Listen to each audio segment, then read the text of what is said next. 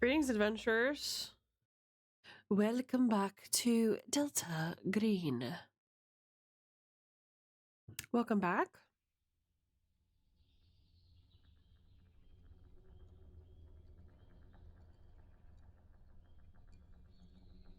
CAK. No redeems today. No redeems today, my friends.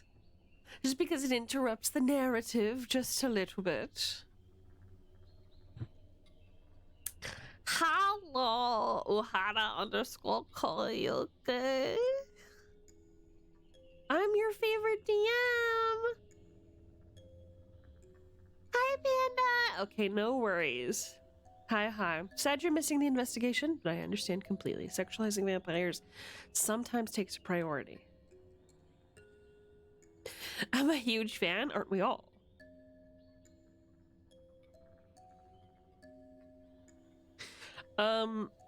So, welcome everybody back to Delta Green's Impossible Landscapes episode 3. My, have we had a wild run so far. Lots of things have been experienced. Lots of evidence has been unveiled. And it all started with a simple missing persons case. Interesting. Let's introduce our cast of kooky characters, shall we?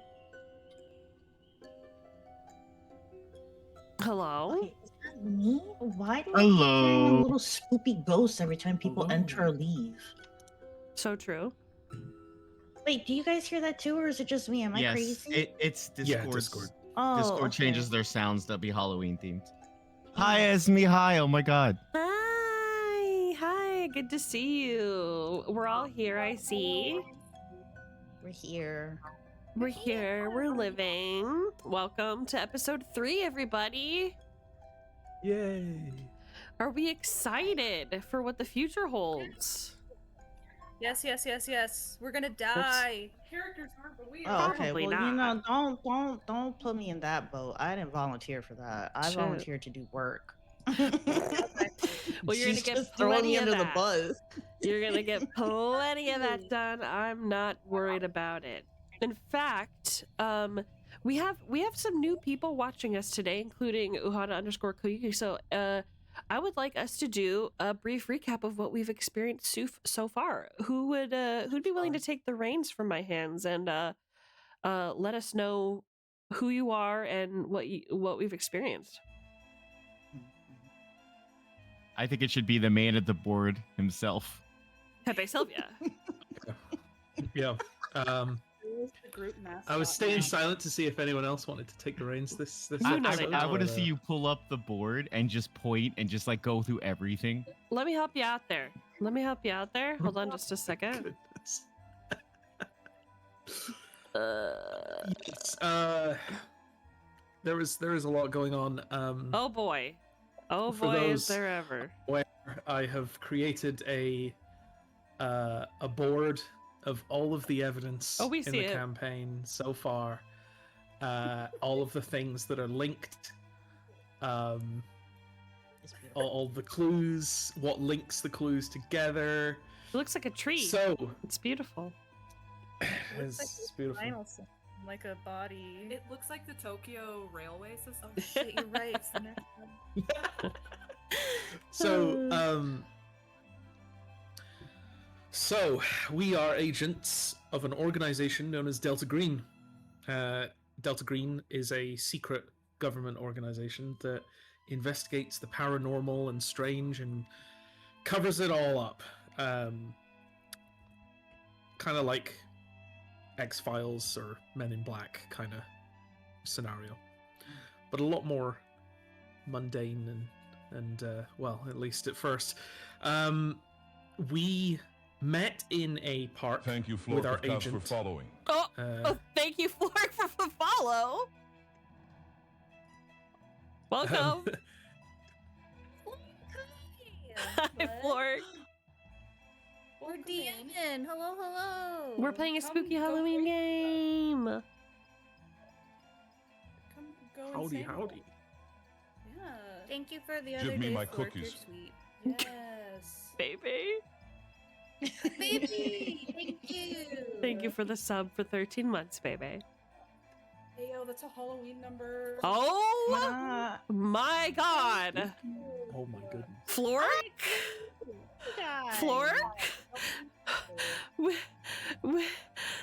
Thank you.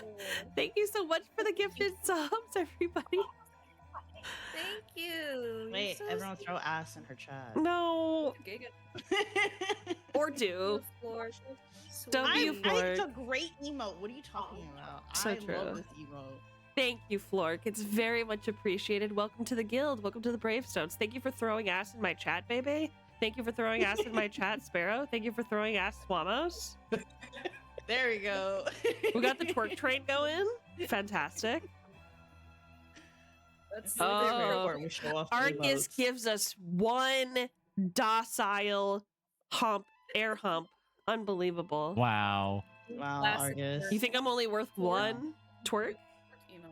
Damn. Argus, I think you're getting your flap flipped for that one. Yeah, we're Mhm. everybody flip his flap. Do we have an emote for that? We should Oh get my an emote for that. You're so right. Why didn't I think of this? Oh So shit! motivated. Swamos throwing it back big style. Beautiful. Thank Only you. time one flaccid twerk is approved. Yeah, Exactly, if one it's big. flaccid. Holy. Well, welcome. Welcome. Let's This is gonna be a great. yeah. Let's everybody let's really perform our best today. The other days fuck the other days. Today is the day. Today is the day. I always perform my We're gonna best. go from Shire today. Esme's gonna go all out and have us do like 20 insanity checks today. I'm gonna Minimum. fail every one of them. Minimum. Yeah. Oh yeah, we're Perfect. definitely going to be approaching some insanity today. Looking forward I to hope it. so. I'm here for it. And what do Mm. you know? Why do you don't say that? Because I'm running to it. I'm sprinting towards it. No, don't do Well, that. I'm gonna take a leisurely walk towards it. You could run. I don't run. Sparrow has taken his dice and filed off all the low numbers. He had an That's extra why she won't zero let me just in roll case. dice IRL. Yeah, He's got why I have sorry. to do it. 200. That's what he's got running around right now. All right, let's continue with the countdown. Sparrow, please continue to regale us about the evidence Yes. we've gathered so far. How did this all begin? How did you get here? It all began, we met our handler, Agent Marcus, inside a public park. We are in New York City. And we were handed the assignment by our handler to investigate the disappearance of a missing artist, an Abigail Laura Wright. Her father reported her missing, and NYPD entered her apartment on June the 4th, 1995. It is currently August 1995. Is it August? Yes, Yes, August. August. It's middle of August 1995. Back in June, NYPD entered the apartment and discovered that it was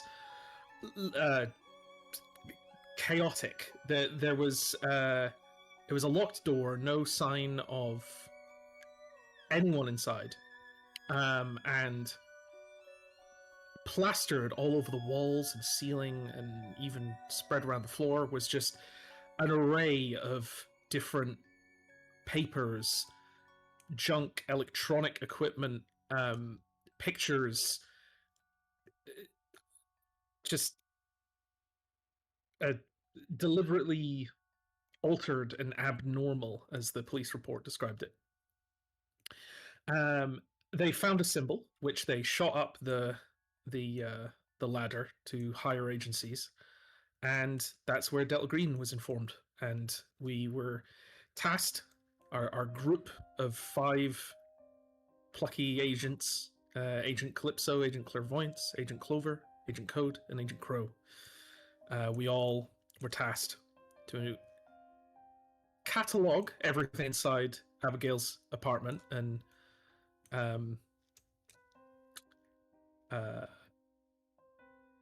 catalog, log it all, and investigate anything strange about Abigail's disappearance.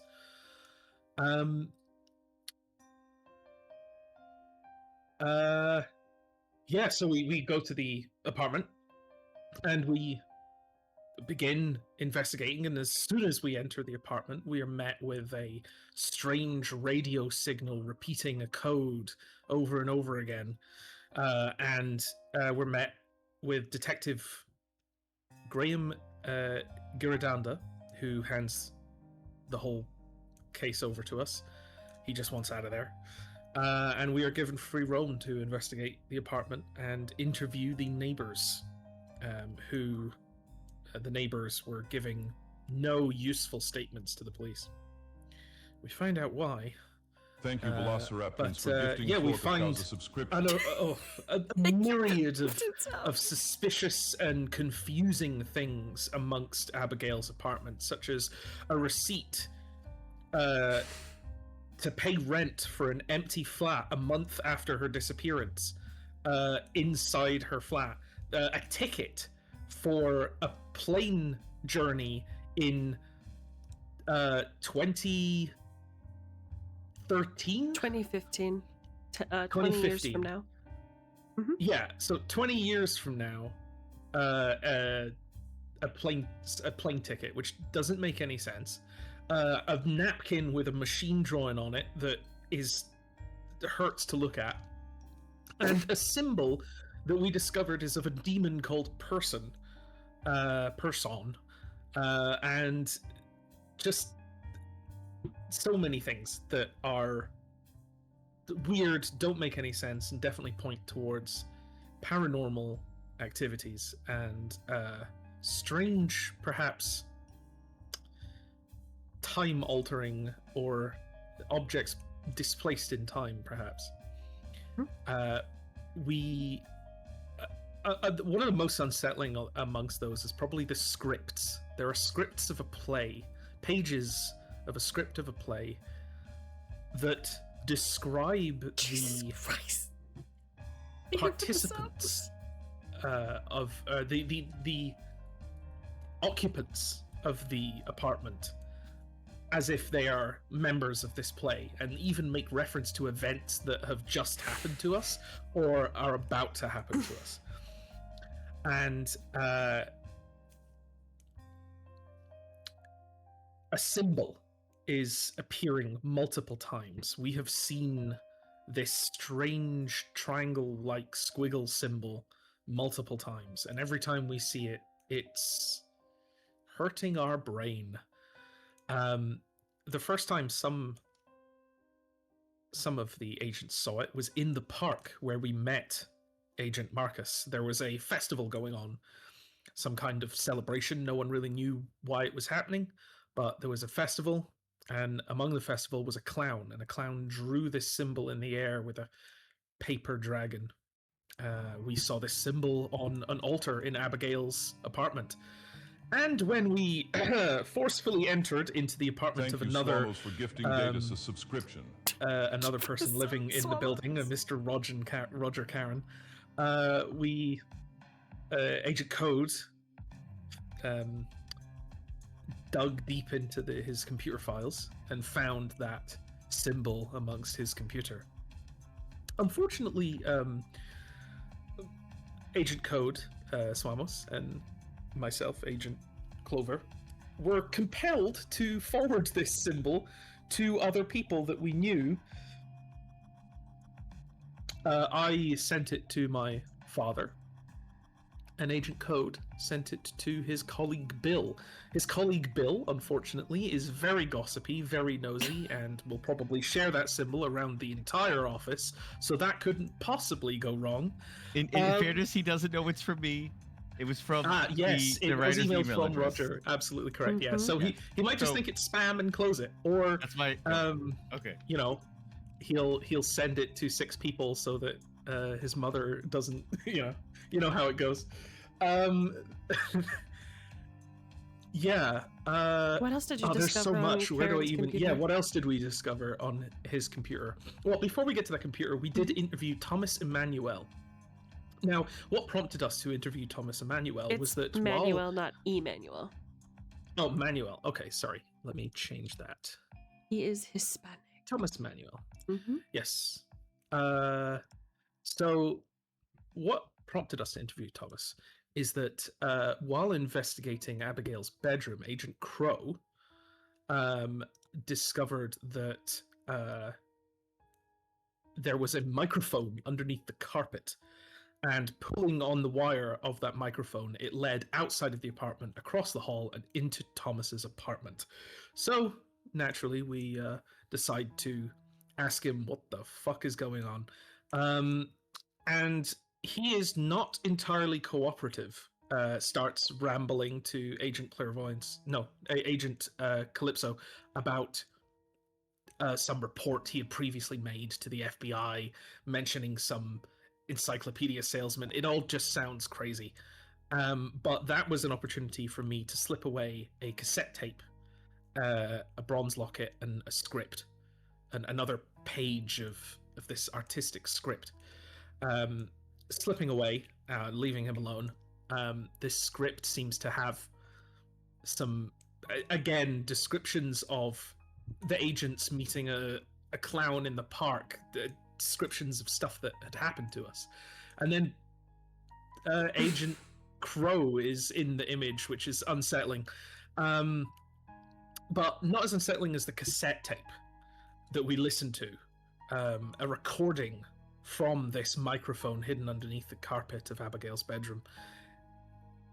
Inside the cassette, or on the cassette, words, is a recording of this strange, unusual, otherworldly, operatic singing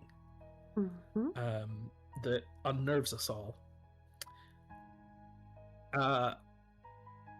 Then we decide to, under the lead of maybe this encyclopedia salesman he mentioned is that nerdy-looking guy that we saw on the stairs earlier in the day. We decide to break into Roger Cairn's apartment and investigate what kind of stuff he's got around his apartment. And he has a computer, Agent Code, good with computers, hence the name. Decides to dig around the files, and amongst the files we find that this very morning at like 4 a.m. Every minute he created a file that was had just gibberish inside, but the first letter of each file read out a phrase: "Smooth is the hand that makes the world, and steady is the mind that grasps it." Clear signs that everyone in this building is probably going to be unhinged and involved in what we believe may be cultic activities due to evidence we found later. But amongst the email was another script page looking image that was some kind of invitation or something that mentioned Hotel Broadlebin and to come, this party is for everyone, come. It had a bunch of other names: Joe, Robert, Barbas, Emmeline Fitzroy. It's November 1402, and it also mentions the end of the world. So unsettling. But upon it, Agent Code discovers that there's a cipher on this page.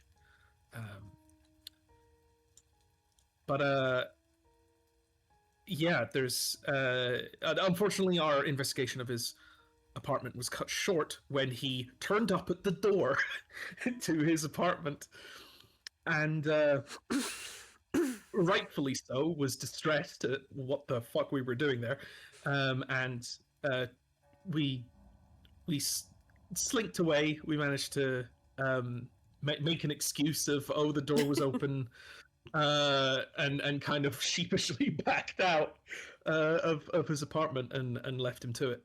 He did give you the evidence that Abigail lives up on the 6th floor in apartment 12A, but there is no 6th floor? Yes, so, yeah, one of the reasons we were suspicious of this guy is that one of the scripts mentioned... God, there's so many connecting lines. One of the scripts mentioned that... one of the pieces of dialogue in the script said, oh, Abigail's just, like, moved up with the salesman. Something like that. And previously, Agent Calypso and Clairvoyance bumped into Roger Cairn on the stairs, and when they asked him about Abigail, they said, oh, she's not gone anywhere, she's still here, and then left, which is very strange and very suspicious. And then again, when he caught us pilfering through his goods, we asked him more about Abigail, and under stress and duress, he said that Abigail lives up on floor 6, apartment 12A. Now, this is strange because the building only has 3 floors. Mm-hmm. There's a ground floor, a first floor, and a second floor, and then above that is the roof. But there are several mentions elsewhere, such as in other scripts and in other pieces of evidence, that there is more than 3 floors of this building. People mention going to a smoker's lounge on the 4th floor, and other such mentions of additional floors. During our investigations, all of this was taking place on one day, and as the night rolled in, so did a pink fog. Someone noticed there was a pink fog rolling in. And we found a piece of paper towards the end of the night that mentioned... It was a hastily sketched drawing of the apartment floor plans. And there are some unusual things on this, including possible passageways to something the paper refers to as the night floors, which has led us to believe that these extra floors that don't exist may exist at night, perhaps connected to this pink fog. But exhausted, we all decided to go home, but not before Agent Clairvoyance and Agent Crow both investigated the basement separately. Clairvoyance went first, investigating it alone, while the rest of us were breaking into Roger Caron's apartment. And Agent Clairvoyance, being into your pagan witchy stuff, she decided to do a seance, like a meditation seance, to see if she could gather any evidence from, or any clues from a supernatural source. And she was persuaded by this seance to enter the basement. When she did, she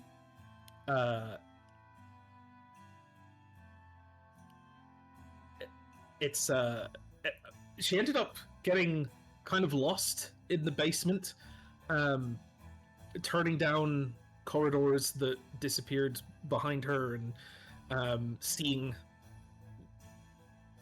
glimpses of people running past the other end of the corridor. The basement's haunted, like the basement's just haunted. Yeah. But she did discover some paintings painted or signed by Thomas Manuel, and those paintings depicted some haunting imagery, but also one strangely familiar picture of the clown in the park, cementing the connection, and a strange self-portrait, or portrait, I'm not sure, of a man looking in a mirror, and someone in robes with a mask at the top of stairs in front of what looks like some kind of portal, as well as a painting titled My Greatest Work that seems to look, if I understand correctly, seems to look different to everyone who views it. Or, well, only 2 people have viewed it so far, but it looked different to both of them. One of them, I think Agent Crow, saw nothing on it, and it hurt Crow's brain to look at. But Crow went to the basement to look after, to go find Clairvoyance, and was led down different paths. Doors that didn't exist led Crow to different cupboards, and Crow discovered a box and a janitor. Yes, the you don't janitor. Have a picture of him. We were not provided a picture of him. This is a lie. This is an incorrect piece of information. Yeah, no, he looked like a Stanley. We were provided a picture of him on stream, but we were not provided a picture of him in the Discord. Okay, gotcha. That's my bad. So then. you put a picture up on stream, but we don't have a picture in our files. Yes, the janitor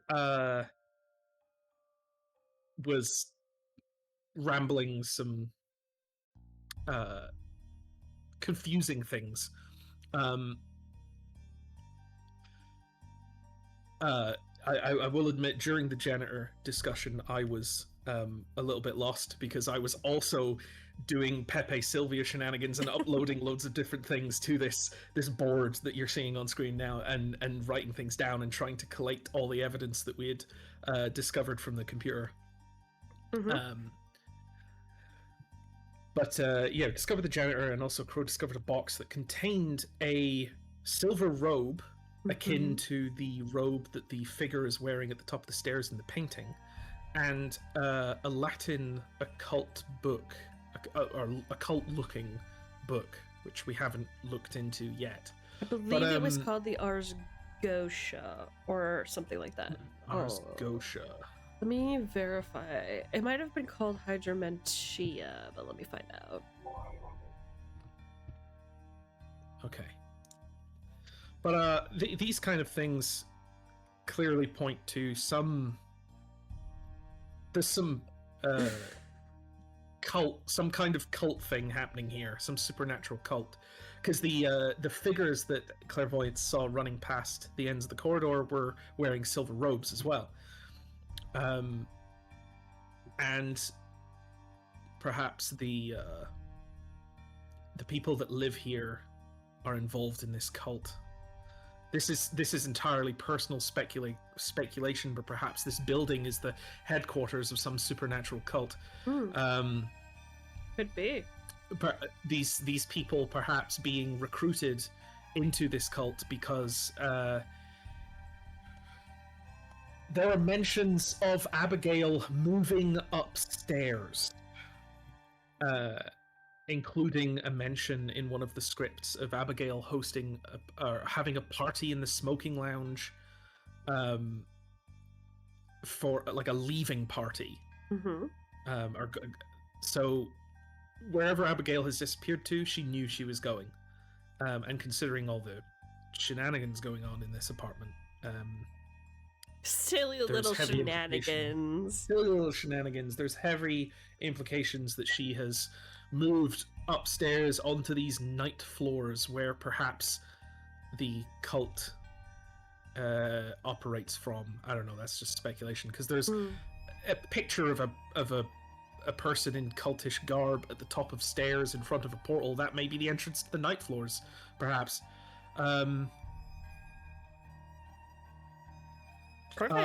That sounds like so yeah, we all went home. Went to our respective homes, with the exception of Code. I think went to a hotel. Code not being the only non-native of New York. That is correct. And try to get some sleep before continuing our investigations the next day. Perfect. Yeah, sounds like you outlined pretty much everything. Thank you so much, Sparrow, for that recap. You have a great narrating voice. It's true. Thank God for Sparrow. Thank God for Sparrow. Perfection. Sparrow for being the only one in the group that has to fake an accent. True. True, yes. As a Scottish man born and bred, that is one of the hardships that you sadly must endure, being portraying an American man. That, yeah. I mean, look at Hugh Laurie. Beautiful. Scottish. It's very hard to be an American man. And to be white. And straight, probably. Nobody in this chat knows. Maybe. Such a rare True. thing. So, we're going to do exactly what we did last time. And I'm going to pick top of the list, bottom of the list, and we're going to talk about what your plans are for the day. Let's start with Clairvoyance today. Agent Clairvoyance, talk to me about what you would like to do today. So we're going home, right? And it's like midnight. We did. We went home. Yep, you guys already went home. It is a new day. Okay, so it's a brand new day. Who took the box with the book? Probably you. Probably I'm you. assuming me, because no one else wants to go anywhere near anything from that house. Okay, so I took the piece of cursed shit home with me, as one does. I'm thinking about maybe looking into it and maybe looking over some, like, if I have any, like, ladies from my coven or, like, any, like, extra tombs or books I can look for person, like, more information on person, perhaps? The demon person. Yeah, the demon person. I probably didn't sleep too much anyway. I mean, the witching hour is 3 a.m. That's where I get most thoughts across. So I think I want to look, before I meet up with my partner, I want to, like, just see what I can find in my home literature on person, Okay. if there's any. I have a question. Did they have forums back then? I know there were online forums. You like mean those GeoCities? Shitty GeoCities, like Thank you, Riku, Oh, for absolutely, following. yes. on the occult that you can look into. where- That's what those on the computer that I gave. Yeah, no, code. That was Demons for Dummies. But do you have like groups you're part of, like MSN, I- AOL? Books from the restricted zone. I've got leather-bound tomes. Mm. I'm the internet was kind of like an up and coming thing. It's something that maybe businesses had, or people of importance like Roger Caron, who was an author. But as far as like average everyday things, most people didn't think of looking at the internet. Most of the time, your urge for research would be, I'm going to go to the library, or I'm going to look at, or I'm going to call people that I know who know about this, like, for example. So, True. yeah, because it was very difficult to find groups on the internet. Google didn't exist yet. So you couldn't just Google spooky demonology groups, girl power, and something would come up, you know, on Angel Fire. It was usually like, oh, did you hear about this website? Cool. Here's this. Yeah, AIM was until 97. So there wasn't even like a proper messaging system. That's not to say that they didn't exist. It's just that I would say that unless you have decent computers clairvoyance, that probably you don't know about it, and you probably meet with people in person. Yeah, that was Rosie asking. Okay. But I was just gonna see if I had any books, and maybe I'd call my coven and be like, "Do you know anything about this cool demon person? Spelled with a U." Oblige, thank you so much for the raid. Welcome, welcome, everybody. Welcome, welcome. Talk about the olden days before Google, guys. And Yeah. Ask Jeeves' name. Ask Jeeves. Oh my God, Dirty. remember Ask Jeeves? Holy, I miss that old man. It's still alive. He's still kicking. We Love gotta that go to man. Yahoo Answers. God. Anyway, so yes, I would say that that is absolutely something that you can do. So we will get to that. Okay, let's go to Agent Clover next. Where are you investigating today? Where you at, boy?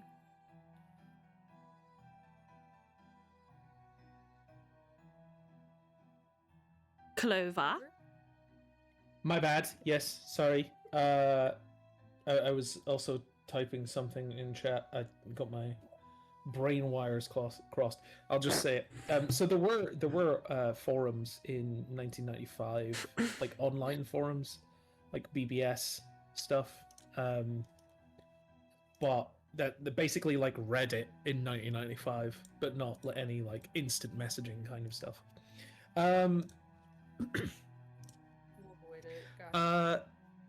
Yeah, so what I would like to do in the daytime before heading to the apartment is I would like to investigate the radio signal that we encountered upon first entering the apartment. I wrote down all of the words that I believe were being repeated on the radio, and I also investigated the radio itself, finding out that it was an SCR 300 radio from World War II, and wrote down the serial number of the radio, and would like to investigate at a local, at a World War II museum or armory museum, or It's going to be the National Archives.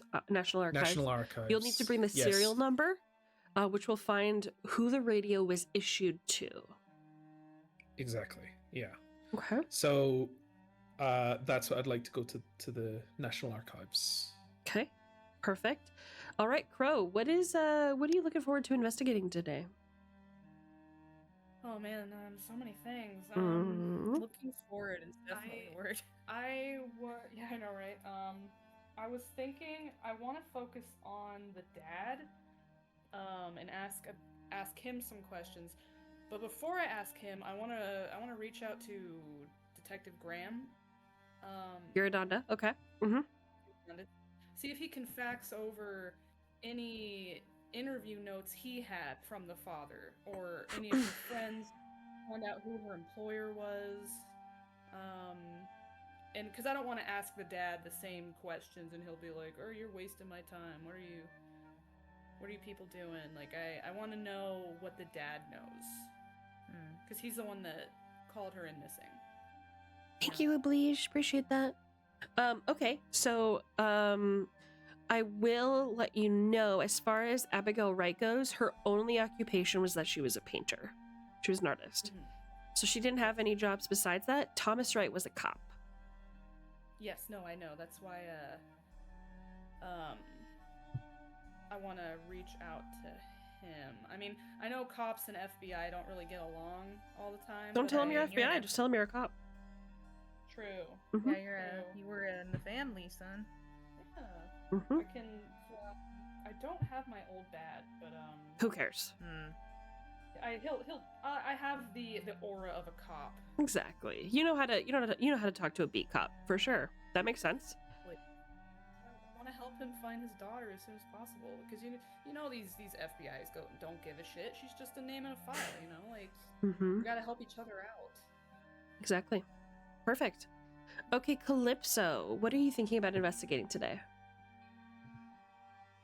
I thought I said I was gonna see if I could go find the landlord and ask about the tenants. and the Perfect.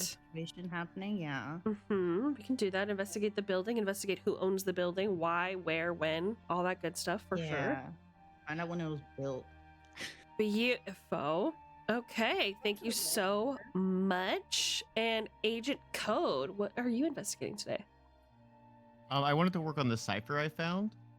I also have a note though. Someone wanted me to go with them somewhere, but I didn't take a bigger note, so I don't quite remember what that was. But I wanted to do that, and I wanted to go to the smokers lounge, but that's at nighttime. So Okay.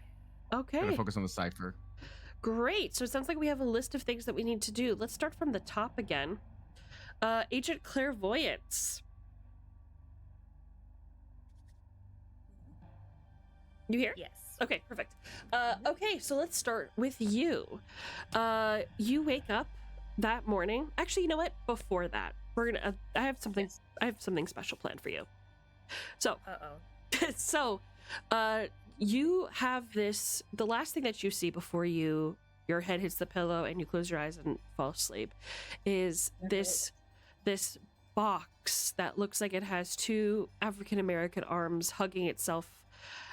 With burn marks on the wrists, and just thinking about all of the experiences that have been exciting to experience for you today. You haven't had this much response from the spirit world into reality your entire life. There's something special about these times, this place that you're investigating that has deepened your respect and contact with the other world. Nothing really affirms your faith more than things happening according to what you believe should be happening.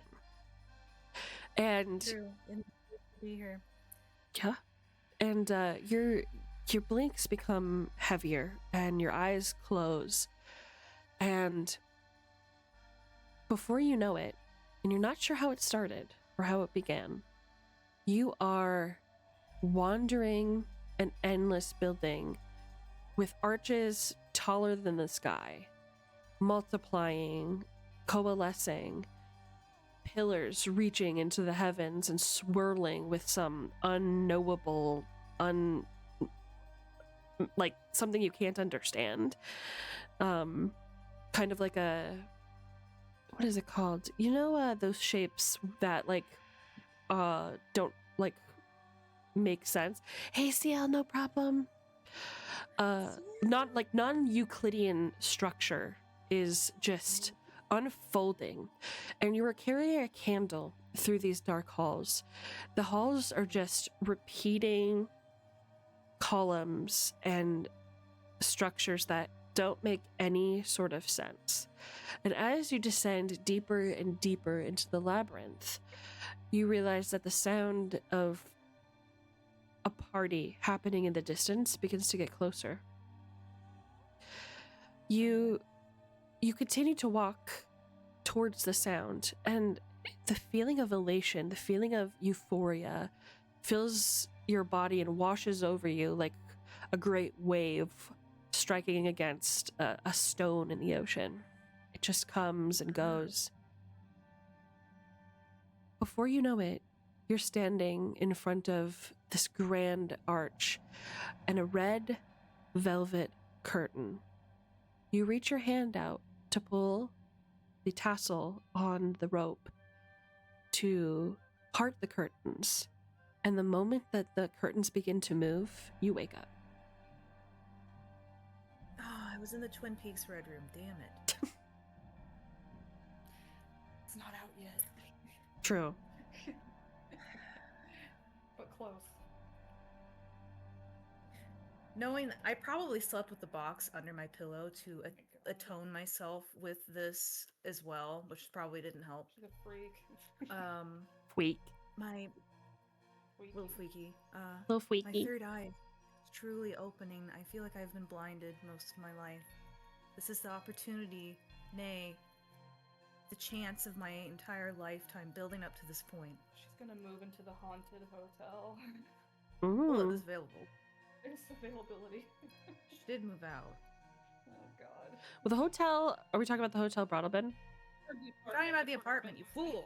Oh, I was going to say. Hotel Broadalbin is a historic building, but it didn't reopen until 2020. So technically it doesn't exist in this time. Oh. It's an abandoned building. Oh, yeah. Wait a minute. No one's gonna explore that place, right? Right. Not today. I need to make some phone calls. Okay. Who are you calling? I'm gonna call my cat sitter, aka one of my besties from my coven. Okay. What's this person's name? Her name is Brooke. Brooke. Okay. All right. Probably a lesbian. Okay, then I'll play her. Perfect. So you dial Brooke's phone number, and she picks up. Hello? I have her on speed dial. Yeah. Wait, does that exist? No, you have to Back then? you have to put it in with it's a dial. True, we have dial. She have the old rotary. I love the old rotary phone just for like the feeling of it. Mm, It doesn't make it any more efficient. It's just for the vibes. Brooke, my friend, how are your 11 cats? well, me and Sandra broke up again. But we're fine. We're doing fine. Is everything okay with you? Third time is the charm, Brooke. Yeah, you know. It's like you meet someone on a date and you just like really hit it off and you move it together and then it's like, you know, everything's over because you don't agree to where like the tomato sauce goes. It's just crazy. It's like, give me another chance. Brooke, we spoke about the chakras and the aura of Sarah. I know. You're not aligned yet. I know. We should really get together again somehow. Are you going to the meeting next month? Of course, I would never miss a meeting. Yeah. Sorry, you called me. What's up? How can I help? Yes, I was curious if your inner mechanisms and your guiding spirits have ever crossed paths with a demon named Person before. And I don't mean like the disgusting humans that we interact with on a daily basis. I mean Person with a U. Person. I think. Hold on a minute. And you hear her like flipping through pages and like probably her dream journal or something, right? Oh yeah, I totally wrote down my dream if I could remember it in my dream journal. Yeah, you totally remember it. Perfect. Perfect. I am going to flip a coin and let's see if she knows. Let's see if she knows. Thank you, Thapdragunbai, for following. Yeah, thank you. Thank you for the 750. follow. Holy shit, 750. Thank you, everybody. Thank you so I'm much. sorry. That's okay. Okay, let me flip a coin. You want tails or heads? You know what? Tails for the serpent. Let's go. Okay. Person. I don't. I like Person or P-U is in smelly. P-U-R-S-O-N. oh, no, honey, I don't. But you know, you really shouldn't be messing with demons. Like, I've been speaking to my guardian angel, and I've been doing a lot of tarot readings recently. You know, me and Sandra have been going through it, and like I just feel like the energy there is so much better, and I'm worried about you messing with those kind of energies, hon. Oh, I'm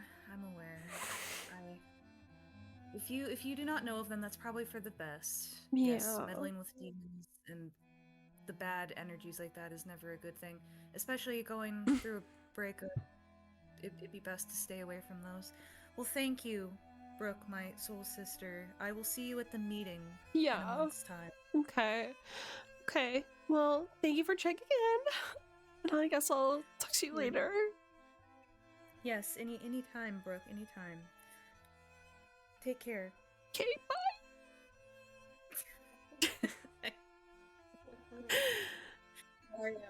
I'm getting up on her after giving her a little Wiccan prayer, and Oh, beautiful. Thank you for doing that for her. yes. It's never easy. Mhm. Fuck person just through a breakup. Oh, so selfish. She's got other things going on.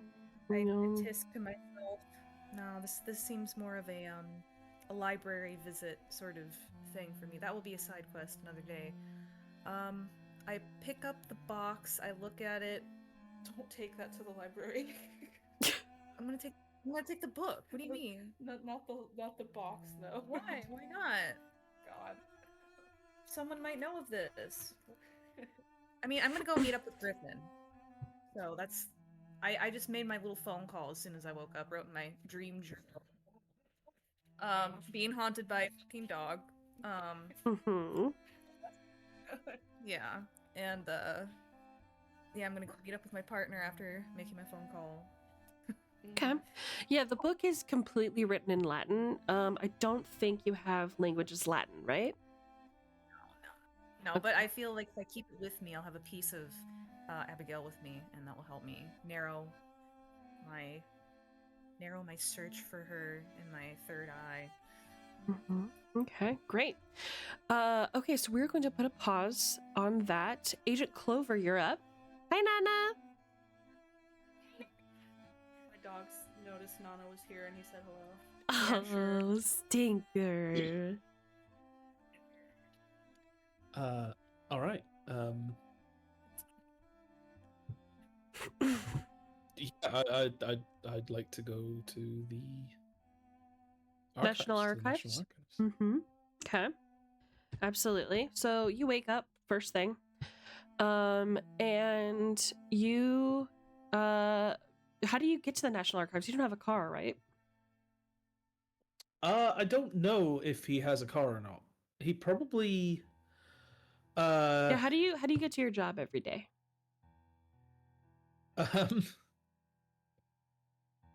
Probably, honestly, probably car. Yeah, I think so. He's a doctor, so he can afford a car. Okay. Yeah, so he'd probably just drive to the National Archives. Okay. All right, so you feed yourself a pitiful breakfast after a night of restless sleep, thinking about all the questions that you have. Questions. A book was found, more evidence, more questions. The time passes pretty quickly as you're driving to get to the National Archives. You pull up, and it's a big concrete building, very 70s architecture, kind of like curved roofs, with kind of like the open layout on the inside that you can see from these long cylindrical windows on the outside. There's a big concrete sign up front that says National Archives, and you have to go through one of those turntable doors to get to the inside. Once you reach the inside of the National Archives, you are immediately met with this smell of like, how do I describe it? It's like paper. It's like stacks and stacks of What's the fresh, old books? unprinted paper. Yes, and you feel like how do I describe this? You feel like you're in a mixture between a museum and an office. Walking through the next set of doors, it's this huge, almost an amphitheater, circular room with two American flags on each side of like this kind of almost Roman style door. And on each wall, there seems to be like a congress of old colonial style paintings that dwarf all of the people therein who are there. It's a very cacophonous room, marbled floors, very, very high ceilings, probably, God, like 50 feet at minimum. Security guards under each of the flags just kind of watching out for the entire floor.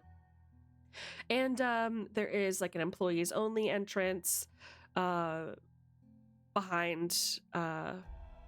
some of the what are they called? The displays, the like box displays that have some sort of colonial relics from America's past on display. You see a lot of couples just kind of quietly watching or whispering to one another as their voices begin to echo off of this chamber. Well, is there like a reception desk? Not in this room that you can see. There are 2 security guards if you'd like to ask for what do you call it? Directions. Yeah, absolutely. I'll pop up to one of these security guards and hey, can you point me to reception? Or... It's kind of this overweight African American man who's got his almost police style hat on his head in perfect order, and this perfectly straight tie. This man looks very orderly. He kind of leans in and listens to you, and he nods and he goes, "It's actually the next building. You're gonna walk in. You're gonna want to talk to Susan."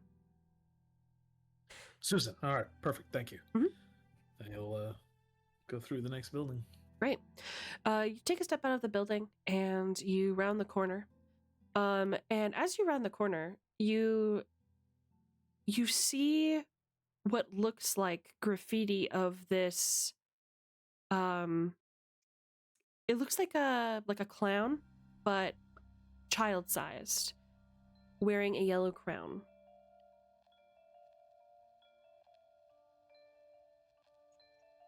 Okay.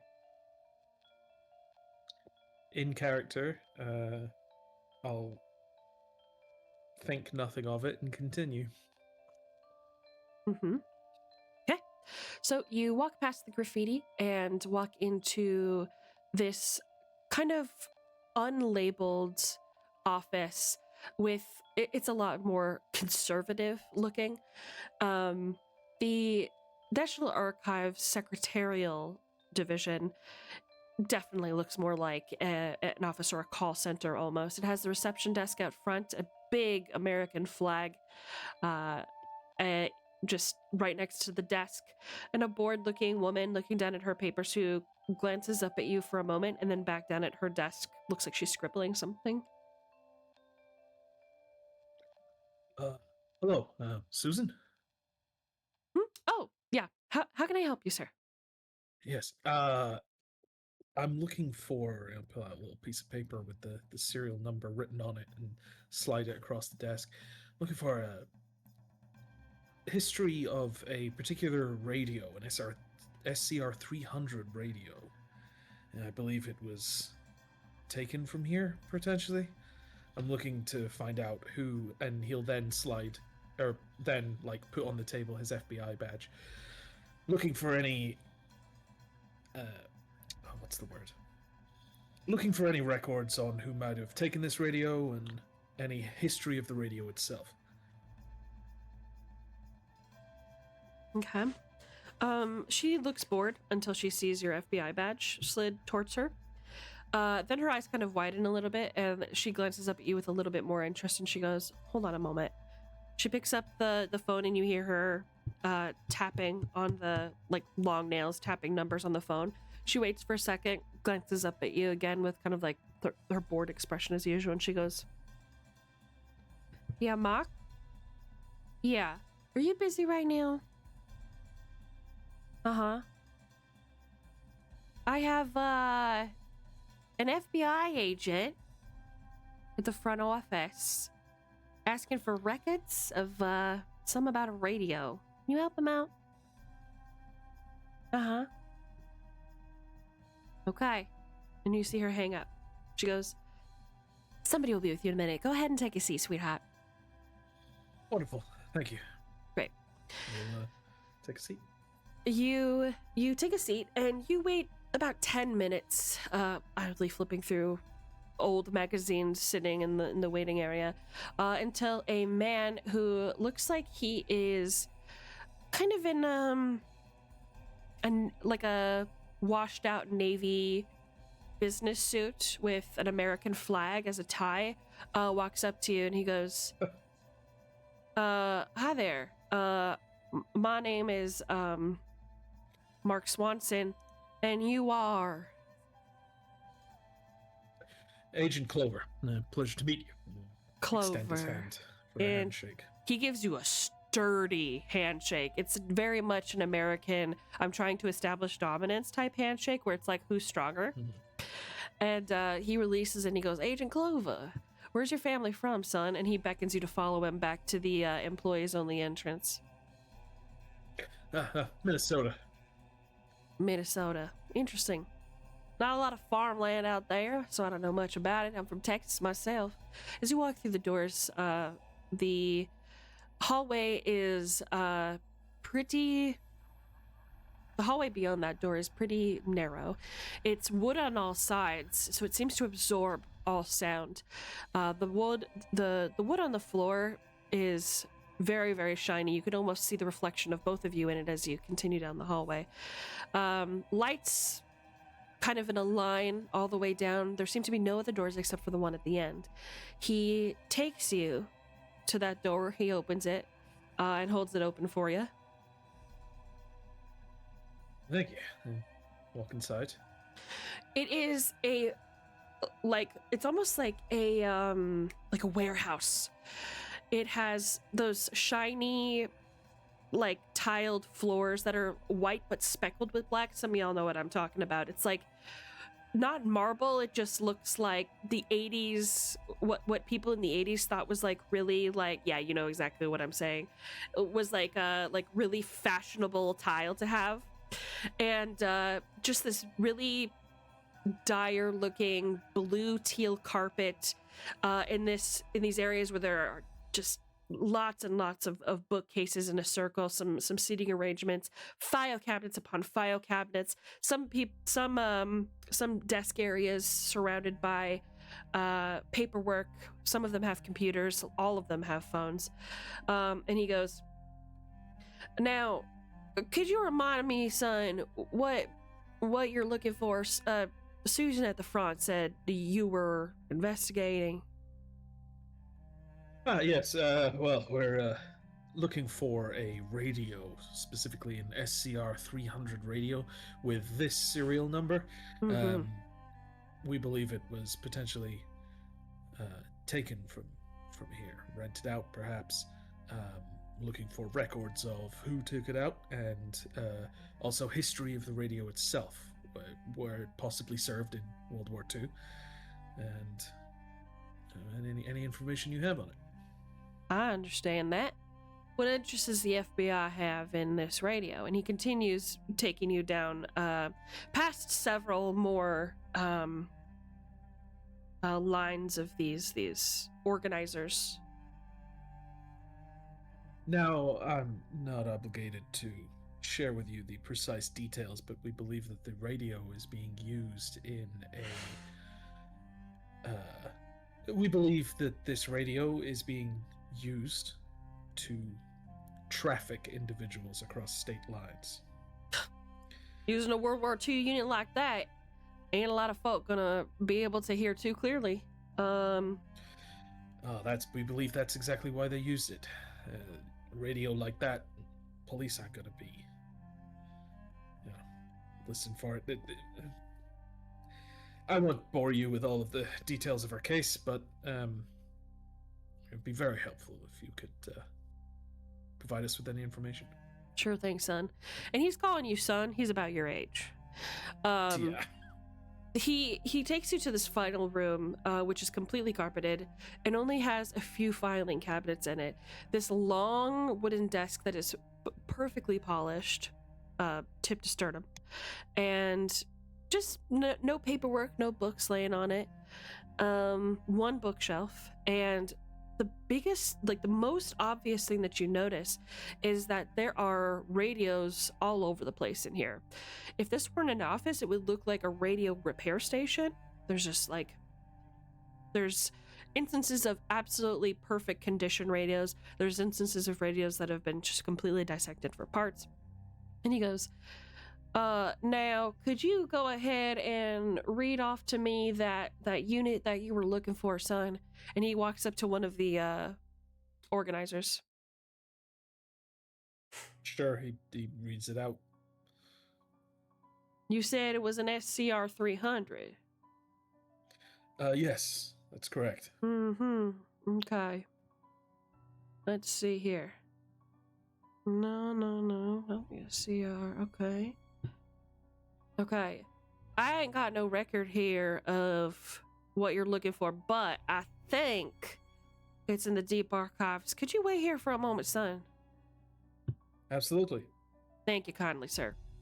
And he picks out like a flashcard that has just like handwritten garbledy-gook with numbers and letters on it, and he takes it back with him through another one of several doors in this room, and closes it behind him.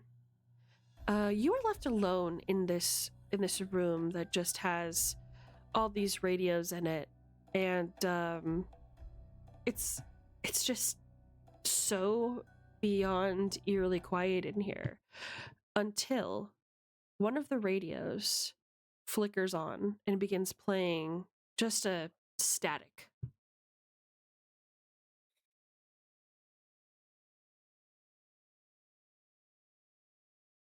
Now, under normal circumstances, Agent Clover would be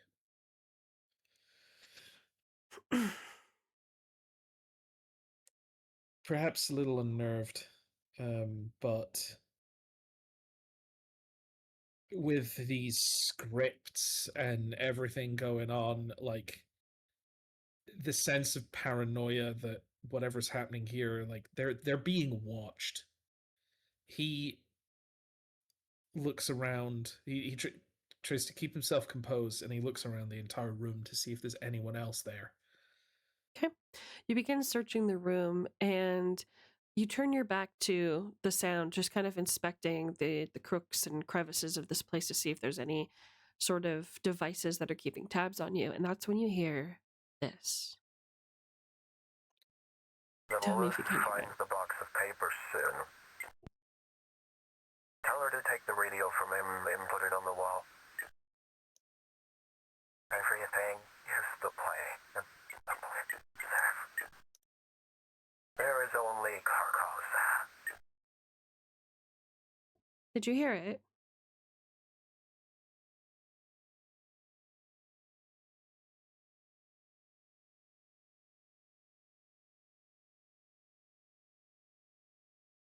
I'll play it one more time for you.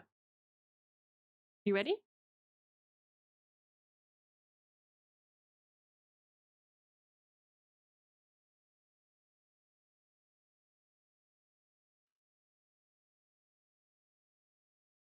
Okay, I'm going to turn it all the way up. All right, class, take notes. 3, 2, 1, playing. Lilith finds the box of papers soon. Tell her to take the radio from him and put it on the wall. Everything is the play. There is only Carcosa.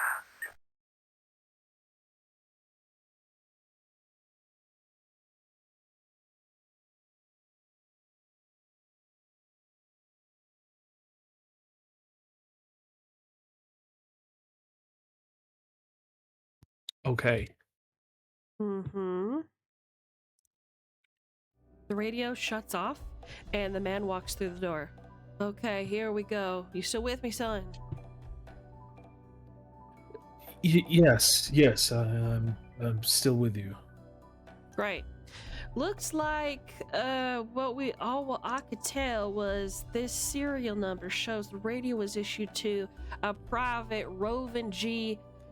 Labolis, He was part of the U.S. 4th Armored Division, September 1944. Libolis was killed in action on the 17th of December 1944 in Reims, France. Looks like it was during the Battle of the Bulge. God bless him.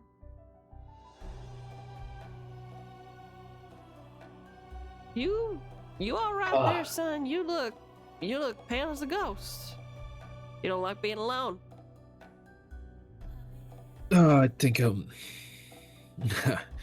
I think my lunch is coming back on me. I'm not accustomed to some of the local diners. Could you repeat that information? Private Rovan G. Libolis served. You know what, in son? what Here's what division I'm gonna again? do you one good, one better. He flicks you the card with the evidence that you need, and I will post that in our evidence. Fantastic. I'm also gonna post it for chat because I know how much you guys love that shit. Here you go. Okay, I'm putting it in evidence for you. He goes, now if there's anything else that we can do to assist y'all with your investigation, y'all let us know. Anything else that you require today?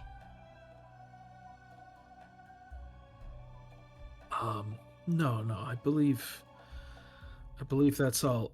These records of who served with Private Rovan, do you have records of who else served with Private Rovan during his time in the war? Great question. I am going to flip a coin and we're going to find out. Heads or tails, Sparrow? Tails. Okay. Says, yes, I do. It's gonna take a second here. Let me just take a look. He walks over to what you assume is his desk. He opens one of those heavy wooden file cabinets and you hear the screech of the wood grind against each other as the door opens, or as the drawer opens. He files through and he goes, bonus. What division did I say he was from? I, as a player, missed that part. Oof. It is 4th Armored Division, September 1944. 4th Armored Division, okay. Let's have a look here. He rattles off a bunch of names, but one other comes up of interest. Private Merritt Wilson. Also killed in action same day. Merritt Wilson Smith? Yeah. Mm-hmm. Yeah, that's what I said. Yes. He did not say that. Yes, we thought so. All right. Thank you very much. I think that is all I will need from you today. Thank you very much, sir. Absolutely. Yeah, like I said, if anything, if we can do anything else for you here in the National Archives, happy to do it, sir. Thank you so much for your service to this country, and thank you for your time. He holds out his hand as if to shake it again. He shakes it again. He crunches your hand into his and smiles with his crooked, yellowed from tobacco grin, knowing that he has dominated you in this handshake competition. Yeah. And he pulls his hand back and he sits at his desk and just looks through the documents, waiting for you to leave. All right, I'll send myself up. Thank you, sir, and have a good day. And you, sir. He'd like to, as he leaves, take a peek at the radio, if he can, just like walk past the radio that went off while he was waiting, and see if there's anything he can see about it. Like, is it another SCR 300 radio, or? It definitely looks old. What's your military science at? My military science is at.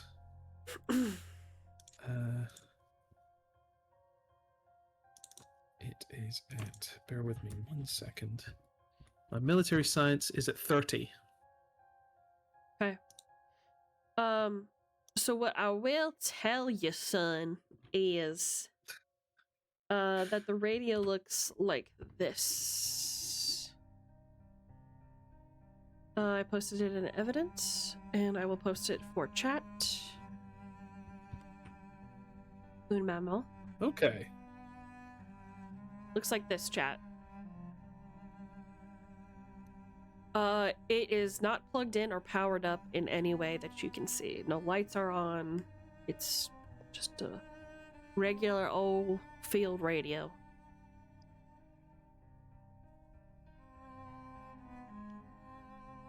Okay. All right. As much as he'd like to get another one of these, I don't think he wants to try and pinch this from the from the National Archives. Okay, he's gonna leave. Okay. All right, we're gonna put a pause on you for just a second. Agent Crow. Yes. Howdy. I promise I'm not going to be in the accent the whole time. It's so hard to get out of the southern accent.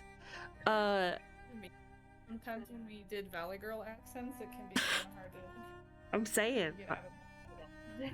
I'm saying. So, talk to me. What are we doing? Well, early morning. What day is it actually? Is it a weekday, weekend? That's a good question. We said, what day did the investigation start? The 15th, right? I believe so. Let me get my note.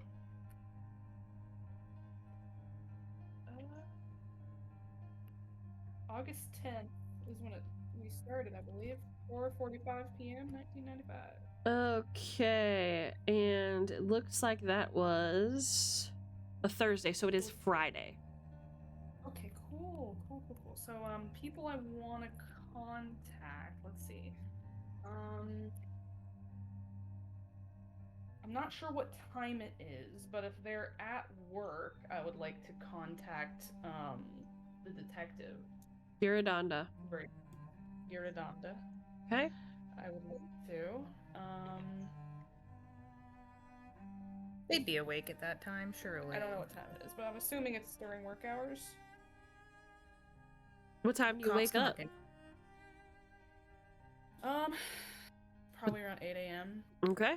All right. So first thing you do is you pick up the phone and attempt to contact Graham Giradonda from his card, correct? Yes. Perfecto. All right. So you pick up the phone and you dial Graham Giradonda. Heads or tails? Heads. Try heads. Heads, okay. Lump our heads together. You have reached Detective Graham Giradonda. I am not available to answer the phone at the moment. If you could leave me a message with your case number, if applicable, your first, your last name, and a reason for your call. As well as your phone number, I'd appreciate that. Thank you. Beep. I hang up. Okay. Well, fuck. Rude. I wanted to ask him if he had talked to, the father of Abigail. Mm-hmm. But since he's not picking up, You could just wait. Do we have Abigail's father's information? Probably not, right? I'm assuming we got like a file of like information from the case when we started from the police, right? Sorry, repeat that? Did we get any information from the police when we started the case, like contact information or anything like that? Everything that I've shown you already is what was provided. So, I would say you probably don't have Thomas Wright's address or phone number, but you have an in with the local police department. You could easily get that information. One. Alright. It's the case. I'm gonna give a call to the precinct then. Your Okay. old precinct? Yeah. I have a question for Griffin. Did you leave on good terms from the precinct, or did it end poorly? Like, do you have a good reputation at the police? Like, would they want to help you? Well, I quit. I mean, At the end of the I'm day, just- good or bad, I would say unless you committed a grievous crime where people were like, you should quit the job, I will say that doesn't matter. Police have a very, very strong, like, connection to one another, being previously on the force. As an example, I never been on the police force ever. My ex-mother-in-law used to be a dispatch for the sheriff's department. So, like, there's 1 degree of separation between me and the police. I got pulled over and used her name one time and they let me the fuck go. So, like, wrong, yeah. and I was high yeah. as fuck. Hell yeah. Oh. Got it. Checking. Yeah, I will reach out to. It wasn't terribly long ago, so I probably know the secretary. If she's working. Okay. Okay, so you would just call the precinct. I don't know how the precinct would normally pick up the phone, so I'm just gonna make something up. Secretary or somebody, maybe. Huh? Maybe like a secretary or somebody, like Yeah. the desk jockey. Gotcha. Okay. Thank you for calling New York Precinct. This is Laura. How can I help you? Hey, Laura, it's Griff. Hey, how are you doing? Griff? Oh man, how's it Long time no- going? Yeah, long time. How you been? Doing good. The PI services, never hurting for work around here. Oh yeah, that ain't what I heard. Sorry to bug you and all. I know you're working. Uh I huh. was wondering if you could hook me up with a fellow officer's contact information.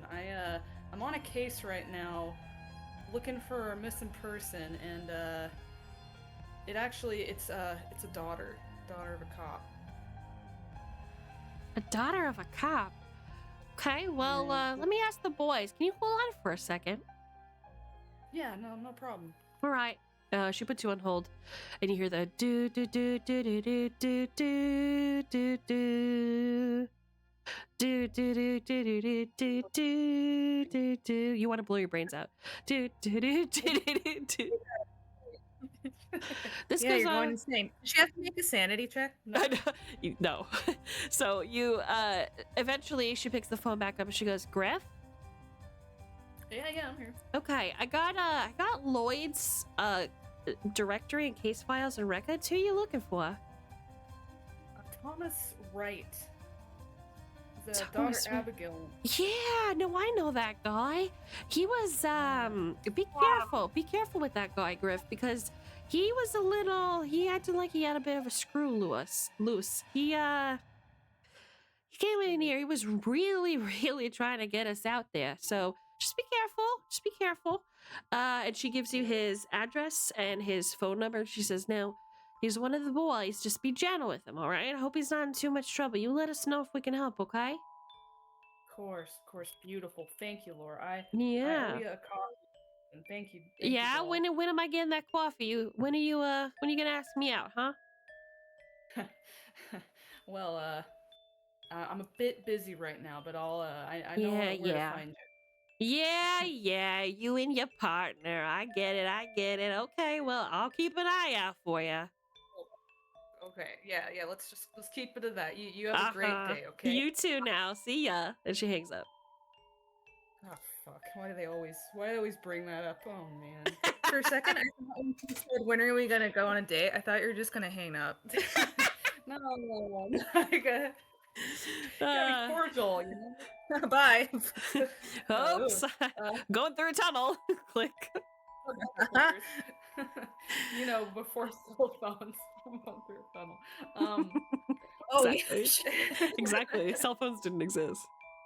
Oh man, we're having a time loop going on here. Mhm. We choked and saw the future. Stop it! That's That's also in BM! the future.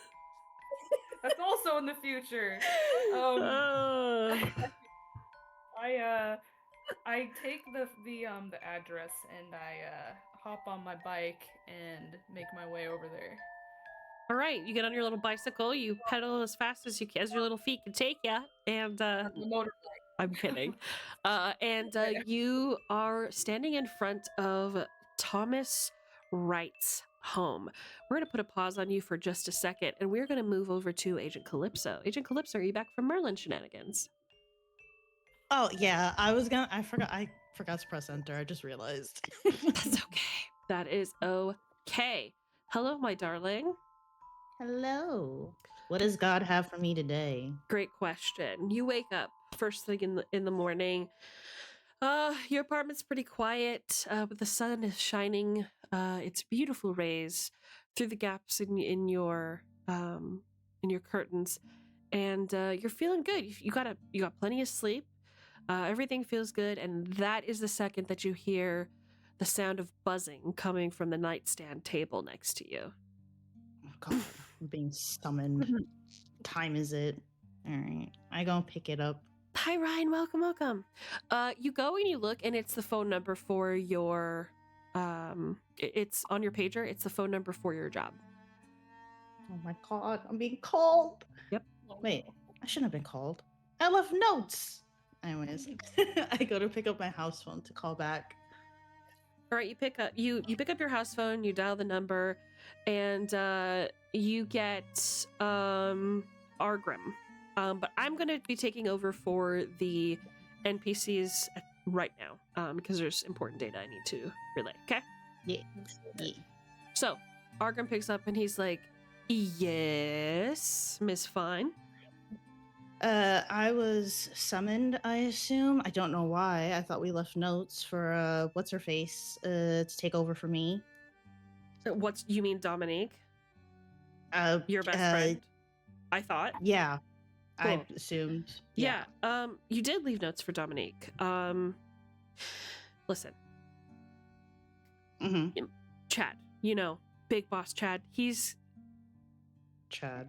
getting a little worked up. He feels like you've been kind of passing the buck onto Dominique. He says if you can't investigate this local quadruple homicide case and get the data that we need at minimum, then you guys are going to have a conversation when you get back here. It's only been a day. The man can't hold his panties for a second. Listen, you and I are on the same squad here. We've tried talking to him, but he wants you to work this case. So you don't have to be the face of the case, but you have to investigate. You have to. Plus, what's the problem? You're here in town. You told us that you were available if we needed you, right? Yeah, no, I know, but it's been a day, 24 hours. I literally left yesterday. Well, it's been less hasn't than even been a 24 day. hours. Yeah. Exactly. I literally left the office yesterday. I have a family emergency that I'm busy with, and you're telling me now that he has a problem? I mean, look, here's the deal. You told him you had a family emergency, and he said that he gets that, but clearly not. He wants you to do at least the paperwork for this thing. So you have until paperwork. I know you know this. No, we don't have any of the paperwork on the Pilco Television Playhouse issue. So it's actually going to be you'll probably need to do you have a pen? Am I wasting my time here? What's going on? Yes, Great. Honestly, you really are. Send me an email or something. I'll check it on my computer right now. I don't have it in front of me. I'm out getting coffee for the office. So let me just give it to you. So you'll get coffee for the office, but if I ask you to go pick me one up, Quadruple homicide, lady. Come on. My coffees are important as well. People die every day. Listen, don't argue with me, sister. You can talk to chat straight up if you want, or I can give you this information now. What do you want to do? Give me 2 seconds. Let me find a goddamn pen. All right. Where's the pen? This stupid, always bothering Yeah, me. can I get a mocha with the for the foam? The You need me to foam? come in? And I want, hold on a second. And then I want 2 black coffees. Make it 3. Yeah. Okay. Sorry, what did you say? Do I need to come in? Or is it just me needing to go and get notes? if You know, you doing my want job, to. journaling. So you don't need to be, house and center. He says it's cool if you get the research done, but what he's looking for, Alright. and he needs this on his desk tomorrow because he's having Dominique run the story. So, there was something going on, where there's like a resurgence of this data that we need.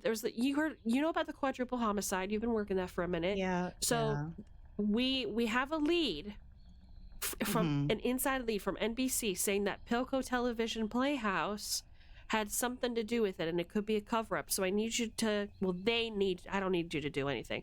They need you to do the research, write all the documentation, come up with the evidence, do your thing, get the data, get it to me by tomorrow, and I will get it to Dominique, and we'll run the story for the news. I'm sorry, it's so early in the morning. Where'd you need me to go? For who? Where? NBC haven't Pilco had Television Playhouse. NBC? Yeah, you know NBC, right? Are you I a journalist? guess. Okay, great. Of course I know. Pilco Television Playhouse Ugh. is something to do with this quadruple homicide case. So do your research, talk to the people on the inside, see if you can get us some information. Yeah, I'll do that. Oh my god. Alright. Any messages you want me to pass along? I'm sorry this is happening to you. No. I mean, nothing that would be, HR approved. So no, I don't have any messages. Other than, can you let Dominique know if she has anything specific? Can you get that information to me? I could care less what Chad has to say. He's working in an office 24/7. He's not out in the field anymore. Mhm. But if she needs something, just be sure to let me know.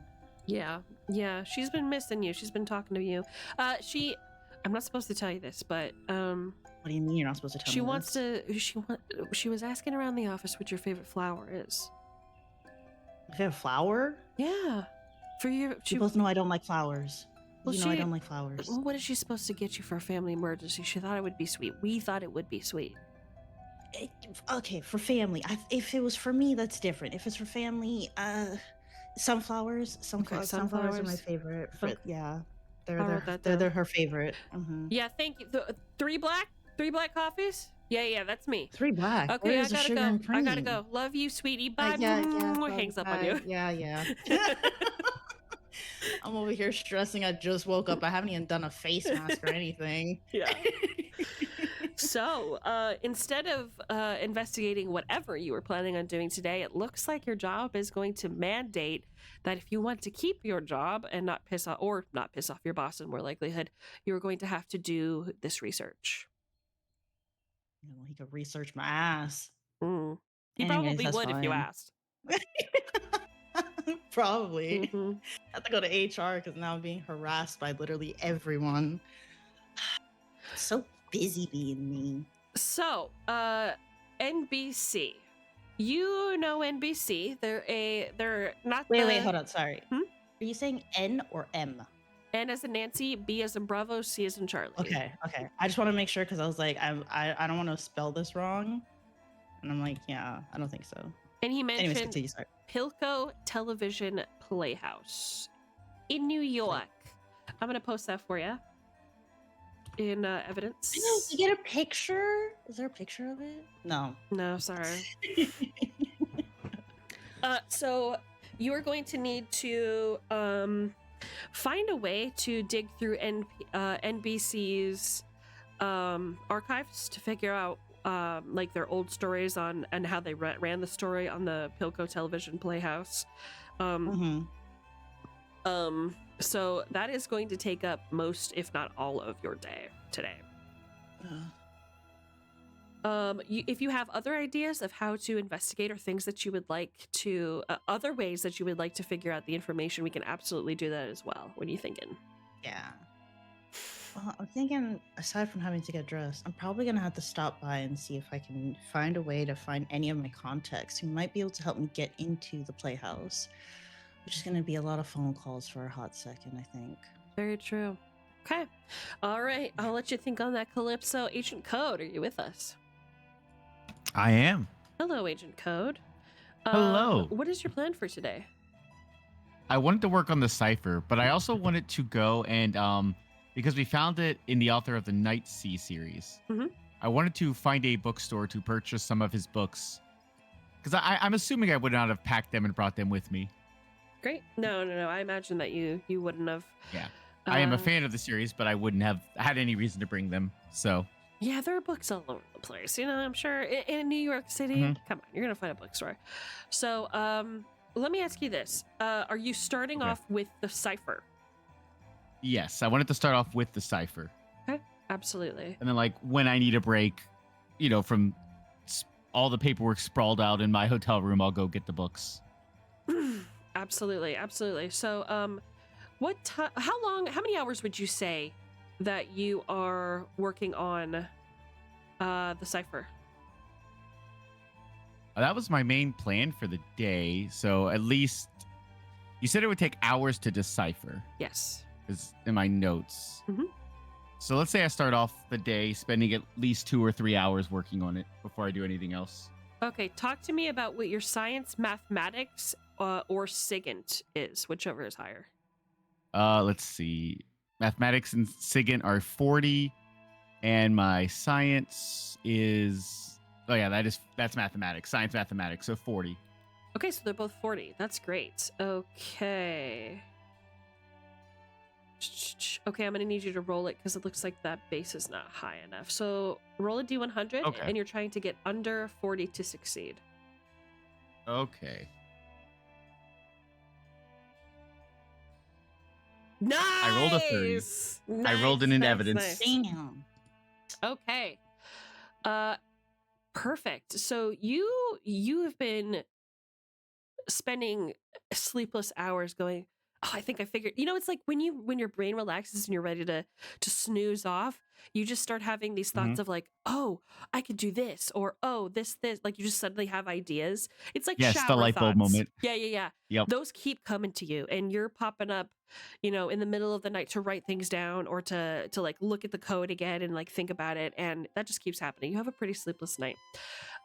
You're working on this cipher, and the moment that you realize that it's lunchtime and your palm has probably left a red welt where your hand has been pressed on your forehead looking down at this cipher, is because you got a phone call.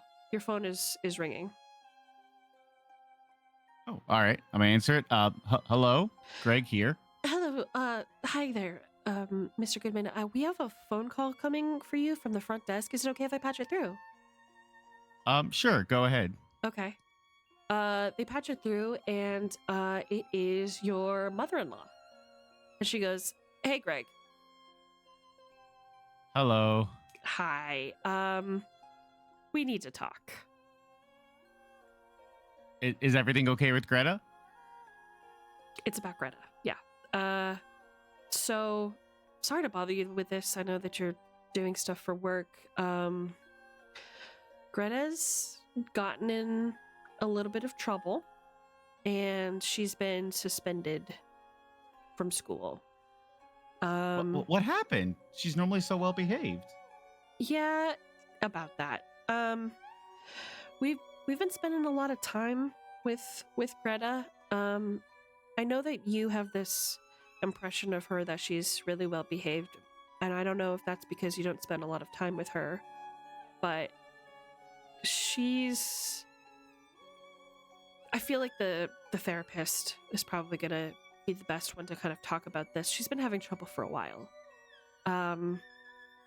Therapist recommended that she speak to you. Is it okay if I grab her and put her on the line for you? Yeah, absolutely. Cool. Okay. Hold on just a second. And then you hear the phone kind of get set down, and then you hear some shuffling around in the background. And then Greta picks up. Hello? Hey there, sweetie. How you? What's going on? Oh, I never came up with the name of the mother-in-law. Crap. Carol. Okay. Carol tells me you got suspended at school. What happened? I don't know. Just happened, I guess. Well, talk to me about it. What caused them to suspend you? You just hear like shuffling and rustling. You imagine from the noises that you're Mhm. hearing that she's just kind of like picking at things around her, like flicking her finger across the table and just like looking down Mhm. and kind of just quietly just not able to really answer. Okay, honey bun, I know we talked about this before. No matter what you tell me, I promise I won't get angry. We have to be honest with each other. We have each other in our lives. So, can you talk to me a little bit about it? I promise you're not in trouble. I won't get angry. I don't know, just I just didn't really like my teacher that much, I guess. Well, what didn't you like about her? I don't know. Just I didn't like them very much, so got in trouble. Got in trouble. What did you get in trouble for?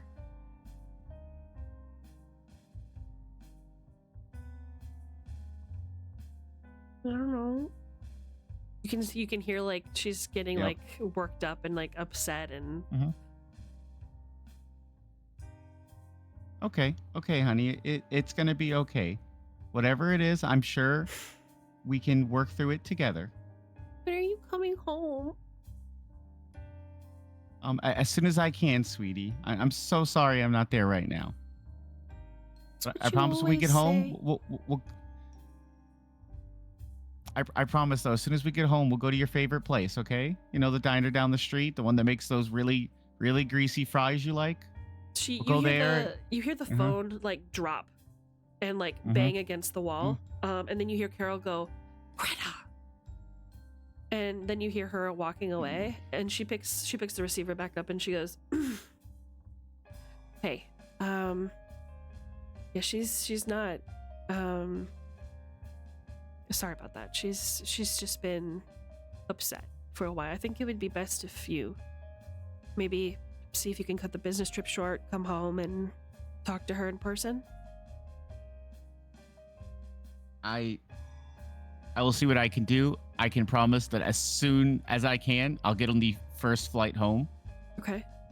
Can Well, you she couldn't actually tell me what happened. Can you just give me a quick like Yeah. what did she do to get suspended? Yeah, so there's the teacher at her school who is pretty strict, not very lenient as a person, and she's her work has been suffering. Admittedly, her work has been suffering, and I think, from what I understand, and literally, like the principal pulled us in, and we're just getting secondhand information. She hasn't said anything to the contrary.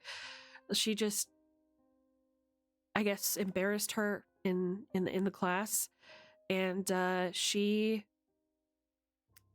made a bit of a mess of things, and the teacher ended up embarrassing her even further, and I guess for all accounts what happened was she threw a fit and basically said, you know, hey, I don't appreciate you embarrassing me like this, don't treat me like this, you know, in kids terms. And the teacher tried to punish her for speaking out of line and insubordination, which makes sense. You know, it's her classroom. She doesn't want students getting any ideas. And she tried sending her to the principal's office, and instead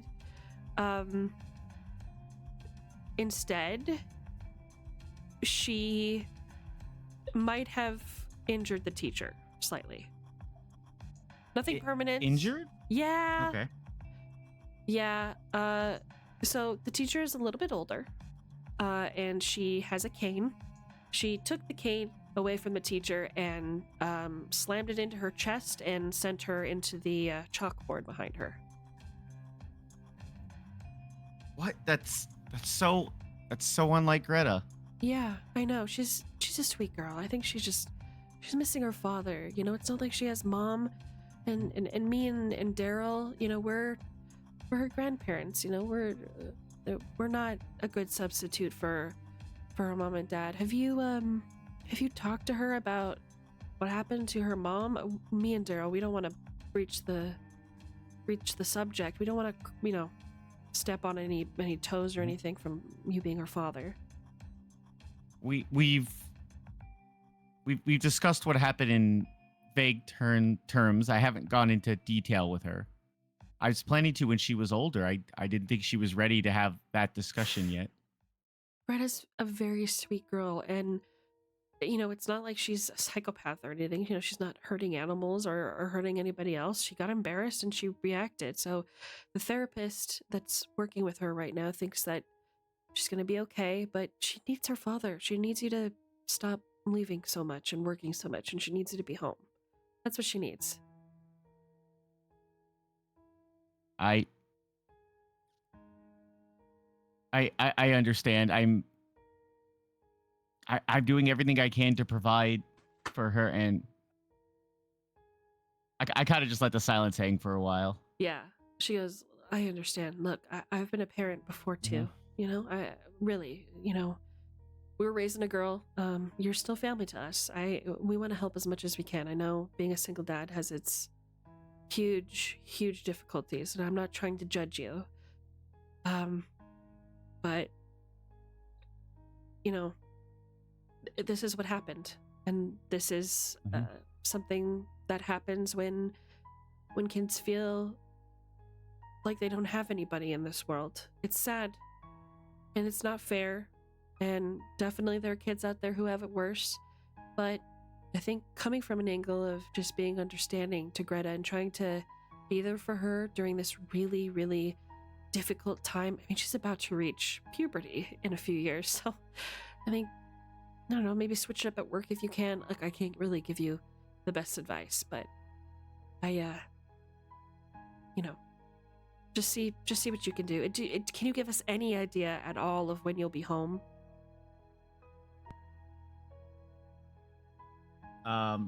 Okay, so out of character, they paid for the ticket for me here. We don't have a return ticket or anything yet to know or have any idea. You don't have any return ticket, and you only took Thursday, which was that day, Friday, the weekend, and Monday off. Okay. I was planning to come back Tuesday. Okay. I'll see if I can wrap things up earlier. Get back earlier as soon as I can, basically. Okay. What do they have you doing out there? Why do they have you traveling so far from us? Well, you know how computers are. They're only understood by a couple people, and yeah, I don't. I happen to be one of them. Okay. Well, yes, that makes sense. Say no more. I don't know why I asked. Yeah, so we're gonna keep taking care of her. She's at home. We from the school, they gave us like a packet of lessons of things that, you know, we could keep her educated while she's suspended. They're going to think about reintegrating her to school and to her classes in about 3 months. So she'll be here when you return on Tuesday. I hope it's not much longer than that, though.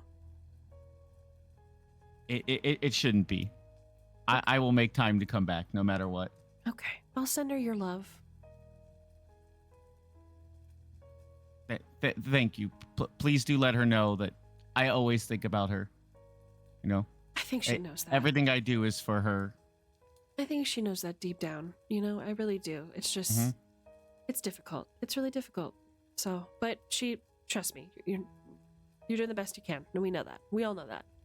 So, anyway, I'm sorry. I hope I didn't ruin your day with this. No. Thank you. I'd rather hear about this now than when I come home and not have any clue. Yeah, that's fair. Well, okay, we love you, and we'll talk to you soon. Yes, take care, and just make sure Greta knows how much I love her. We will. All right, and then you disconnect, I assume. Yes. Okay. It takes you, I imagine, a moment to recover. Yep. I Mhm. I'm gonna reach into my wallet because this is before phones, and I'm gonna pull out a wrinkled wallet photo. Mm-hmm. Me, baby Greta, and mom, and just take some time to look at it and gather myself. Yeah, you feel your eyes stinging a little. All the things that you heard were very difficult for you to experience. You are trying your best as dad. You got pulled into Mhm. Delta Green against your own wishes, and everything you're doing is to make hopefully the world a better place for people like Greta, for kids like Greta to grow up into. Mhm. It's not fun, but you also understand from Greta's perspective. She doesn't understand that. She's just a Mhm. kid. She should be out there playing and learning responsibilities and maybe having her first pet or, having a crush on somebody for the first time. But she's going through a lot of turmoil now because her mom died and her dad's really busy and he has to be busy. So you're just kind of you're sitting in those feelings for a second. And as the sadness begins to dissipate, as the pressure starts pushing that down your throat and beyond so that you can work again, you're suddenly hit with that light bulb moment, and you realize that even though you don't have all the pieces of the cipher, you can read what this says. Okay. And I am going to pause you for a second, and I will give you the answer to the cipher when the camera moves to you. Do we want to take a quick 10-minute pisser? An emotional pisser break. An emotional pisser. Piss out all those sad feelings. Yeah, we need to take a real moment in life to recover. Is that okay with everybody? Great job, Swamos. Great job dealing with that. Thank you for letting me traumatize you so deeply and on such a personal level. I really appreciate the permission on that one. Yep, that was tough to deal with. Thank you for, and of course, this goes for everybody. Please let me know. I will push the boundaries of your experiences. So if there is anything that you feel uncomfortable with, please let me know. I don't want to surprise you with some of this. It was a good it wasn't a good uncomfortable, but it was how do I put this? It was good. I don't know how to phrase it. It's like bittersweet when you're watching a movie. It's not really happening to you. You don't want it to be happening to your favorite characters, but it's just something that it makes sense that this is happening in this world. Yeah, exactly. It makes complete sense, and it should have made me feel things, and it did. So good job. Well, thank you. Let's take a 10-minute eye pisser. Let's let our eyes really piss tears for the next 10 minutes, and we will be back here shortly. Okie dokie. See you All right. soon.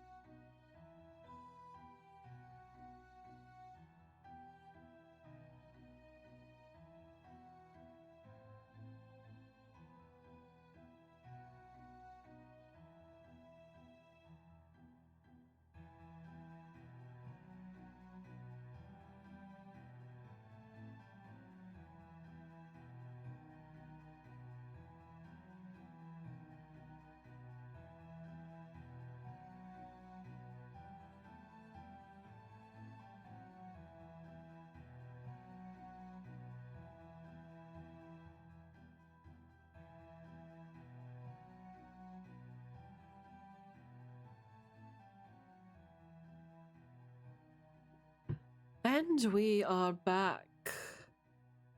Ladies and gentlemen, we are back. Hey. Hey, yay, yay, yay. How's everybody's pisser? Good. Did Good. you- I got bread. Did you? What kind of bread did you get? Cinnamon bread. Okay, you can't speak to me anymore. I have been dying for cinnamon rolls for weeks. Wait, cinnamon rolls or like you just mean like it's like actual like It's banana like, bread with cinnamon? So Domino's has these like cinnamon like bread squares. You're talking about the cinnamon breads? Oh, the breads. Yes. Yeah. I had some of those left over, God, so I those are got 'em. So good. So fucking jealous. Anyway, glad everybody... Hypothetically, if you how much would that be to get you some, Esme? Just hypothetically, of course. Hypothetically. And maybe a pizza if you need it. Jesus Christ. What, like 10 subs, the equivalent of that, probably? Lord have She didn't mercy. hit her pizza goal. What? Your sub goal said pizza funds. No, did it? Pizza party. It did, I don't know yeah. where that came from. I don't know what Artist? Sparrow? Sparrow. Hello. Yes. What's up? I just arrived. Hi. Sorry, I thought you were already at your desk. Did you hear what Spamos asked? I heard something about pizza funds. Yeah, so what's up with that? You know more about that shit than I do.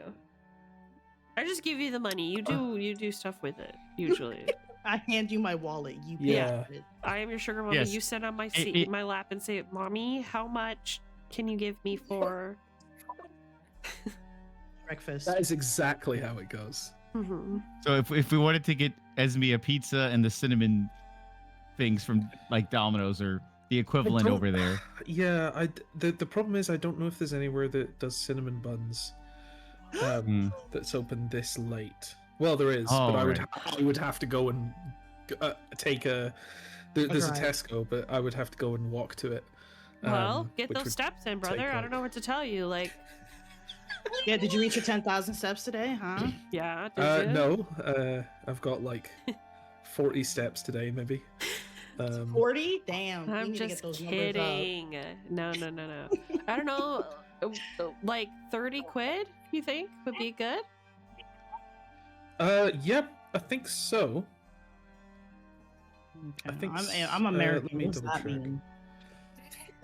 mean? Freedom numbers. America Let didn't me- teach me how to be fair and nice. Or smart. Lucas says Domino's has cinnamon dippers. Domino's has cinnamon dippers. Domino's does also have their own cinnamon. version. Yes, that's Cinnamon. what I'm talking about. I had some left over from last night. Fuck. I'm gonna leave that up to Sparrow, because I hand him my wallet because he's just so pretty and his big jiggly butt, Yeah, I and just he need wears to tight check. fitting shirts. It's not really my fault. Oh my god. Are you serious, Sparrow? You're just walking around being sexy for no fucking reason? Not for in no your reason. Whoa, house? hold on.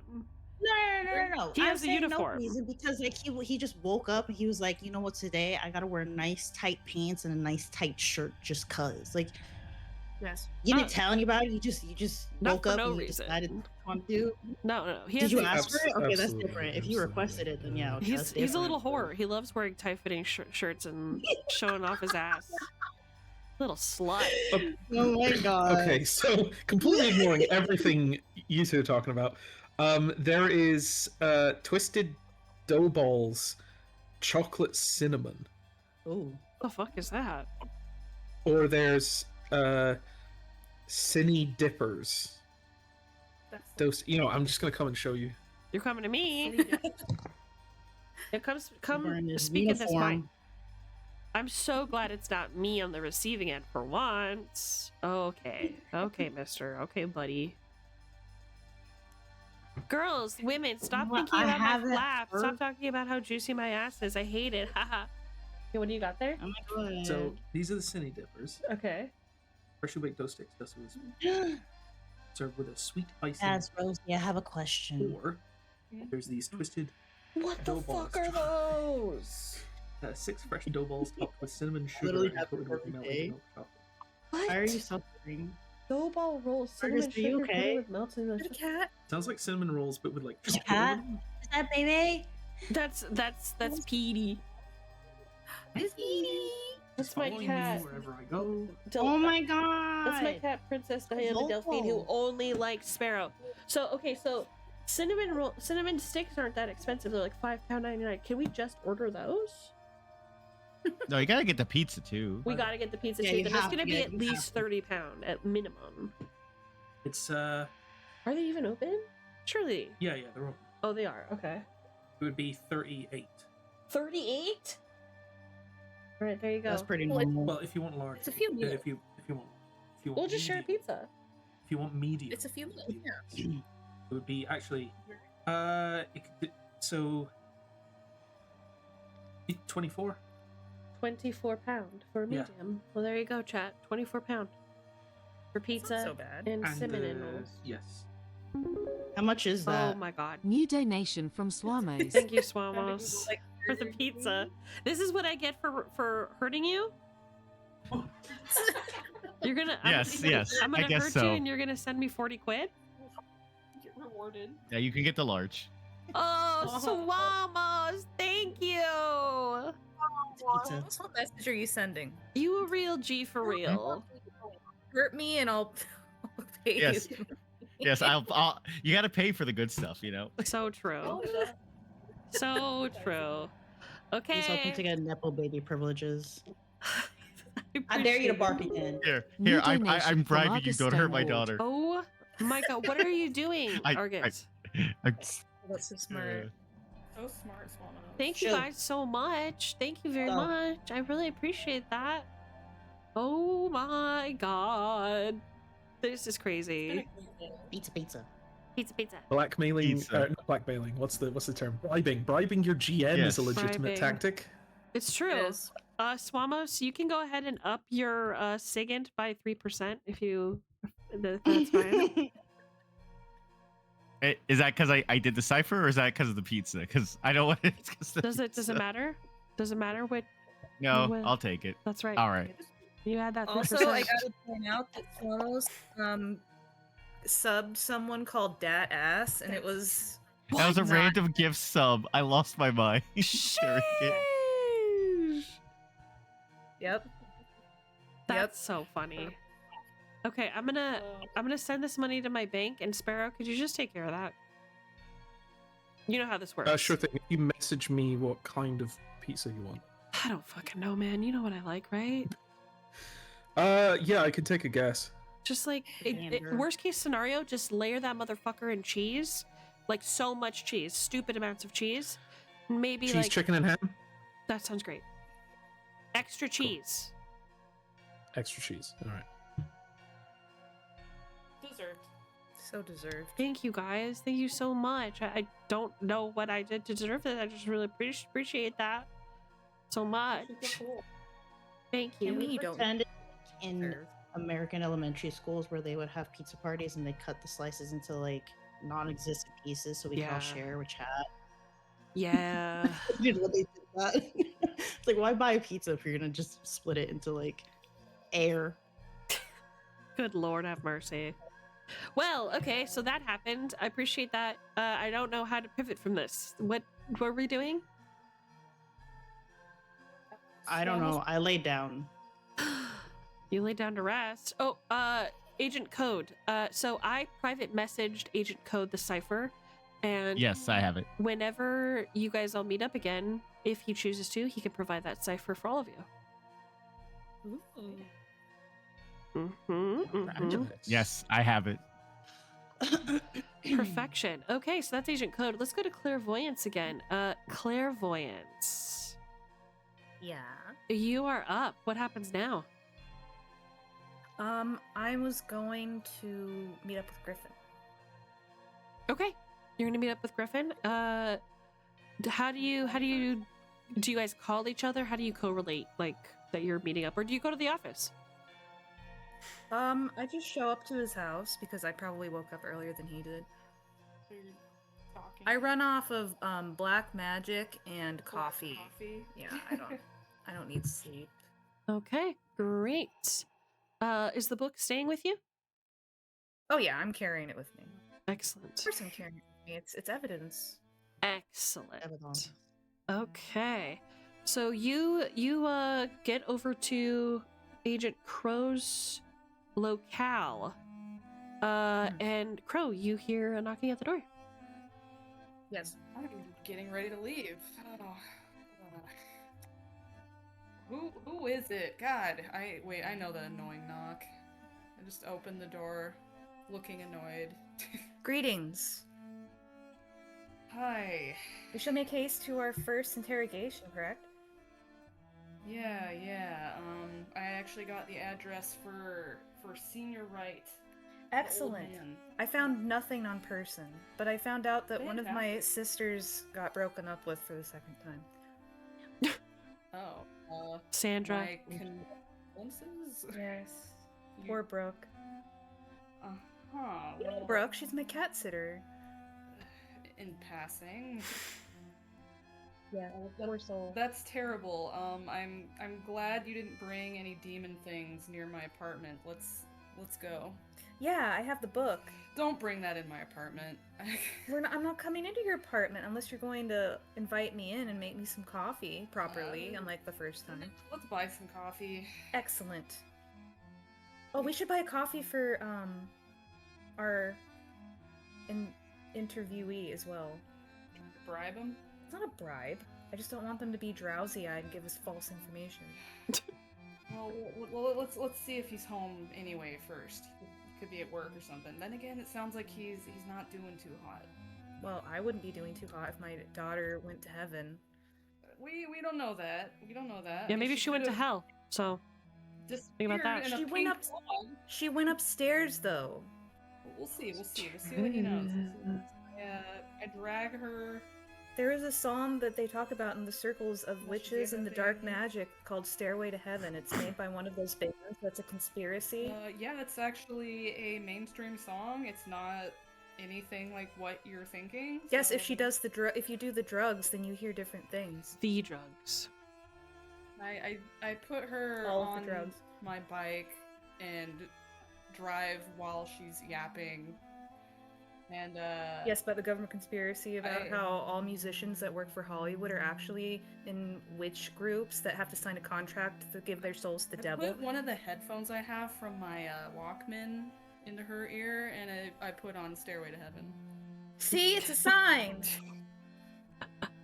Beautiful. All right, so you guys are headed to Thomas Wright's house? Yes. All right.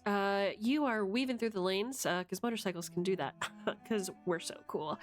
And you make it to Thomas Wright's home.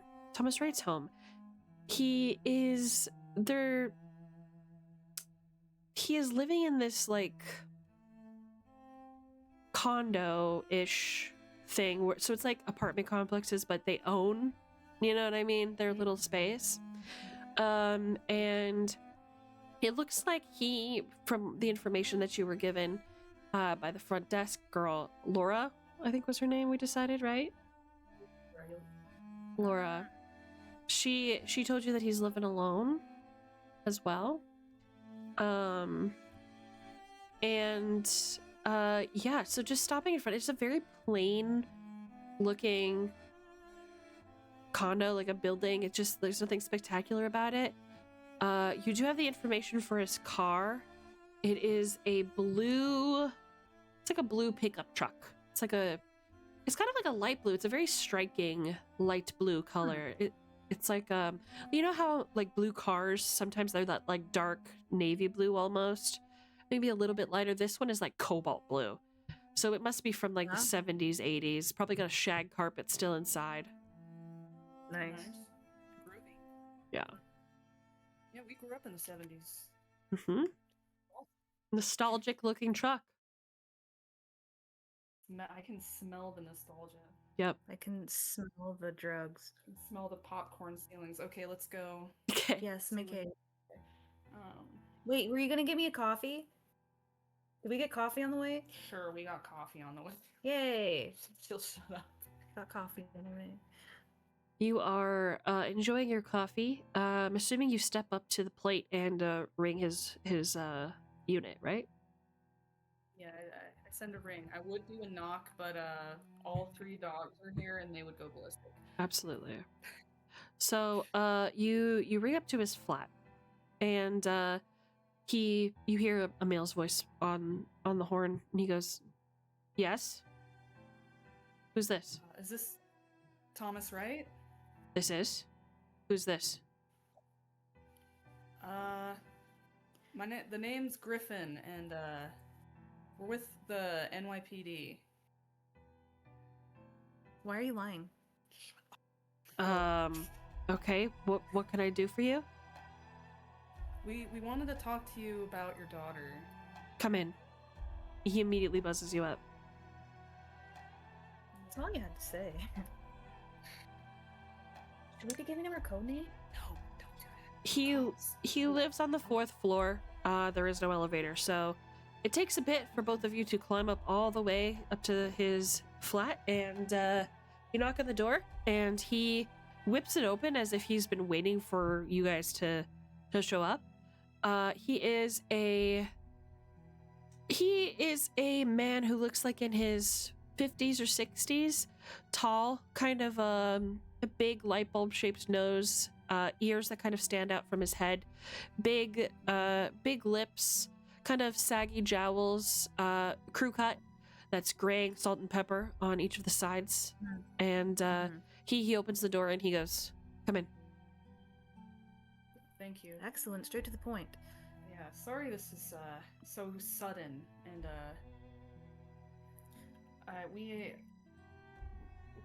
we're on your side. We do want to help you find your daughter, sir. Close the door behind us. Quick. Yeah. Yeah, the door snaps behind you, and he walks into the living space. The room is very disheveled. This man looks like he's been living alone and isn't really sure how to keep up the house by himself. There are clothes just kind of everywhere, socks just kind of everywhere, papers everywhere, news articles about his daughter being missing. There's pictures of his daughter fanned out on this coffee table. He moves a pile of papers to the coffee table and motions for you guys to sit on the love seat next to one of the tables at the coffee table. Thank you. Thank you, sir. When was the last time you spoke to your daughter? He takes a deep sigh. It's kind of a blur how all this has gone down. It wasn't long after her death, well, disappearance, whatever you want to call it. You see him pick up a cigarette from the coffee table and light it on his fingers, and just take a puff. He's not really looking at you. He's kind of gazing around, and he goes, "Listen, I don't have a lot of hope that she's still alive. I've been a beat cop for 25 years, okay?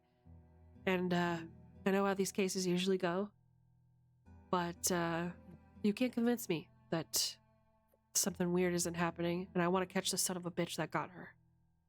Takes another puff of his cigarette. You're not wrong there. There's a lot of weird things about this case. I know you've probably already been questioned a lot about this, but we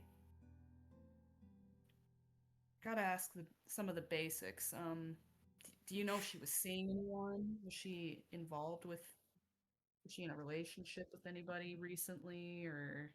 He shakes his head. No, she wasn't in any sort of relationship. Not nobody that she introduced to us, and that would be weird for Abby. She was close with us. You know, we met everybody. She talked about all of her friends to us, called us regularly. She was a good girl.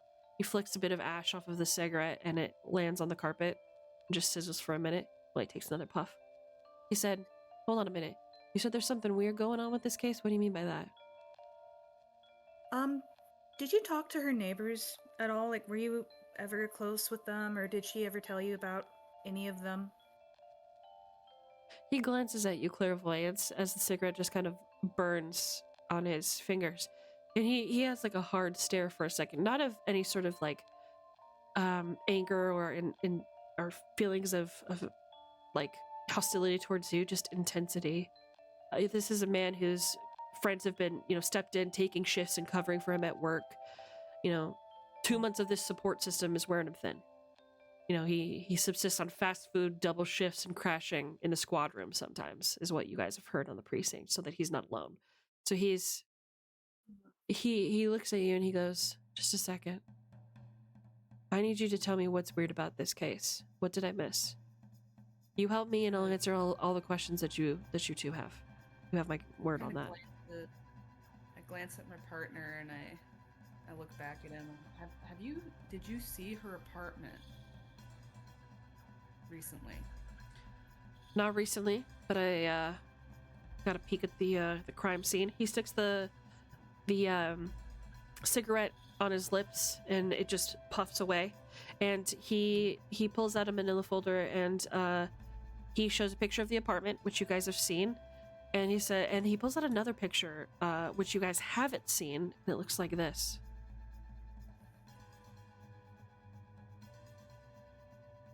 Oh? And he leans back in his chair. He takes the cigarette from his lips, flicks the ash on the carpet one more time, and he gestures at that picture on the coffee table with his fingers, and he goes, "It's a picture of me and my late wife. They found this at the scene. It's our eyes have been scratched out. And I don't know why. She wouldn't have done this. That arm wasn't in the photo that we took. I have a copy of this picture. That arm isn't there."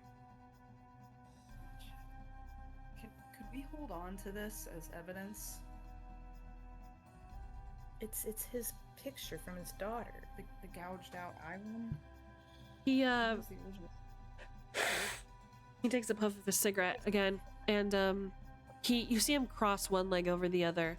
He looks at you, Griff, kind of long and hard, and he goes, "Tell me what's strange about this case. I know you're holding something back. I need to know. I deserve to know.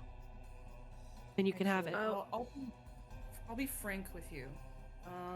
Real quick, before she questions the dad, does Griff recognize the clown arm from the clown from the park, maybe? Does it look? Let me ask you as players, does it look like the arm? From the painting or from the park?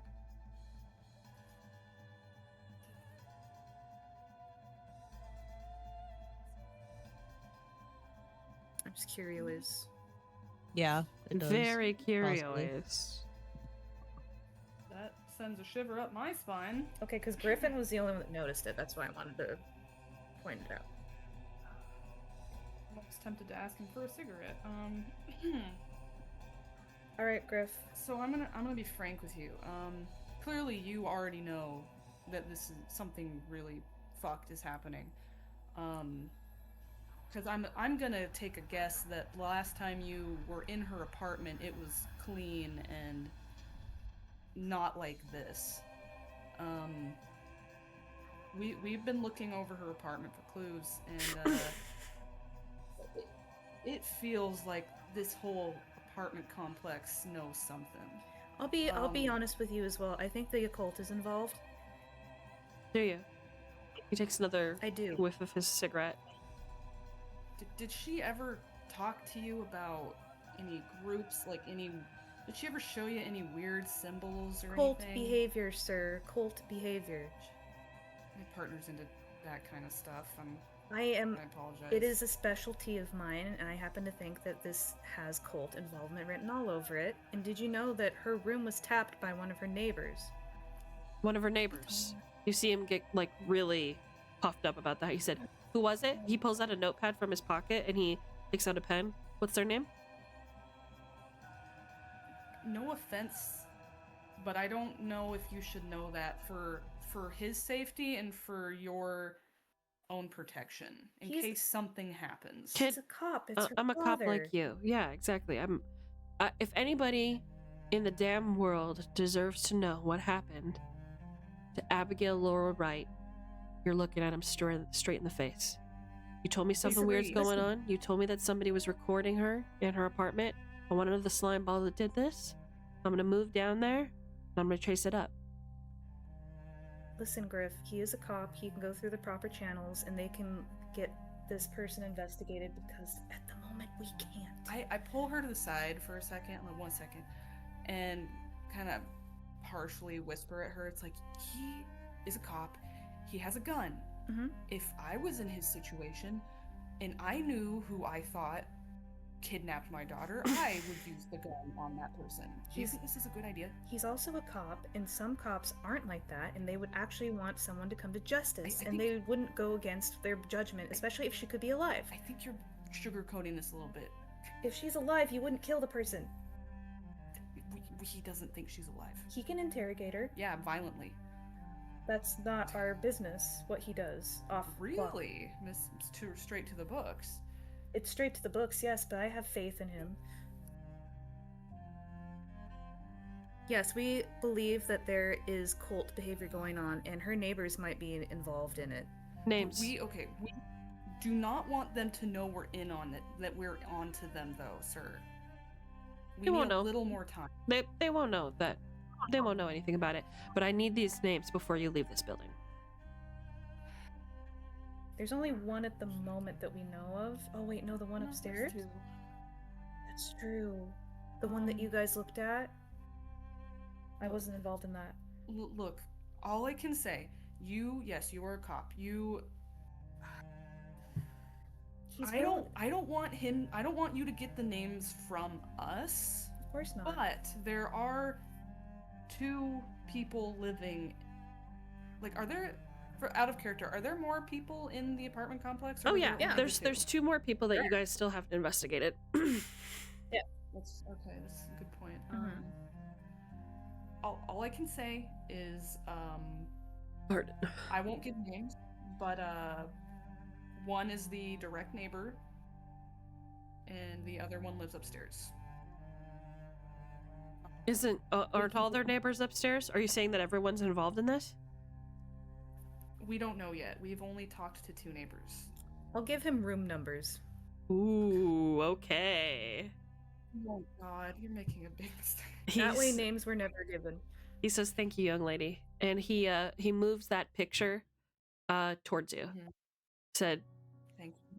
"I know it ain't much, but I'm gonna be honest with you because you're law enforcement. I have nothing to hide here. Okay?" He's like pointing at you with his fingers still holding the cigarette. The ash is almost burning his knuckles at this point. He goes, I'm not gonna offer anything new that you all haven't heard, but I know that there's something going on with her neighbors in that building, whatever. And I agree. here's how it is, right? Mhm. My wife, and he points to the woman in red. Her name was Ellen Wright. There was nothing weird about us, about our relationship with Abby, about our relationship with each other, until she started living in that building. If I wouldn't have pulled those strings, none of our boys would even be in that building, which is weird. Nobody wants to know where she is, where she went, where she's gone, who took her. This could happen to anybody else. But moreover than that, and he stands up and he pulls out a file that has a bunch of papers just crammed into it. He goes, "There's so much here that just doesn't have an explanation." You hear him mutter something under his breath. Do you guys try to listen? Yes. Yes. Okay. We're going to flip a coin and see if you hear what he says. Heads or tails? Okay. What do you think? 1, 2, 3. Tails. Heads. Oh. Oh. Okay, tails. Tails. Flip the coin to determine what side of the coin you want to. No. Okay, it's heads. You do not hear what he says. He Okay. I could says, use my alert. He says, "I'm sorry to both of you for not having more, but I'm not done with this case. This case isn't done with me. Ellen knew that something was gonna happen to her before she died. And I'll be damned if I'm still alive before I find out what." When did she move into that apartment? When did she move into the apartment? That is a great question. Let me find out for you.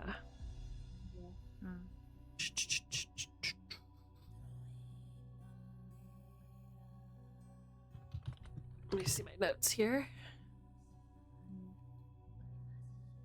Ba-ba-ba-da-da-da-da. Okay. If the Thomas in the apartment dies, I will know it was not my fault. But then we could search his room. I love that you think this guy's just gonna go in guns blazing and just fucking murder everyone in there. That makes me happy a little bit, not gonna lie. Okay. I think you're projecting a little bit, Griffin. Excuse me. Okay, so Blame him. she moved in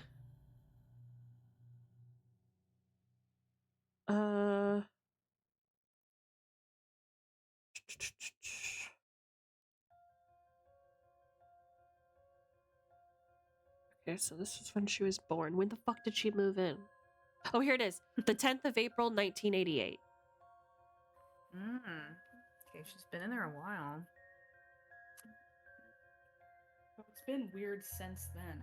And I hate to ask, but when did your wife pass? 6th of May, 1988. Oh.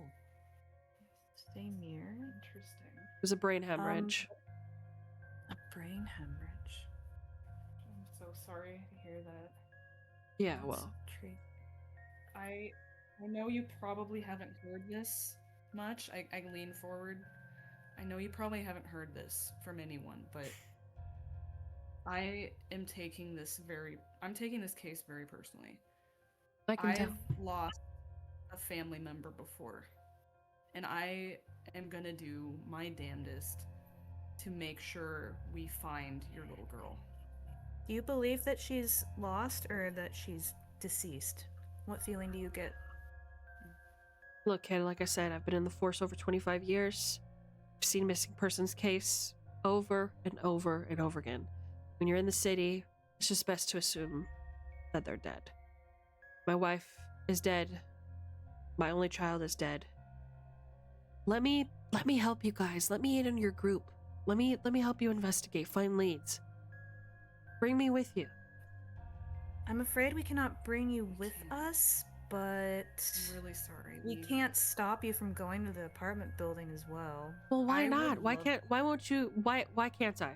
We're both part of the force. The police aren't going to say anything, trust me. I know those boys. This is a highly confidential case, and I don't believe that it's even gone to the public yet. Yeah, no shit. You don't have to tell me that. No, I am so sorry, but we're gonna have to ask you to stay out of our investigation. I hope you understand. I see how it is. Nothing personal to you. I see how it is. Anything else you need? Pulls out another cigarette. Do you know what they would mean by they say that your daughter moved upstairs? Upstairs where? I'm not sure. That's what neighbors were saying about her when we asked where she was. Well, if the neighbors know where she is, they better produce her. Because I'm ready to pull up. I know. We will let you know what we find out. Do you have? Man, should I give? Do we have his number? Yeah, we do. You do. I give him my pager number. Okay. He takes it. If you find out anything, page my number, and if I find out anything about where your daughter is, I will let you know. We'll give you a call. He looks at the number, and he flips the card a couple times in his hand, with the cigarette still between his fingers, and he goes, I'm gonna give you 24 hours to resolve this on yourself. If I don't hear anything, I'm going into that building. With or without you. Fair enough. That is your choice, sir. We cannot do anything to stop you. You are in the law department, But so... I will warn you, that building is really fucking weird. Can we give him the information of the other cop that was in there? What was his name? Graham Giradante? I can never Giradonda. Mm-hmm. Yeah, Giradonda is also on the case if you want to swap notes with him as well. I know Graham. I know Giradonda. He's not given me as much as you have, and I'm not going to give him as much as I've given you, so when I say you guys have 24 hours to wrap this up before you see my pretty little mug show up in the McAllister building, you know you can take me serious. Understood. It is your right as a law enforcement to solve a case. Thank you for having us and giving us your time. And thank you for your honesty, sir. Thank you for looking. I know that if she were here, she would appreciate, you know, all this or whatever. And he just, you can see his eyes kind of glistening a little bit with tears, and he just kind of turns away and lights the second cigarette and just takes a long drag. Yeah, we should go. Good luck, sir. Oh, and here's a coffee. Oh. You just leave him your black coffee? Yeah. Oh yeah, We got him a coffee. He smiles, and you hear just a soft chuckle as he sits back down on the love seat, and he goes, "Thank you. Hope I don't have to see you again." I hope so too, sir. Take care of yourself. You That's what too. your daughter would want. Yeah, well. We leave him Poor man. be. Are you Alright. okay, Griff? Yeah, I'll be okay. I think she's somewhere. I don't think she's gone. She just might not be on this plane. This is hard to explain. Normally I would say you're full of shit, but I do think when we were in that basement, Uh-huh. I feel like there's no way we missed each other. Are you going to say I'm right?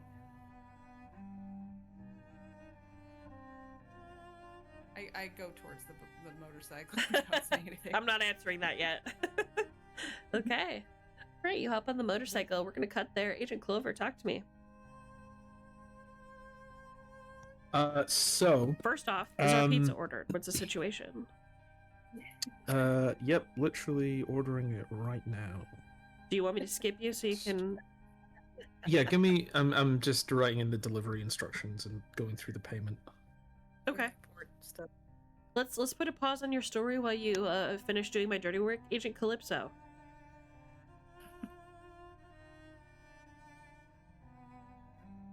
Oh, sorry. My mute button was being weird. Hi. That's okay. Hi.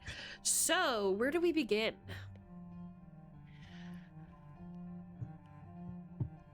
You have a few hours. You wanted to investigate the apartment building, and you have to finish this research and report for your job before tomorrow. Yeah, for Chad.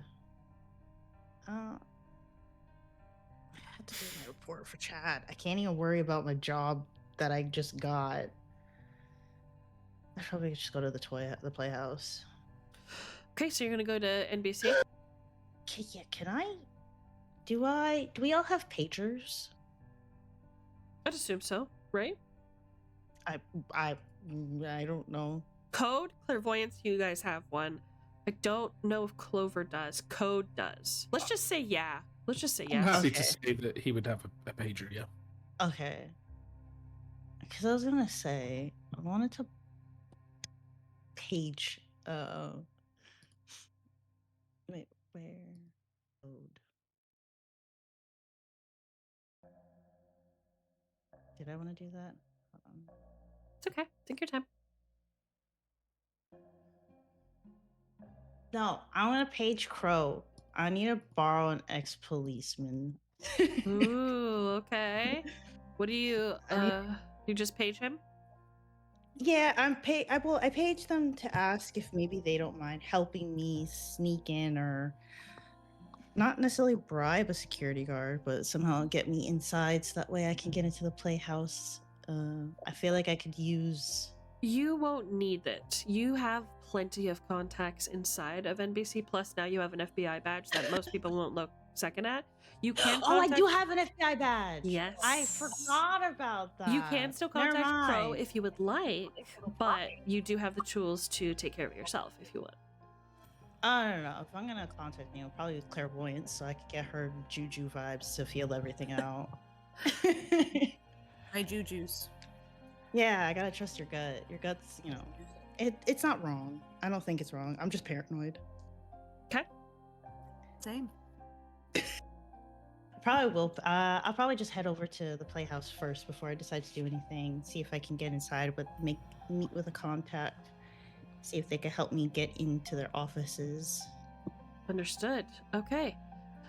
So reaching out to contacts, you get an address for an office that has a listing of without paranoia disorder, I'm telling you.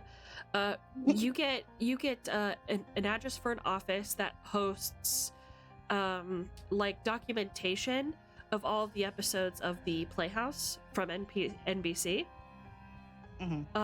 So you would just need to drive down there and dig through the files on your own. Oh, I live in New York. I don't drive. I just take like the train or the bus. Period. Yeah. God, public transportation. Everything's dirty. Ugh. I got a motorcycle. Yeah, but where are you? Okay, we're not all lucky to have a motorcycle, okay? Not all of us got our motorcycle license, okay? Stop humble bragging, God. Okay, so you head down to the office, I'm assuming? Yeah, I head down to the Playhouse. Perfect. So the office itself isn't the Playhouse. It's just NBC. Well, yeah. It's like the NBC office enterprises. So headquarters. Yeah, the headquarters, exactly. So you walk in and there is a secretary in the front. Oh my god, I love secretaries. Oh. It is a very, very tan, bleach blonde girl applying chap lip to her lips. God. Oh my god. Oh, what brand is she using? Oh, we might have to get her on something else. I hope it's not regular chapstick. Oh, good Maybelline, God. probably something cheap. She's single. We should get her some cocoa She's a butter. lesbian, okay? Like, you know how this works. We've been playing long enough. I'm just kidding. I walk up to the receptionist. She has a nameplate that says Jessica. Her name's Jessica. Oh, Yeah. Jessica. How can I help you? Hi. I would like to know if that is possible. If I could have at least 5 minutes with I need a name. All I got is Bob. Who's Bob? Yeah, who's Bob? I don't know who Bob is. That's so It's crazy. So Bob. who are you? Hi, I'm an FBI agent. I flashed my badge really quick. Oh, I'm so sorry. Okay, sorry. Yeah, hi. Nice to meet you. Yeah, no, don't worry about Wait, it. I It's nice feel to like meet you I too. recognize you. Right? Have Do we met you? before? Probably through Bob. I've been here before to talk to him. Oh, okay. I don't know who Yeah. Bob is. Popper? Bob? Yeah. No, I don't know. Anyway, what can I do Yeah. for you? FBI agent, sir? I'm something? just here Whatever. to speak to, like I said, Bob, but also just to get some information that I needed from the office. They asked me to come down just to chat, see how everything's going over here. They're worried about a possible audit. So An audit? Wait, yes, the I FBI know. is worried about the audit? Well, I work with a subdivision that works close to the IRS, but it's also for tax fraud. We're worried about someone up top doing some business, and I know that you really wouldn't know anything about that, but I am just here to be polite and just see if there is any way, if possible, you, my dear, could just let me go through, see if I could just talk to some, people at the front.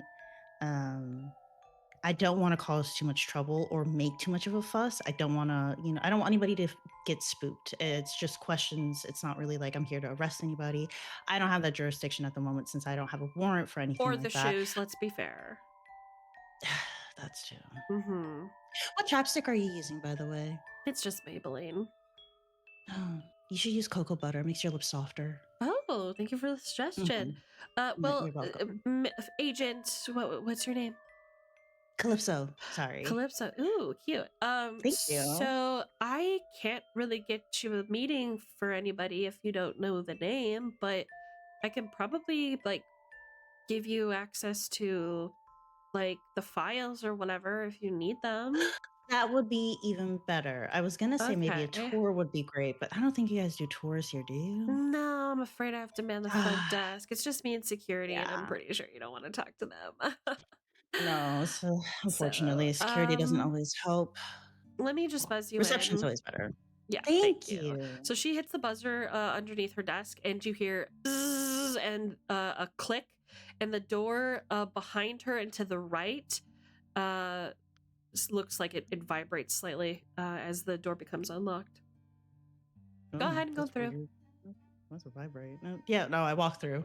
Okay, so you bid you to Jessica, and Bye, Jessica. You walk through the door, and it is a hallway, and each of the doors is notated with a sign in front of them.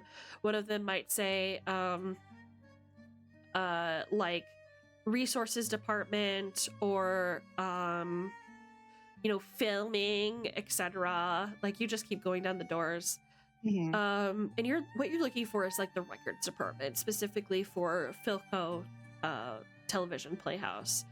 So you're just kind of like, it's just like the world's longest hallway, kind of like a maze of doors. And as you're inspecting them, you come across one door that says let me make sure I'm pronouncing this right. I'm probably gonna mispronounce this. How's it spelled? I'm looking through my notes to make sure that this is the right thing. Okay. It says Darabandi. Daribonndi. NDI, yeah. And then you're like, okay, that's just somebody's office. You kind of like walk by it. You see the next one just says like paperwork, documents, like just more miscellaneous. The next one says drowning room. Drowning room. Jesus. Drowning room. Yeah. Do you keep walking? No, that caught my attention. Okay. I'm gonna peruse through these files about the drowning room. Okay. So you reach for the doorknob, and you hear the sound of water in the room beyond this door. As you touch the doorknob, it is so cold. You pull your hand away, and you notice your hand is wet. Oh. It's What is that, locked. plumbing issue. It's locked, however. Oh my god. Everything's locked. Why is it locked? Why is there water? This is disgusting. Bet you there's probably mold in here. I don't want to touch this. You notice that water starts to pool up at your feet from under the door. Oh, no. I can't be responsible for this. Are the cameras here? I cannot be put in charge of whatever is happening here. The water begins to fill the room a little bit. It begins to fill your shoes, and before you realize it, it's up to My your shoes! ankles. Oh my god, my shoes! You begin to hear God. the sound of children laughing beyond that door. I'm not touching that. Those children in there. I don't touch children. That's no, not my business. I'm just gonna turn around and walk away. You turn around and you Don't begin do it. to walk away. You kind of like relax your shoulders and take a deep breath and just like, I do not claim this energy. And you realize that down the hall, there isn't a sign of water. You peer back behind you. The water's gone, and the sign does not say drowning room. It just says filming. Suspicious. You know what? I think I will see if I could page Agent Clairvoyance. Think I need her juju vibes. You do see the door about 5 feet away from you now that you need to as well. So you send a message to Clairvoyance? I sent a message, but then as I'm walking towards the door I need to go through. Okay. So you are tip-tapping on your pager. You jiggle the door handle. It opens easily. The records department doesn't look like it's very well sealed. Not many people want to go through NBC's records. And it is a pretty Oh, small, cramped room with very little ventilation, to be honest. It doesn't look like anybody really inhabits this place. It is just wall-to-wall shelves of organization and documents. You will probably need about 3 hours to go through everything, so this might be where you spend your afternoon.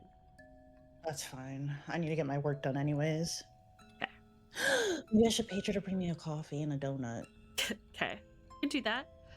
You will need to be near a phone if you expect her to get back to you, however. She doesn't know where you are or anything, she just gets your phone number. There should be one at reception. I'll probably just go borrow one from Jessica. Jessica's so sweet. She'll let me borrow her phone. She's so sweet. Cool. All right. So let's clear that up really quick. You go back to reception, I'm assuming? Yeah. Right. Bother Jessica, borrow her phone. Great. You go up to the front desk. Jessica's happy to let you borrow it. Clairvoyance, as you guys are leaving Thomas Wright's apartment, you're down by the bike. You get a page. Oh, what could this be? Looks like it's Calypso's phone number. Calypso? Oh dear. I need to get to a payphone, it seems. Oh, payphones. I miss those. You need a quarter? I have a quarter. Let me see. There's all over every corner. I would never ask to spare a dime, but could you spare your time listening to me? Got him. So rude. Let's see what she wants, okay? What if it's an emergency? Okay, he drops me off to the nearest payphone, which I'm assuming since it's New York, they're probably on like every street corner. Oh yeah. Yeah. Oh, they're basically everywhere. Thank you for calling look at Collect. Please dial the number of the extension you would like to reach at the end of the beep. Beep. Calypso. So you're just gonna type in. I put it in extension. Okay, you type in Calypso's extension. Yes. And you hear beep beep beep beep beep beep, and So then happy. and then Calypso, you get the call. Yeah, I pick up. Hello? Hello, you called? What did you Yeah. need? Find something? Yeah, so I need to know if you're not busy right now. I unfortunately had to get called into work, and currently I'm at the NBC Pilco headquarters. I need to do an investigation on a homicide that is happening. However, that's my personal work. However, I did come across a door that was suspicious. It was called the Drowning Room. I heard children, the floor flooded, and then I decided to walk away because I don't mess with anything that has to do with children and creepy doors. When I turned back around, everything was normal again. So I was wondering if it would be possible to borrow your wonderful mind and see if maybe you could check out what's happening here. At the NBC building? Do you think it's connected to Yes. I know, and I'm just busy with some work, and so I'm really worried. I could really use your help. You said children. It could be the dark government with the adrenochrome that they get from the killing of children. Oh, we're You know what? talking I'll be honest. I don't know what the hell you just said to me. I'm gonna just say yeah. I'm gonna agree with you. Do you think you could make it here with your not partner? Oh, okay. You want him here? Look out, just in case. Plus, he said he knows how to do some stuff, and I figure I could borrow an extra hand while I go through all this research that I may be doing for my work, while you do your feel the air things and talk to the moon. Ah, I see. Yes, You yeah. wish for muscle. Yes, I could use that. I Alright. don't like lifting. All right. So if we assume that it's probably you were touched by something by going into that building. It could be following you. That's nice. I wasn't even asked. That's just so I have a stalker. That's lovely. Yes, demons never do. Is she okay? Or like, what's No, I'm probably gonna die here, so I would like it if we could just hurry this up. Can you also bring a coffee and like a donut? I am gonna probably be hungry, and I forgot to grab more. Yeah. Don't worry. If you show up and I happen to be dead, don't even worry about it. But if you could, can you lay me out so I look pretty whenever people find me? I don't want to look like I fell. I'd like it if I look. I'm afraid I won't be able to touch the body because I will be tampering with evidence, but that will be on you, all gracefully. You can wear gloves. Wear gloves. Wear gloves. It'll be fine. All right. Grabbing coffee, I guess. Yes. Please do that. Please bring your lovely self, and of course, your not partner to come in and assist me on my business. I understand. Well, I do not wish for your death, so we will make. Of course. No. Mm-hmm. Thank you. I will hang up the phone, looking very confused, and tell him that we need to make it to the NBC area because. Shitting me? No, I am not shitting anything. We need to grab coffee. And Calypso is in need of assistance. Is the case related? It's possible that some energies latched onto her from that building, since she seems to be seeing things. And it could be also the dark government with the conspiracy of Adrenochrome and children. We should go. This fucking building. I swear we should. I wish they'd burn it down to the ground. Yes, we should go. So, just as a recap, Calypso, you have asked for clairvoyance and Crow's help. Clairvoyance and Crow have been given 24 hours to clear the McAllister building before Thomas Wright has basically said he's going to show up. You have basically 24 hours, maybe even less, to finish a report with Chad. Yeah. Cool. We love deadlines. Love it. it. This is really work. High stress. Okay, we're going to pause on that for a second. Sorry, what were you going to say, Crow? Because of that information, I feel like I don't want to go. That I want to go back to the house. But she could be in mortal danger. I only need like 2 hours minimum, if you can spare 2 hours. He said she could die. Okay, I don't know if I'll die. I was just being traumatic. Well, my character probably has some type of autism and can't read cues, so when you say you're gonna die, I'm gonna die. Got it. Okay. Yes. Okay, if you put it Very tragic. We're going to say it is about 2 o'clock in the afternoon right now, by the way. Excellent. Sorry, what were you saying, Rosie? Maybe the more people She's barely coming through for me. Can you repeat that? Sorry, babe. So maybe the more people she's got helping her with whatever she's doing, we can get in and out of there quick. True. Of course. And she'll live. Okay, perfect. Pause on that for a second. Agent Clover, talk to me. I feel so bad saying that. Okay. So, I guess, with what I learned about the radio, that's thankfully, answered some questions. It's left me even more paranoid, but I'm sure everyone is feeling the same way. Yeah, that radio message when I was sitting and waiting said, Labolas finds the box of papers soon. Tell her to take the radio from him and put it on the wall. Everything is the play. There is only Carcosa. That's what I got from the radio. That's what I remember. Okay. And with the play, I think Clover now believes that everything they are doing is being written in this play, and perhaps he's sitting in his car and he is staring into space, and he's having a bit of a internal crisis because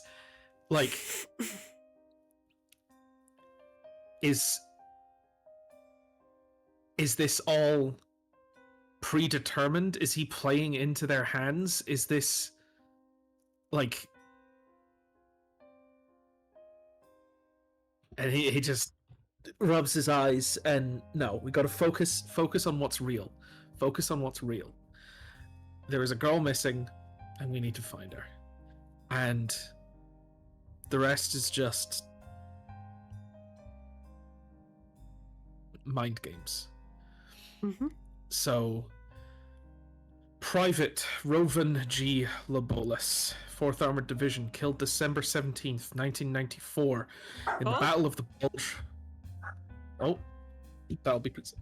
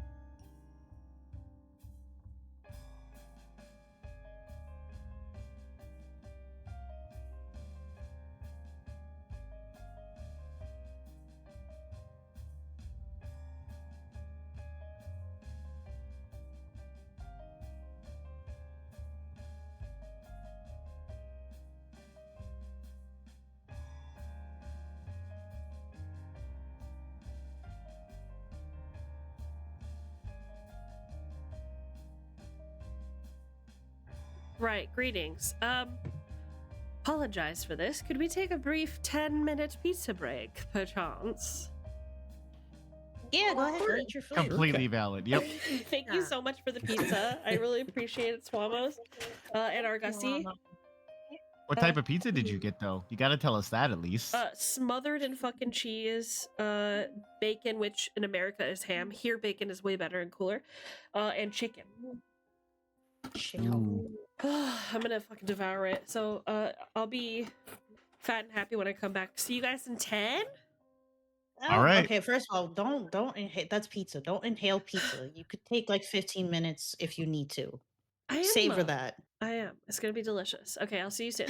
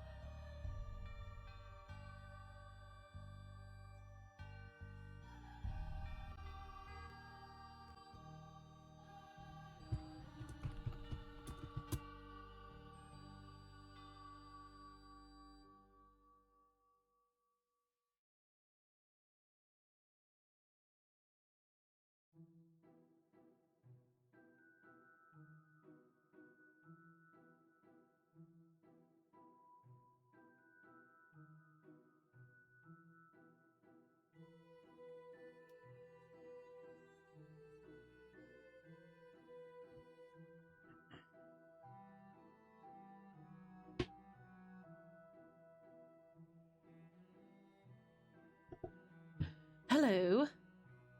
Thank you for the pizza break. I appreciate it. Wait, have you read Hello. or seen that? Oh, hi. Hi. Sorry to Hello. interrupt. Yeah, you're fine. Thank you for the pizza. Holy shit, that was absolutely delicious and much needed. I appreciate it. Yay. I am now ready to give you tortures beyond reasoning or belief. Wait, how was the little cinnamon thingies? What's the verdict? Absolutely delightful. Absolutely I love that. I'm delightful. so happy. Yeah, I cooned at least 4 times. One per slice, if you will. One per slice. Nice. Which is a I had good to come in with ratio. a mop. Yeah. It's a good ratio. Oh, where's my light? Hold on, let me turn on my room light. Huh? Are you telling us to wait?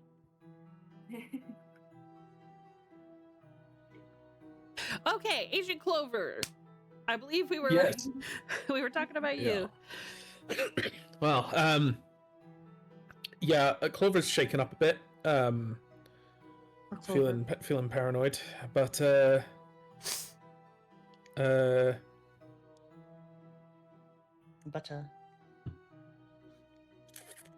yeah, thinking. So Lobolus, it's good to find out that Lobolus is a person. So he was mentioned in the radio. It was KIA list follows Lobolus, India, Moon, Deller, etc. Mentioned a lot of other things, but the last word in that was McAllister, Chateau McAllister. There's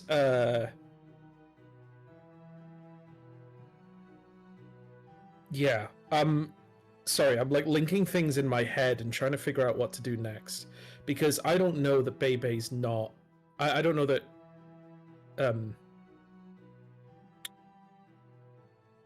Oh my goodness, the agent name has escaped me. Calypso, thank you. I don't know that Agent Calypso's not investigating the building, do I? Because I think would we have like told each other? I don't think we gonna know. investigate. I mean, No. you guys Okay. physically did not say to each other, so We left and we didn't even talk about like, are we gonna meet up again? We were just like, No all right, plan. bye. Yeah. Yeah, just all left awkwardly.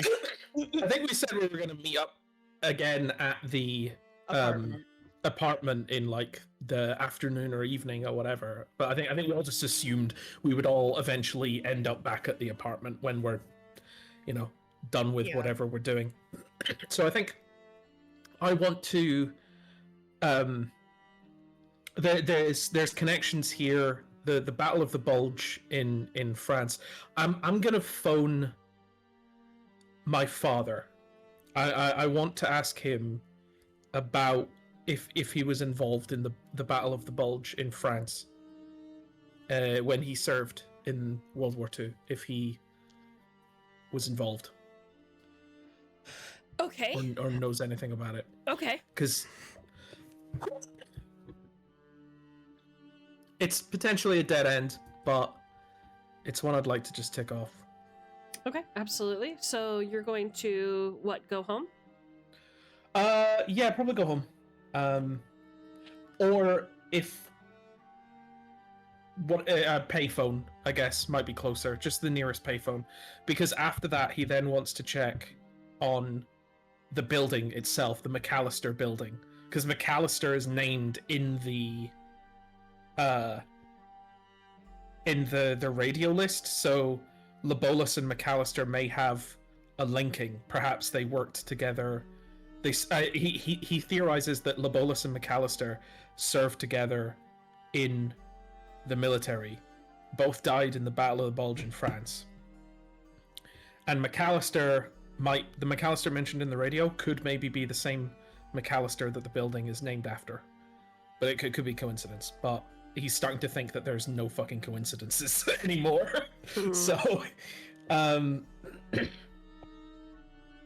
that's what he'd like to investigate afterward. But first, he'd like to just stop by a payphone, quickly phone his father, and ask if he knows anything about the Battle of the Bulge in France.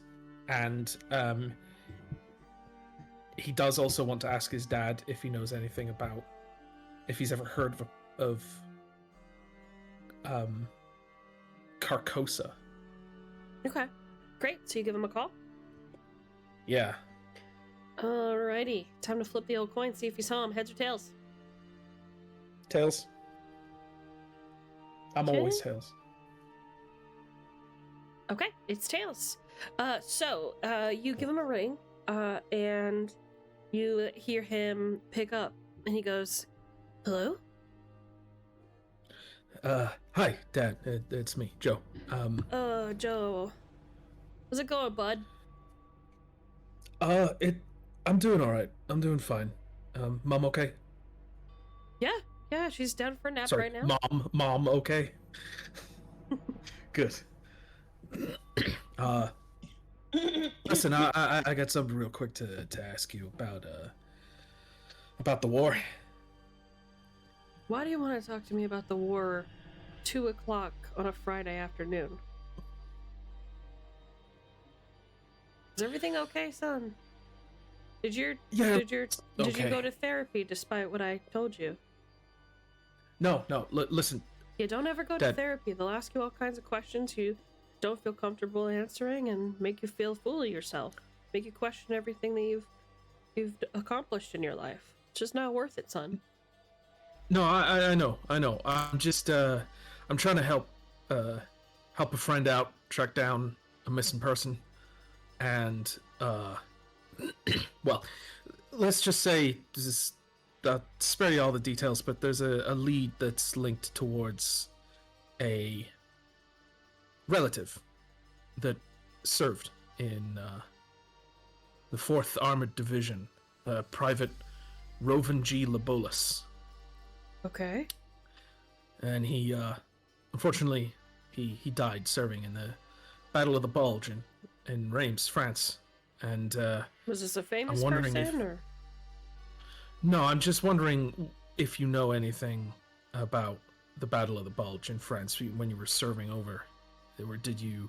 What do you want to know, son? It's an uncomfortable topic.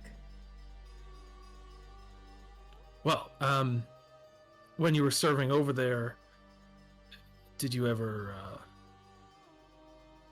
Were you involved in the Battle of the Bulge at all? Why don't you ask me what you want to ask me? Because I mean, if you're asking me if I got shot, son, these are some big questions to be asking me. Just after lunch.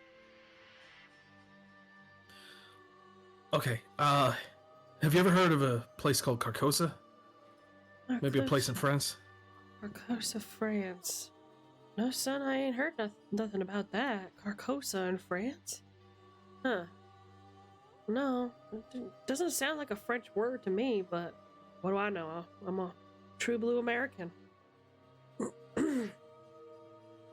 Okay, well, it was a long shot, Dad, but thanks anyway. All right, you enjoy your lunch, all right? Oh, I wanted to ask you something, if it's not too much trouble. I got a strange email recently. And I just, you know more about this kind of thing than I did. You set up our family computer. You know what? I was just hoping to clarify with you what was that message that you sent me? That I sent you? Well, sorry. Sorry, that was a DM mistake. That if you could clear up, why my email is getting these messages. Could you tell me why? Oh, was it from Roger Karen? Oh, I don't know that. How would I find that out? Where do I go? Okay, let me go to my computer. Hold on. And you hear him lumbering on over to his computer. Yeah. He is not listening. He's taking his time. And you hear him go, "Ah, shit!" And something drop on the floor in front of him. He said, "Hold on, son." And he's going to go pick it up. Oh. Takes him 35 seconds. You think that he maybe forgot he was on the phone for a second. He picks it back up and he goes, "Hello? Hello?" Yeah, Dad, I got places to go. Son. I got places to I'm be. in front of my computer. Which button do I click? Do I click this one in the front? I click this one on the front. How because it's involved with But I dropped the pins. Hold on just a minute, son. And he puts you on hold again, and he you hear him bend over and his back crack, and he picks up more of his stuff. And then So, player question. Mhm. Because this is involved with the symbol that I mailed him, Mhm. how compelled do I feel to pursue his perception of this symbol? So here's what I will say. I don't know quite how to answer your specific question, so here's what I'll say. The way that you feel is, you feel like how this all came about was very strange. You've never felt a compulsion to send a message to anyone like that before, and you've never felt relief like that when you did. Like turning in a late homework assignment when you were a kid, maybe, but just sending an email with a symbol, that's very strange to you.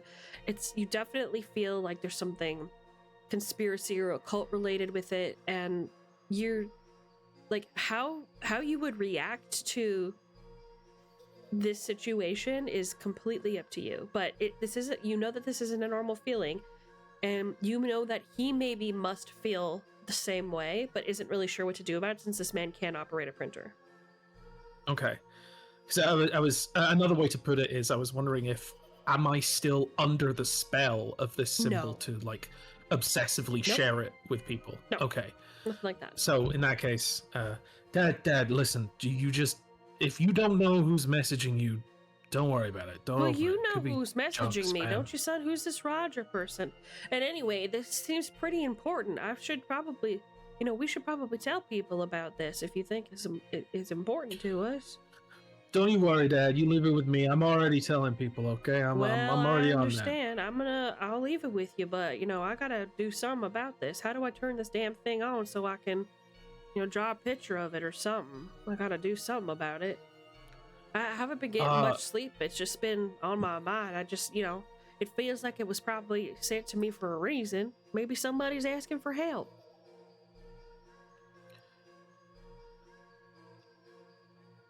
Listen, Dad. I'm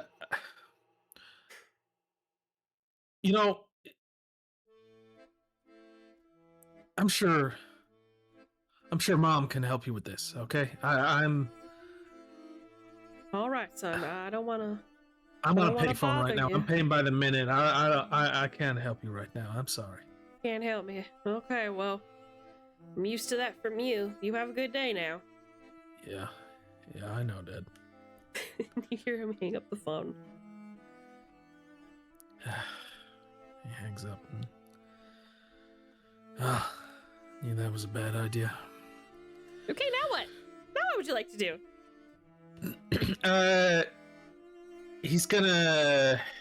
He'd like to go check out the building, like the history of the building, who built it, why it's called the McAllister Building. Absolutely. So give me just a second here to pull up my resources. Don't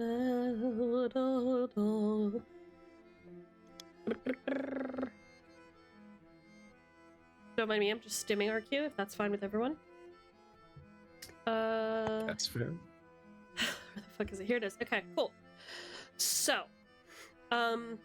there is notices and signs plastered in the front of the McAllister Building, so you know that the building is owned by a company called ArtLife. And after going into the Yellow Pages, which is totally a thing that you did in the 90s, you find the phone number for ArtLife, and going into the White Pages, you locate its address. Okay then. Is it in New York? It is. The address? It's here in New York City. Mm-hmm. Then, he shall go check it out. He'll drive to this. All right. The address is it's on 23rd Street and 3rd Avenue. It's actually not far from the McAllister Building. The hours of the front say it's open from 10:30 a.m. to 6 p.m. Monday through Friday. It's coming upon, what did I say earlier? It was 2 p.m. So it's coming upon 3 p.m. Something like that, yeah. Okay, coming upon 3 p.m. by the time you make it all the way back out there. So you still have about 3 hours before closing time. And it is actually a relatively small building, all things considered. It seems cramped between two giant, art deco-looking buildings of same generation, and it just looks like it's it almost looks like a KFC box. You know, it's just very, very small next to these towering buildings. It's all windows and glass doors. You can see right through it. There's only 3 desks in there, and there is one woman, African American, a little bit heavier set, short afro, wearing gold hoop earrings, writing in the front of. You can see her just, you know, writing and sitting in front of the computer inside the building.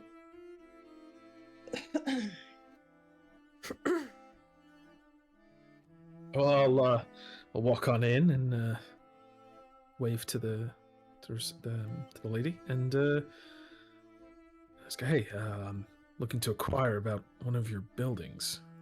Okay. She stands up and she greets you with a smile. She says, "Okay, yeah, one of our buildings. Okay, my name is Cynthia, and you are..." And she kind of like narrows her eyes at you in like a expectation kind of way and holds her hand out. He shakes her hand and picks out his badge. Agent Clover. Clover, FBI, interesting. Cynthia LeChance. Why don't you have a seat? And she kind of like motions with her hand to the seat that would be in front of her computer desk, and she walks back to her desk, and she has a seat. And she says, "Okay, well, what can I help you with?" Well, just investigating something not too serious, but I'm looking for more information on the McAllister building. And he mentions like the street. Yeah, of course you are. Absolutely. Yeah, happy to cooperate with the authorities. I'm happy to answer any questions you have. What can I do for you? Very, very quickly, just for my notes, what's the name of the company that owns this building again? ArtLife, all one word. ARTLIF as in Frank E. ArtLife. Oh, okay. And is it ArtLife Company or just ArtLife? It's just called ArtLife. Okay. Cool. It's a strange name for a building. So, tell me a little bit about yourselves. You were primarily what's the term for like building? Primarily real estate. Yeah, we manage buildings and units and all that kind of stuff. Like it's yeah, we have a couple of units just like this one. Yeah, nothing strange has happened to those. Only the McAllister building has really been a very difficult thing to work with, as you can probably imagine. Yeah, very strange. I've never had to evict a whole building at once before. Evict? Interesting. Tell me when did this eviction occur? Oh, it hasn't occurred yet, but the tenants haven't been paying their rent. They haven't paid in 4 months. Hold on, let me check the computer here. Yeah, no, yeah, it's been longer than a month. Here's a late notice. Here's a late notice. Yeah, late notices have been sent. So the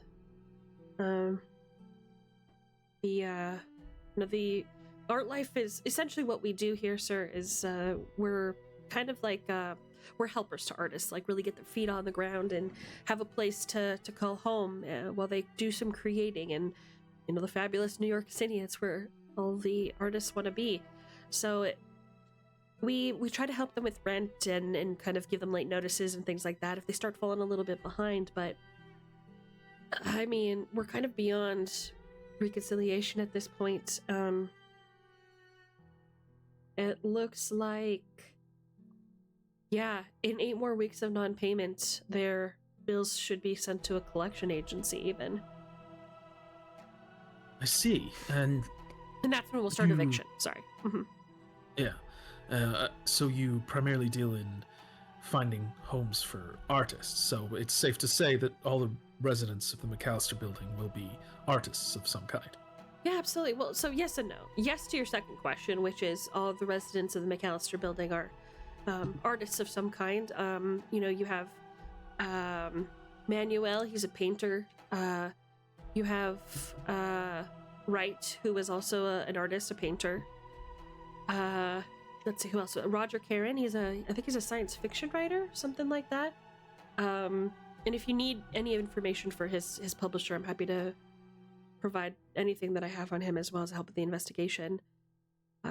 And you have what was that kid's name? Lewis. Let me think. Lewis something or other. Anyway, he's a younger kid, early 20s. He does mostly charcoal paintings, but he's gotten into photography a lot lately. Well, last time we heard of him, the tenants won't talk to me about anything, and from what I understand from their contacts, they have never left. Well, they haven't left the McAllister building in months. But anyway, that's what his name was. Lewis Post, P-O-S-T. Lives on the second floor. And then there's Michelle. Michelle's so sweet. She's into that, what is that stuff called? This like new agey thing, feminism or whatever. She is an author. She wrote some critically acclaimed books recently. She's something of a collector of old literature. She's very, very kind, very sweet lady. And I think that's everybody. Yeah, that should be everybody. Wonderful. So, can you tell me a little bit about the history of the building? Yeah, absolutely. What, did you have any specific questions in mind? The name's very interesting, the McAllister building. Can you tell me more about this McAllister? Is that the name of the person that built it or commissioned the building? Great question. Let me see if she would tell you that.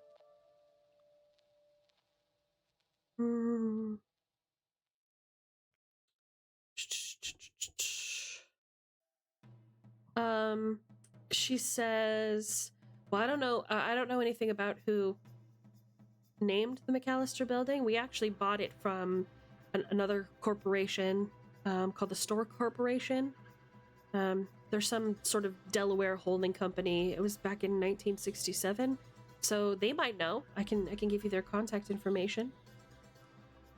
Absolutely. That you said that was the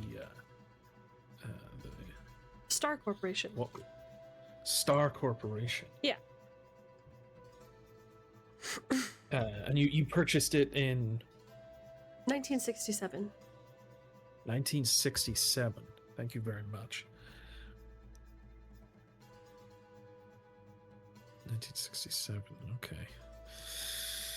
Yeah, it's just us here. No other staff, and then the tenants in the building. So what you see is all we have here. We don't have anybody who like lives on site or any maintenance men. We do that third party, so we don't really have an in with any of the tenants. We're not really sure what's going on there, but I imagine everyone's just as upset as we are over Abby's disappearance. Such a sad thing. She was such a talented girl. Absolutely.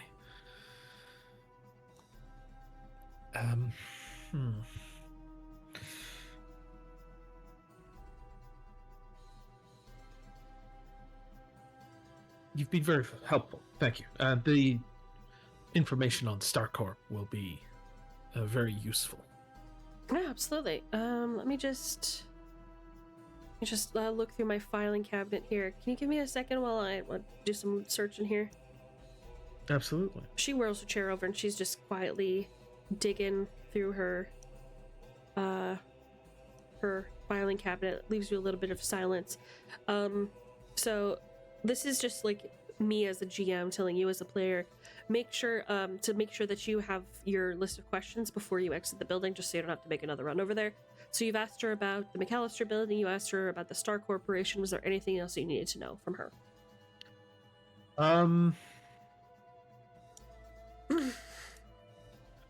Is there anything else I wanted to... Uh, Do you want to ask chat? is there also the rest of the party as well? Like, is there any questions that Yeah, it's the party. What do you guys think? Is there anything he's missing? the rest of you folks feel I should ask before leaving? Yeah, do they have a night janitor they know named Henry? Right. I think Yes. they said they didn't have any. I will ask about yeah. So Pause for a apart second. from the tenants, Don't ask yeah. questions yet. There's one more thing you wanted to know. And before I say it, I want to make sure that everybody gets their questions answered. Anything else? There was something on episode 1 you guys thought was really important. And I just want to make sure. Was it about her second apartment she was renting out? That isn't what I was thinking, but you're welcome to ask about it if you wish. yeah. So I'd ask about the janitor. I'd ask about 10B, and that it's never been, has 10B ever been rented out to anyone? Okay. And what about 10B? Do you remember? It smelled like it was freshly shampooed and all that kind of stuff. Yeah. Was that- Is there a cleaning agency that that is hired to clean the buildings? Okay, perfect. So sounds like we're good on questions then. Yes? Anybody else have anything to mention before we continue? I don't think so. Okay. All right. She turns around and she goes, it looks like this Star Corporation, all of their information, we crossed it off as being defunct. So it looks like they went out of business when we purchased the McAllister building in 1967. But you could probably do some digging, maybe in the city records, and see who they were or where they came from if you wanted to. I don't have any information besides that. Sorry. That's fair. Absolutely. Yes.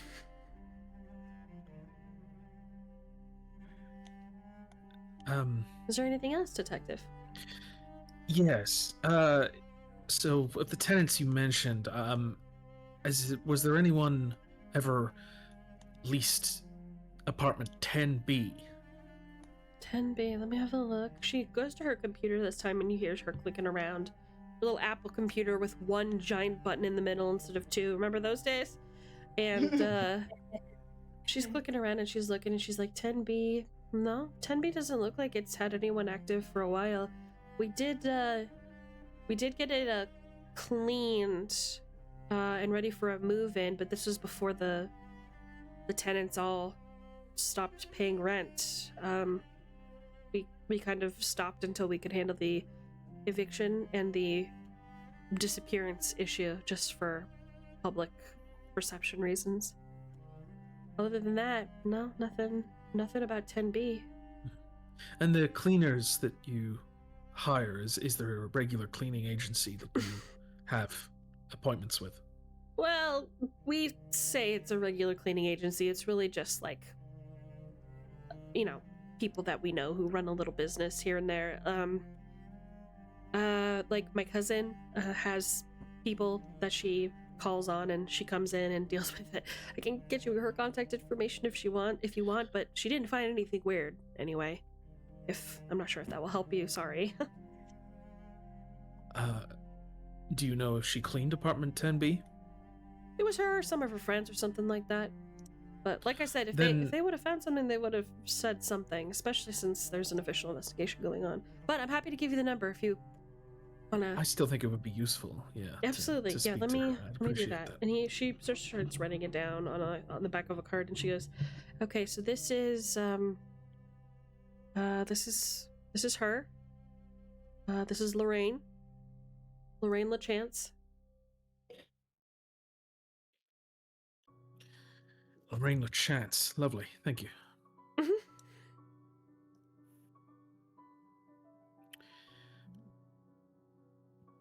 Now, you don't have a janitor on file, do you, for the building? Janitor? No, like I said, everything that we do as far as maintenance goes and everything like that, there's just nothing like that. We're it. I mean, what you see here is everybody. I'm why would we need a Henry janitor? That's doesn't so ring a bell. Henry who? What did they give you a last name? I don't. Well, I guess that's a question for clairvoyance. Did Henry give you his last name? He did. He did give me a last name, but I couldn't remember all of it. It was like French. Okay, because I know his last name because the image file I think has his last name in it, but I was ignoring that because I wasn't sure if we as players knew that. I think it's Henry Castaigne. Henry Castaigne, no. Sorry, is this so that you're saying that this is somebody who lives in the building? They may be. He said he was a night manager or a night management, like Janitor kind of guy. Yeah, I would repeat this. That there's an elderly gentleman, Henry Castaigne, is claiming to be a night janitor. Maybe he's confused. I don't know, sir. We do everything here. We do not send little old men into the McAllister building at night to do anything. This is the management building. If there was a Henry Chastain or whatever you said, I would tell you up front. I have nothing to hide here. So. All right.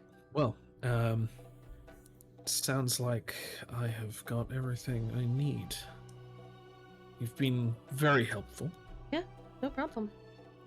Thank you very much. I shall take up no more of your time. All right. Well, hey, great to meet you. And she shakes her hand again, and she goes, I just have to say, my little cousin Dante LaChance, he was murdered, and the FBI did a really good job taking care of that whole mess.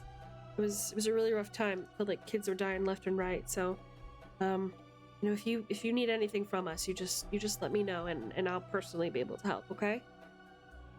Absolutely. There's your cousin Dante. Mm-hmm. Sorry, was he murdered in the building? No, sorry. He was drowned in the Harlem River, 3rd of April, 1948.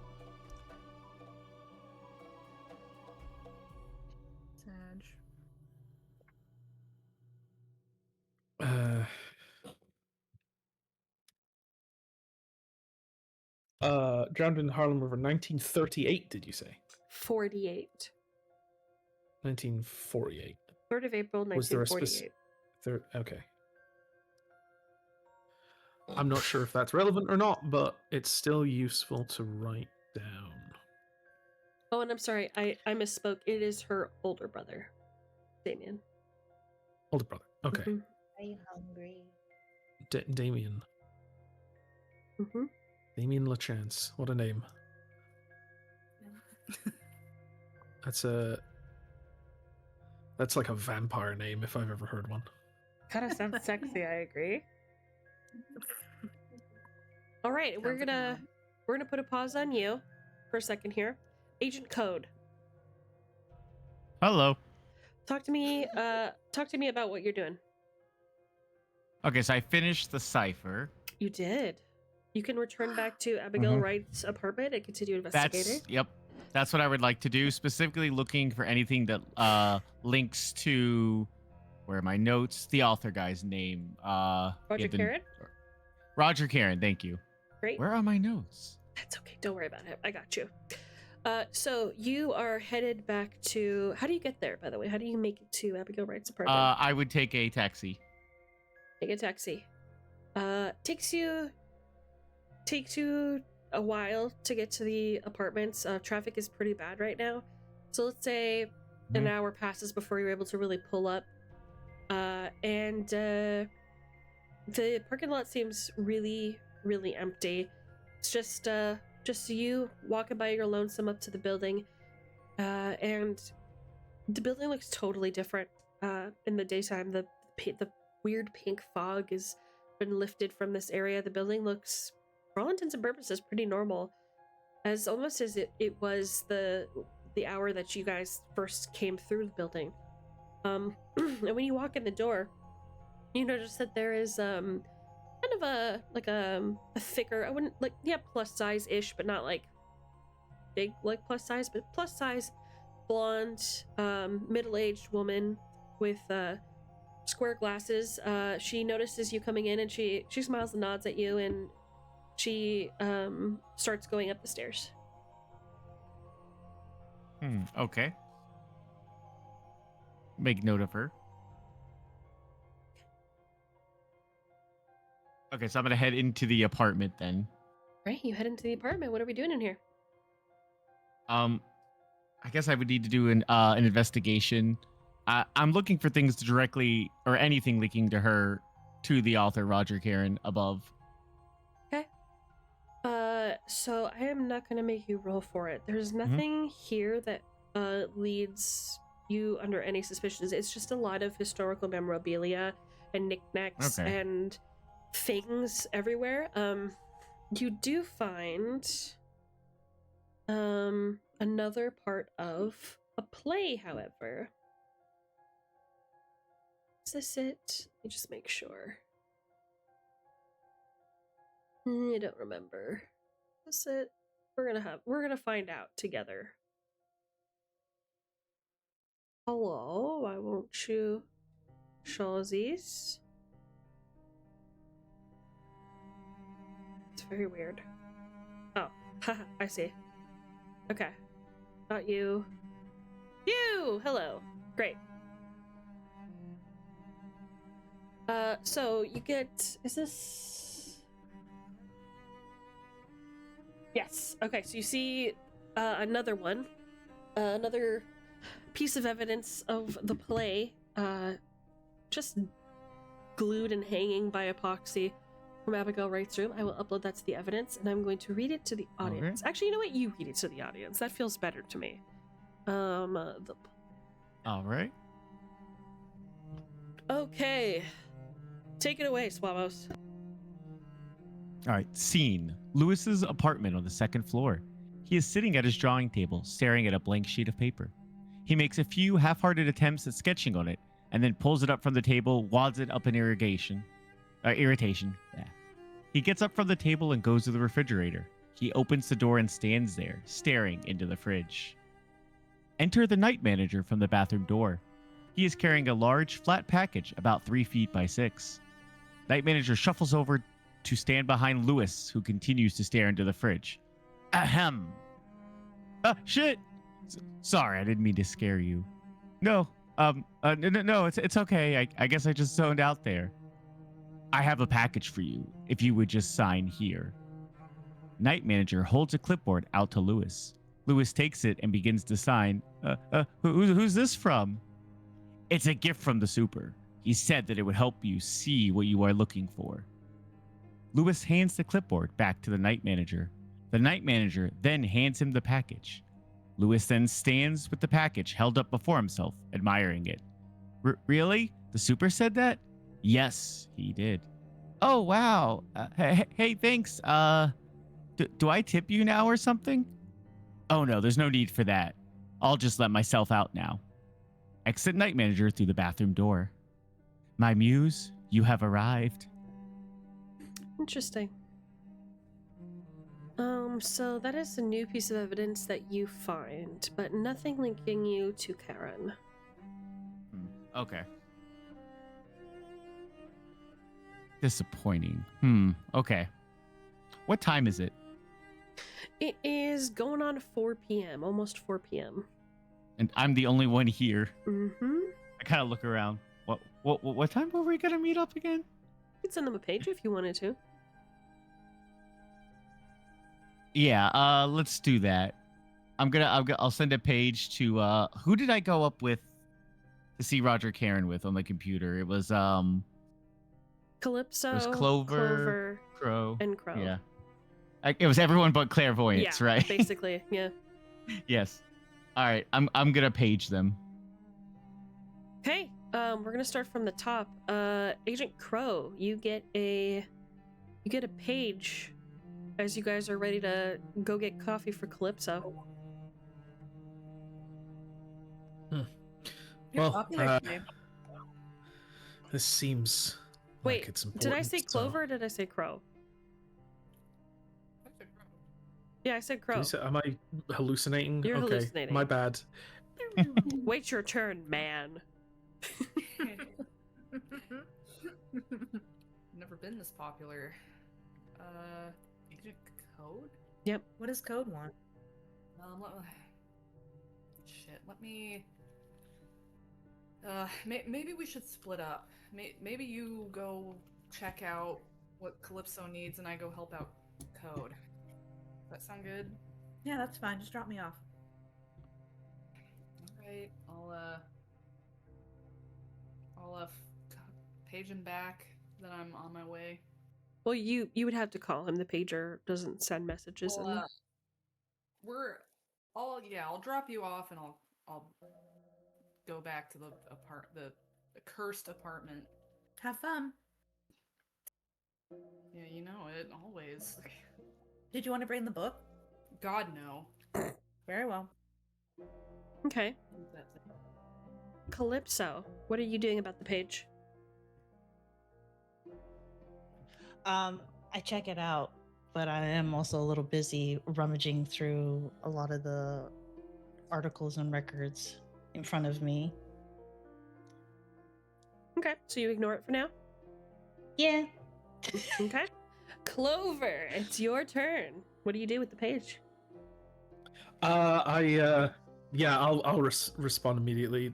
I'll respond with whatever. What, can you respond? You're going to have with to give him numbers?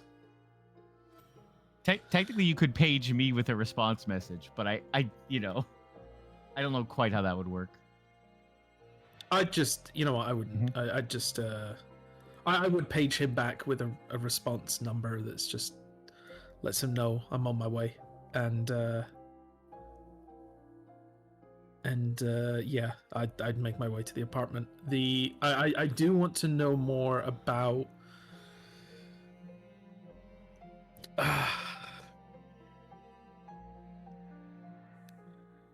I want to know more about this Star Corp, but time's getting on. Did Abigail have a phone at her apartment? No. Okay.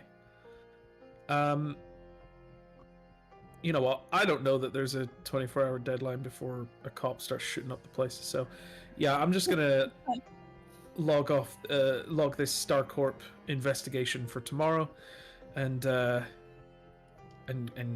return to the apartment. Okay, so we have Crow and Clover incoming. I'm gonna say you guys both arrive at the same time, but before we do, Code, do you do anything else while you wait for them? I'll continue investigating the apartment because I know it said it would take days. Okay, so you're just you're starting to categorize evidence. Let me just see if there's anything else I could give you.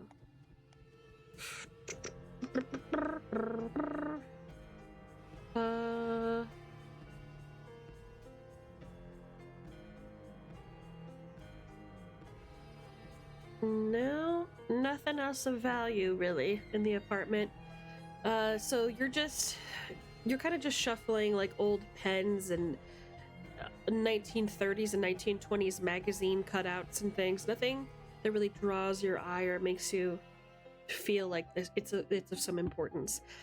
A lot of it's falling apart the second that you pick it up or try and peel it from the epoxy. And that's when Agent Clover and Agent Crow, you two see each other in the parking lot pulling up.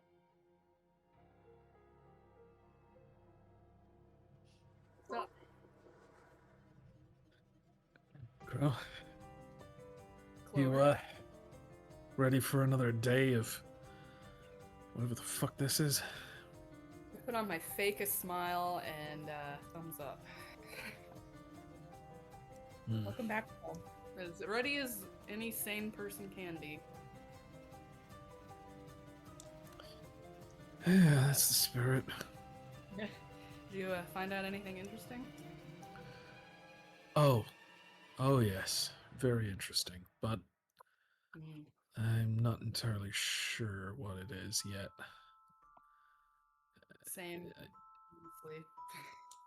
I chased up the radio signal. Oh. Discovered it's was rented out to a private Lobolus. That name was on the radio being announced under the KIA list, and rightfully, and just as the radio message says, this private Lobolus was recorded as being killed December 17th, 1944, in the Battle of the Bulge in Reims, France.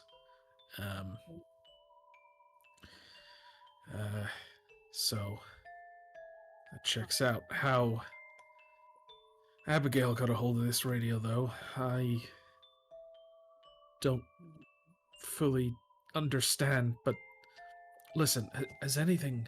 He kind of like leans in closer and takes a step closer and is a bit hushed. Anything strange happened to you since? Not since last night, but I had my weird experiences in that basement last night, so anything you tell me won't surprise me. Yeah. I had another radio. When I was in the archives, one of the radios just turned on all of a sudden, and a voice came out of it.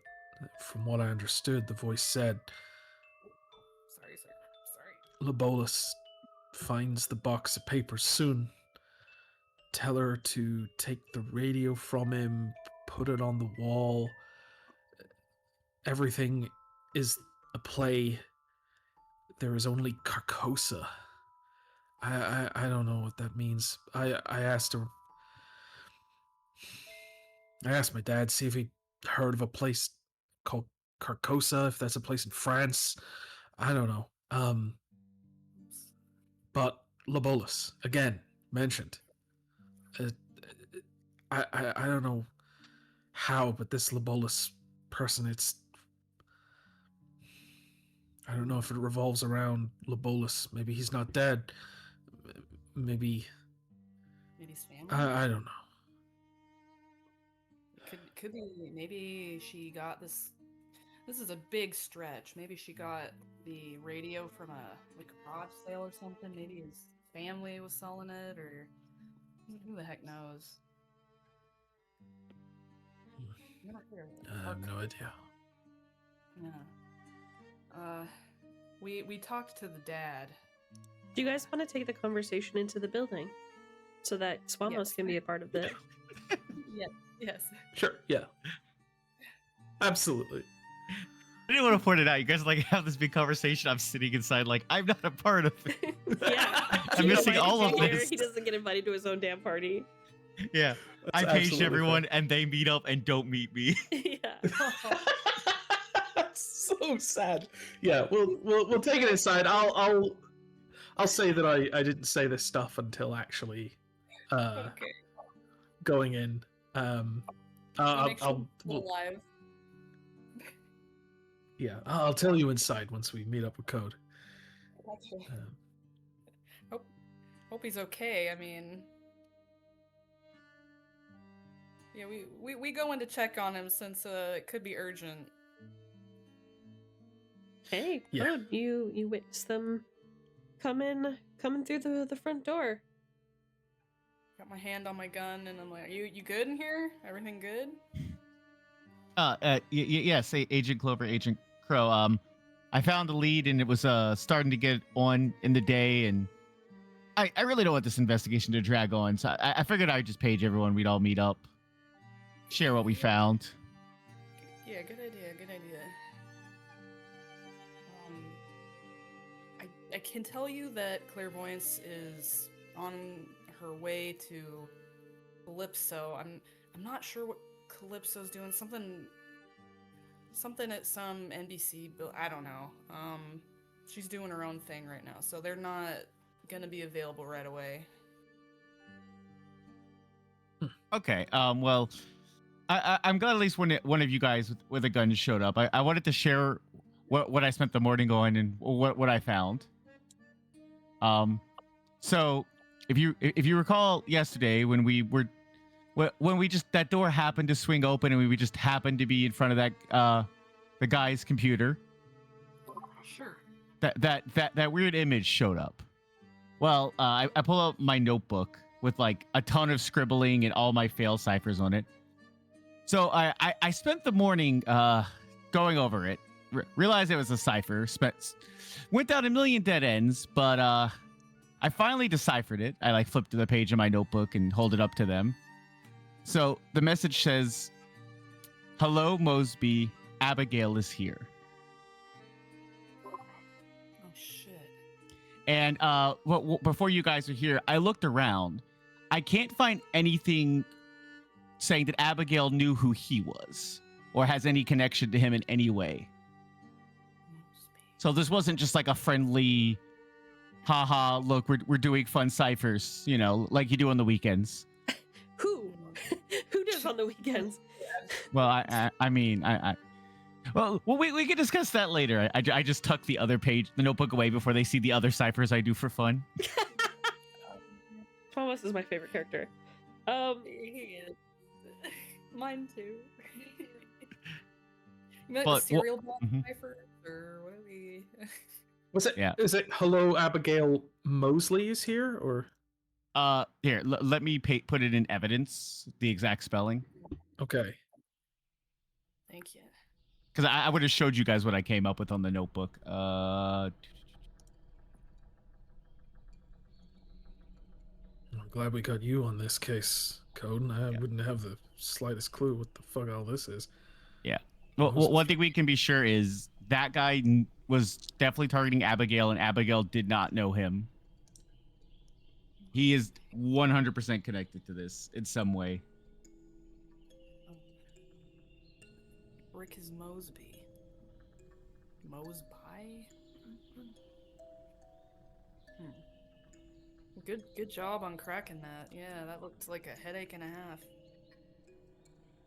Mosby. Have we heard the name Mosby before, or is this the first time we're seeing it? First time I've heard of it. It wasn't on the Demon webpage, was it? Mosby? No. I don't. No. Okay. Oh, you The- must the- have done that on ugh. Yeah, clairvoyance at this to that website. That's neither here nor there. But Yeah, true. Interesting. And Clover, weren't you looking up the building? Were you checking that out? Was there any Mosbys?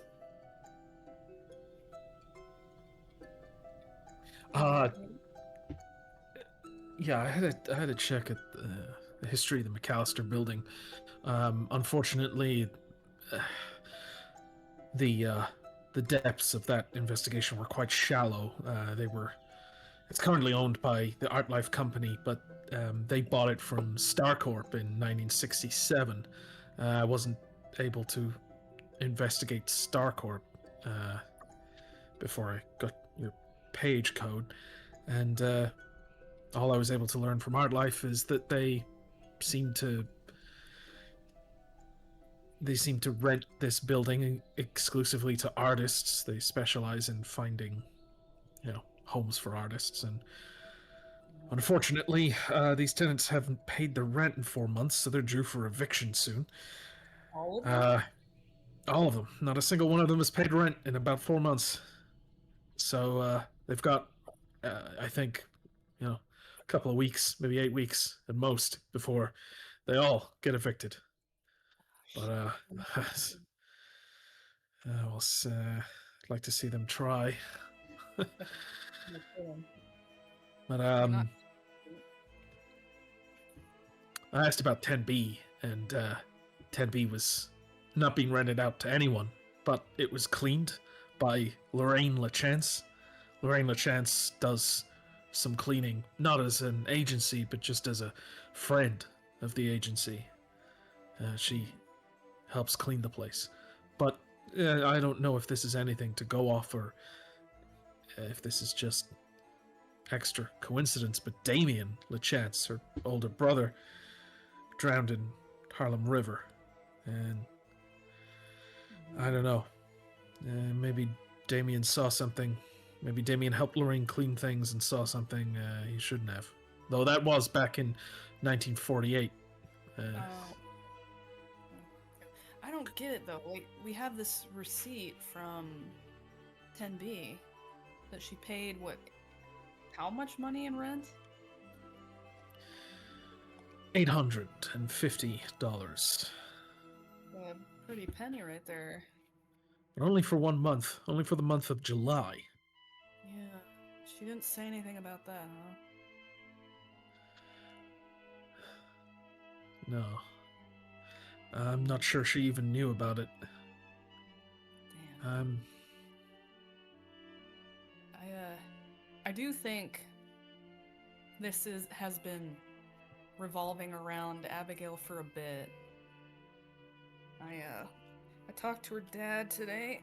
I'm not gonna go too deep into it, but apparently they had a perfectly good family relationship until she moved into this place in 1988.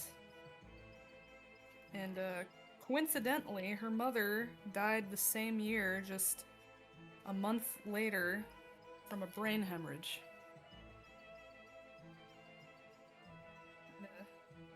Kind of a strange coincidence. I'm starting to doubt there's any coincidences around this building.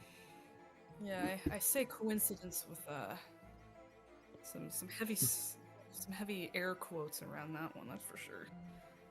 Dad didn't know any of her neighbors. He hadn't noticed her acting weird. He can't really remember the last time he saw her, but he's 100% convinced she's dead.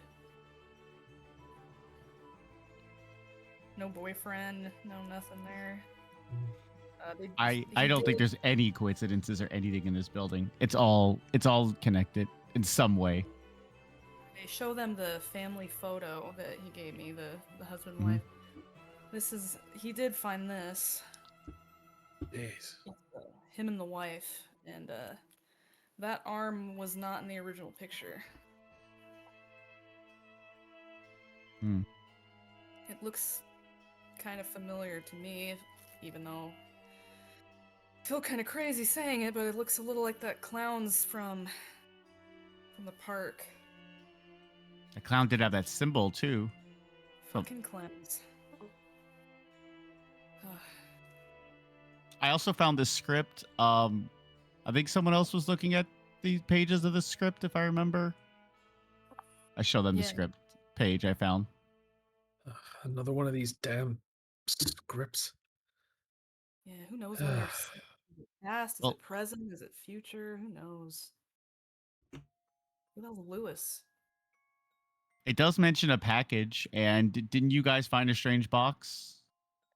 We did. I also ran into a night manager. Sorry, what is that picture from that you just posted in evidence? That's LaChance. That's what she looks like. She's sorry, was she the receptionist I was speaking to? For talking about the McAllister building, yes, this is her. African American, short. Afro puff hair. Okay, I missed. Did you mention anything about her earrings? No. What about her earrings? Okay. what about her earrings? Yeah, what about her earrings? Hold on, let me just post this really quick. Let me just I forgot that I had a picture of her for evidence. She's hiding shit. Because I'm surprised I didn't. I'm surprised those earrings were not mentioned. I did mention she had gold hoop earrings. That's what I said, but I didn't mention anything else. Okay. I can't see anything past how white her teeth are. They're so shiny. It's a visitor. Because I don't know if anyone else is seeing what I'm seeing with those earrings. Oh yeah, I see it. Yeah. What do you see? We're all seeing the symbol on those earrings, right? Yeah. Okay. Okay.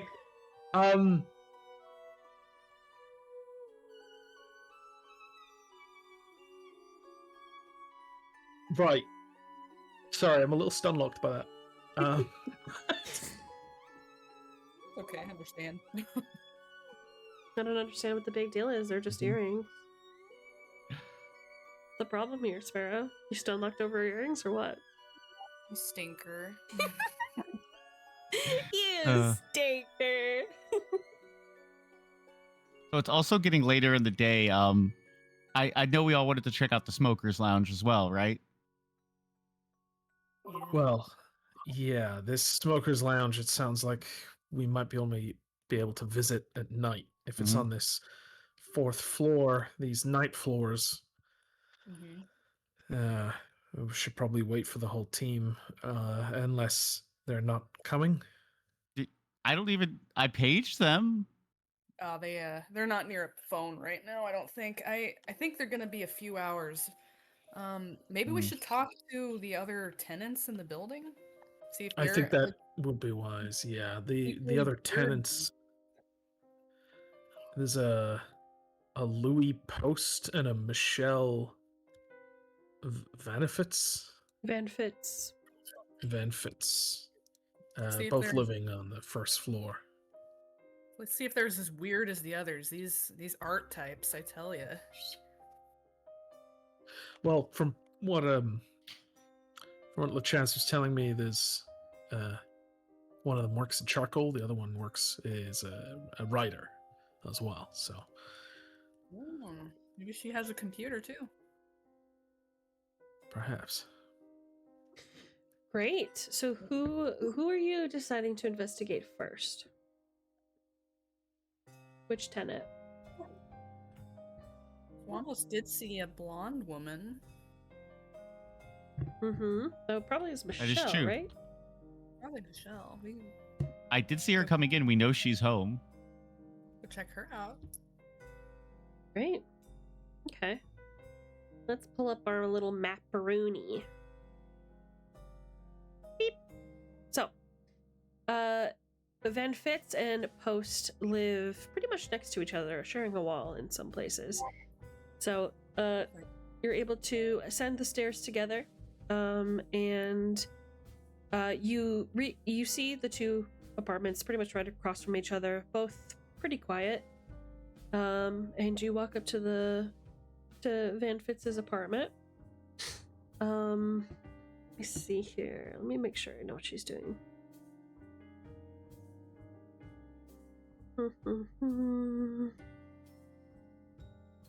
Okay, gotcha. All right, so you guys knock on the door, and she opens the door, and she goes, "Oh, hello? Can I help?"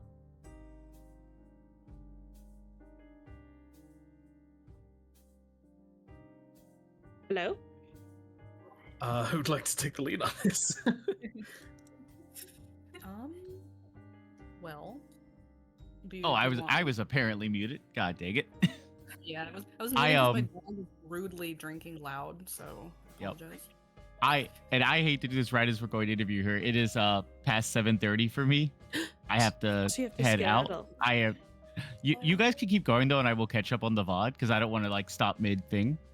Okay, let's If wrap that's up. okay. Let's wrap up. Yeah, go ahead and go, Swamas. I'm sorry. I always Okay. forget that you have to leave. No, thank you. it's my fault. Shush. You go ahead and go. I apologize for keeping you. Okay. Have a good night, and we'll do the Alright. Van Fitz investigation really quick, and then we'll wrap up. Does that sound good, everybody? Okay. Yep, and I'll catch up on the VOD. Bye. I'll miss you all. Sorry. bye. Bye. Bye. Right. I love that guy. Love that guy. easily top 2 favorite characters of all time. Oh yeah. Him and Bill. They're Him and Bill. they're- They're swan New dancing together. Dynamic duo. Dynamic duo, 100%. Batman and Robin type beat. OTP. So true. Okay. So who's taking the lead on Van Fitz? Okay, out of character, Clover probably has a better search than Griffin. Don't min max. Do you want me to use yes. this woman? No. If you preferably- can, I'd say let's do the same tactic we did with Thomas. You distract and then I'll peek. I'll snoop. Alright. I'll do my best. We're two good-looking young men. She's an author, so she's probably kind of socially awkward. She's a lesbian. Oh shit. So Well, Fuck. Is she in my Wiccan circle? oh god. nah. I'll try and distract her. I'll talk the cop talk to her. Don't worry. All right. Start scene. Hi, can I help you? Yeah. Hello.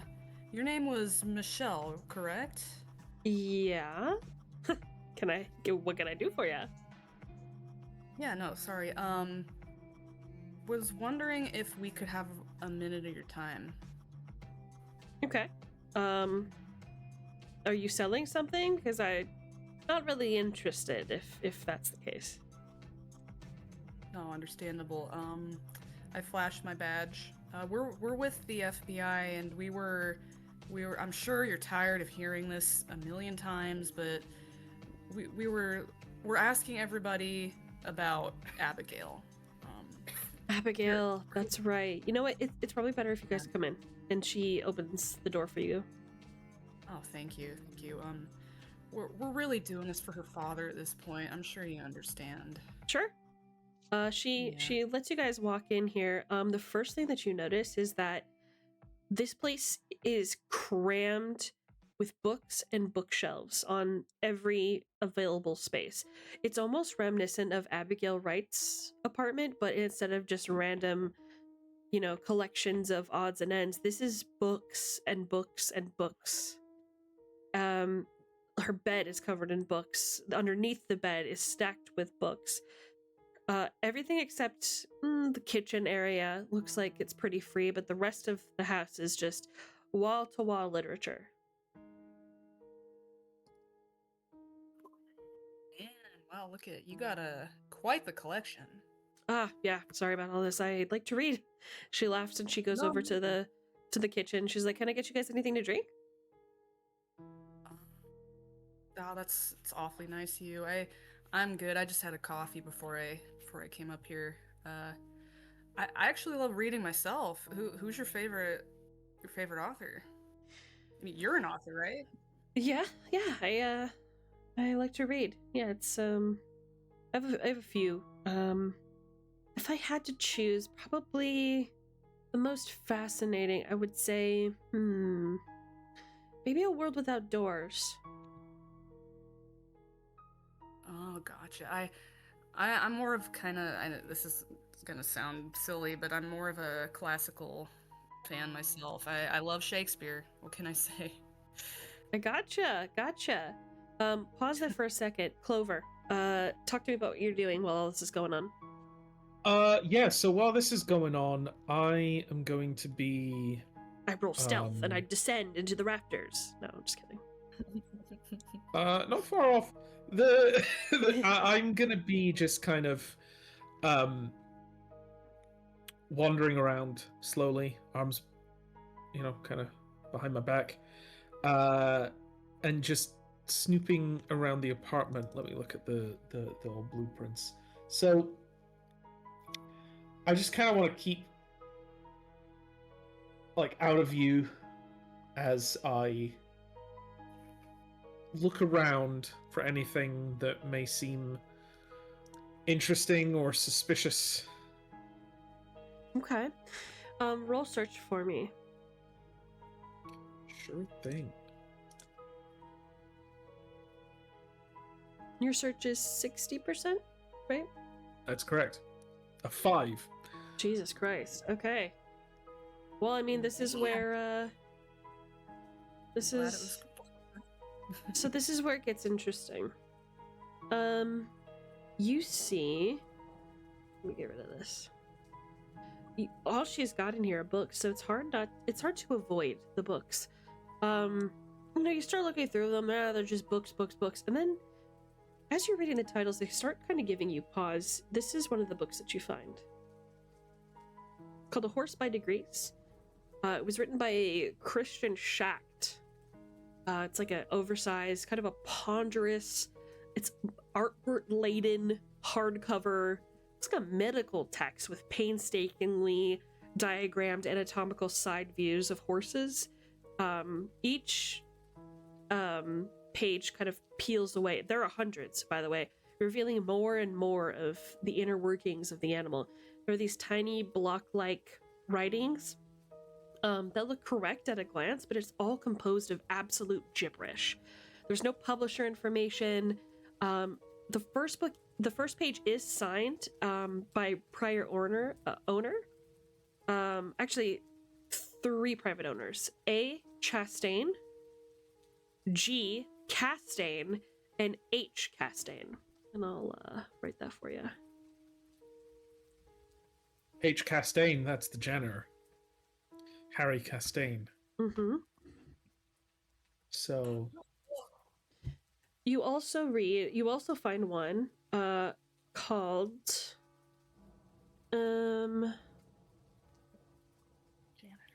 English Tartessian Dictionary. Oh my god. Let's see. Where are you? Tartessian. Oh, isn't that King in Yellow? Oh. Shush you. Silence. I've been screaming in chat. I'm not. no, I've like that's the thing, right? Is that I am not. I know what Carcosa is, and I have to pretend that I don't. Where's the? I swear to God, I had all of the books here. Yeah, everyone flip Argus's flap, because I had a feeling he was gonna mention Uma. You know what? Stop mentioning. I'm gonna ban him. No, No, don't. no. But it would be so easy. People would give me a medal. Okay, But here's. then we can't flip his flap. Stop with the Uma. All right, you have to let everybody flip your flaps at least twice. All right, everybody Gambling line up. Let's flip this man's flaps. Let's get it over with. Come on, let's get through the line. Flip. flip. I give him a quick like flick. You know, I'm not flipping flaps. I'm flicking flaps. I missed whatever the source of this flap stuff is. We're talking about his loincloth that he wears. Oh, okay. It's our slow descent into madness. Don't worry about it. I'll flick that thing. See. Something. So here's what you have: Tartessian English Dictionary, compiled by William Harrison and Svetlana Le Fleming. Oh. Okay. A hardcover dictionary published in 1931 by University Press. There is no university indicated, however, to define an entire language called Tartessian. This language utilizes a special alphabet somewhat like Cyrillic.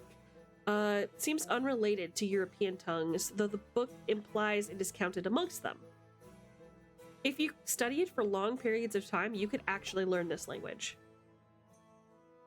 Wasn't there weird runes in Abigail's room? Weird runes. I don't recall what you were referring to. Shit, I don't either. I feel like there was weird writing and stuff. Okay, What's your pickpocketing like, Clover? the horse book, I'm not as interested in pilfering. I think maybe I'll just take a note of the A, G, and H Castaigne that were written inside, and kind of take a mental note of what was inside the book. But the actual dictionary, I would like to try and take. Or maybe we could ask Great. her to borrow. Should we ask her to borrow it? Up to you. She might be in. Nah, I'm taking that thing. Okay. Okay, go for it. I'm not asking. I'm gonna flip a coin to see if she notices. I appreciate. Fuck. Okay. Got it. Oh no. Okay. You find one more book. That's pretty strange. Thank God. Actually, you might find more than that, but give me a second. Clover is a good luck charm. I mhm. must say. The 4-leaf clover.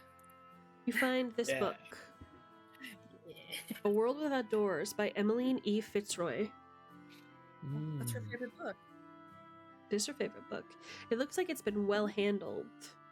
It's a hardcover fiction book from 1936 by Emmeline F. Fitzroy, published by Torbit Books. The cover is an image of an imposing palace tower, inverted above a city in which there are no doors. The book concerns a little girl named Abby and her journeys to a magical, unnamed land. She travels there by drowning herself. In the world without doors, she battles a nameless foe called the Phantom to free people from the dance, a music which forces people to live boring, repetitive lives. If caught, she escapes the world without doors by drowning herself, only to appear back on Earth. She returns again and again, and in the end, the Phantom is defeated. But the girl soon realizes that the city is collapsing into chaos without the song. She puts on the mask, becomes the Phantom, and begins the song again.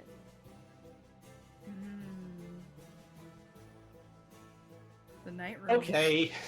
Okay. So, oh my god. Okay, so do you remember that invitation that had the picture in the email that had the cipher on it that said, "Hello, Mosby, Abigail is here." Also written on that piece of paper was the name Emmeline Fitzroy. Emmeline Fitzroy. Yeah, and we're invited to the party. And Yeah. the night rooms. And the So, drowning room. We don't know about the drowning room. God, I want to take this book as well, but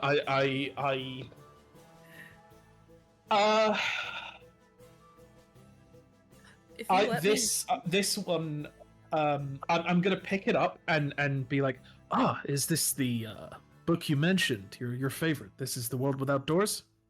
She casts a glance at you, and her eyes kind of narrow a little bit suspiciously, and she goes, "I prefer it if you didn't touch my books."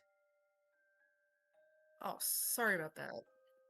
That's okay. My Just apologies. put it back where you found it, if that's okay. Sure. Absolutely. Perchance you wouldn't be willing to let me borrow the book, would you? No, Have a read absolutely of it? not. No, I need course. all of these books. Of course, absolutely. I'll put it back. Good. It's a good thing you took the other book out of character. Shit. Oh man. Well,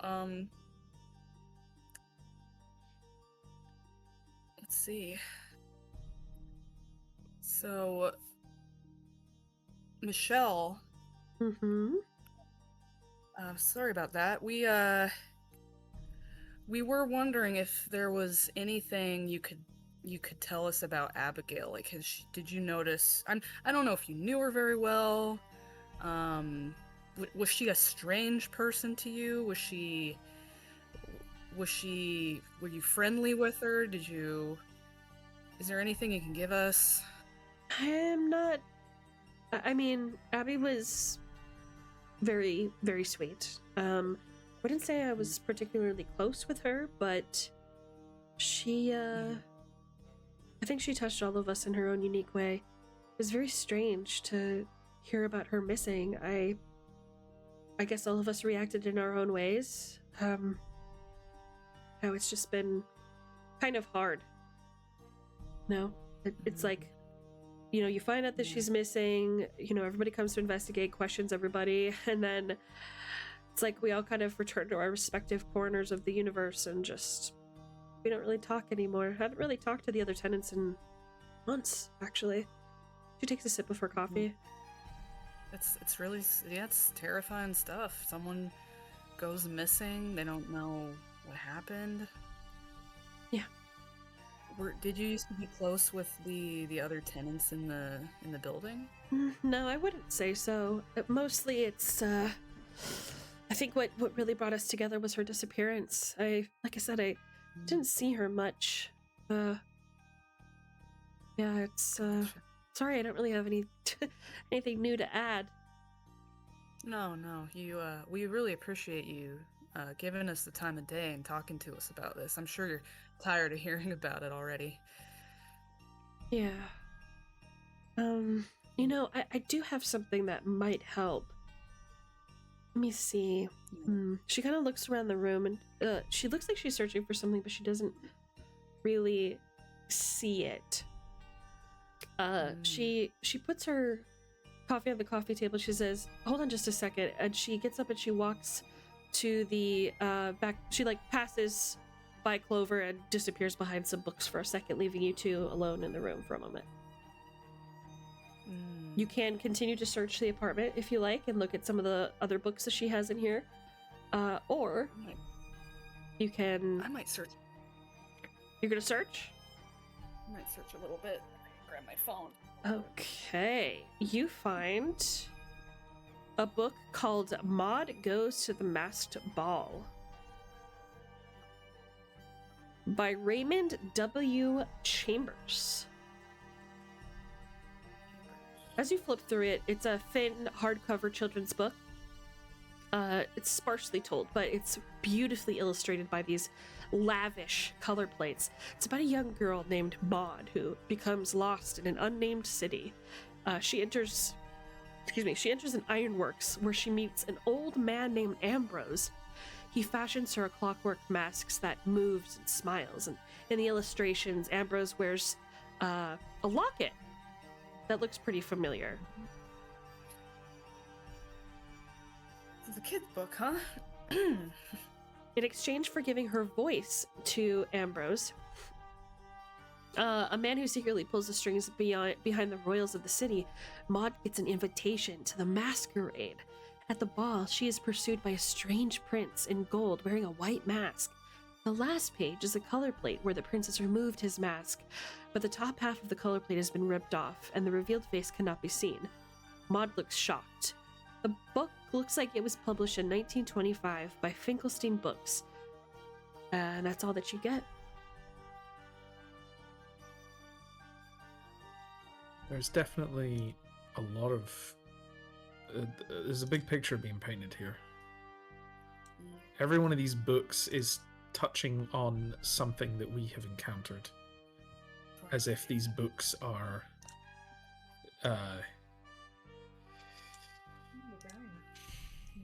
Do you continue your search?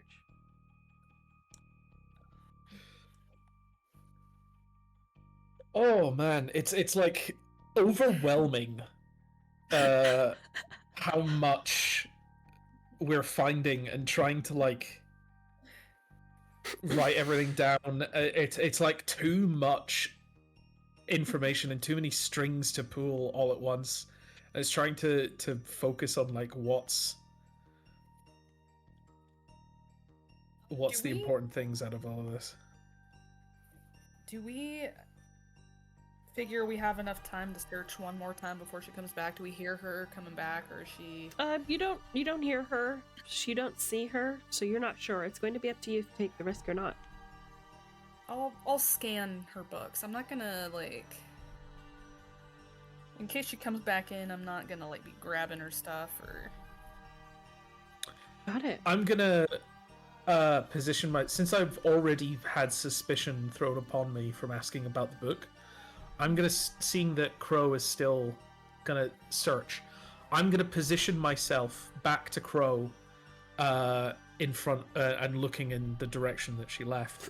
And if she can't, I'm gonna hold my like hands behind my back, and if I see her like starting to return, I'll click my fingers or just snap my fingers so that in the hopes that gives Crow, a heads up that she's about to pop back in.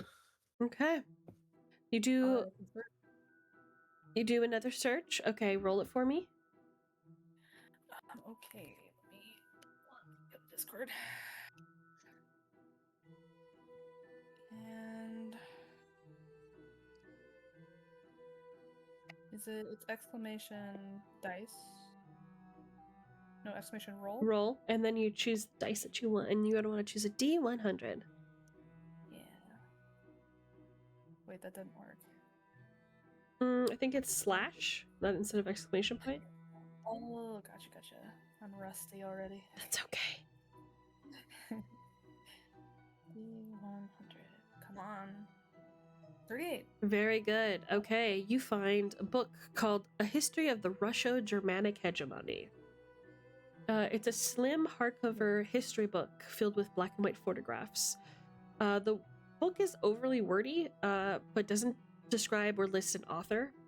It discusses a Russian-German alliance, which never occurred, fighting the Black Wind, an enemy force which appears to have invaded Europe through Turkey in 1910.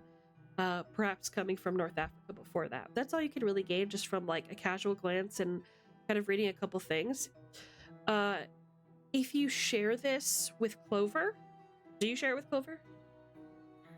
Yeah, I can share. We can switch places real quick. Okay.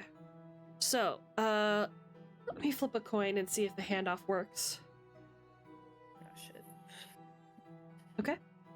So you swap places, and Clover, you know that there was no Black Wind, no Russo-Germanic hegemony between 1911 and 1921.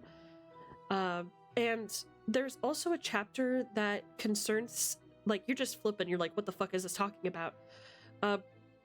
It concerns something called the Siege of Yathil. It shows some black and white photographs of a big palace. The book was published in 1924 by Ebim Publishers of Alar, Carcosa. Carcosa. Was it 1912 to 1920? Was those the years of the war? 1911 through 1921 is the time of the books. As far as the war itself, I don't remember. That's okay. I always I always forget the exact dates as well. But yeah, okay. Something.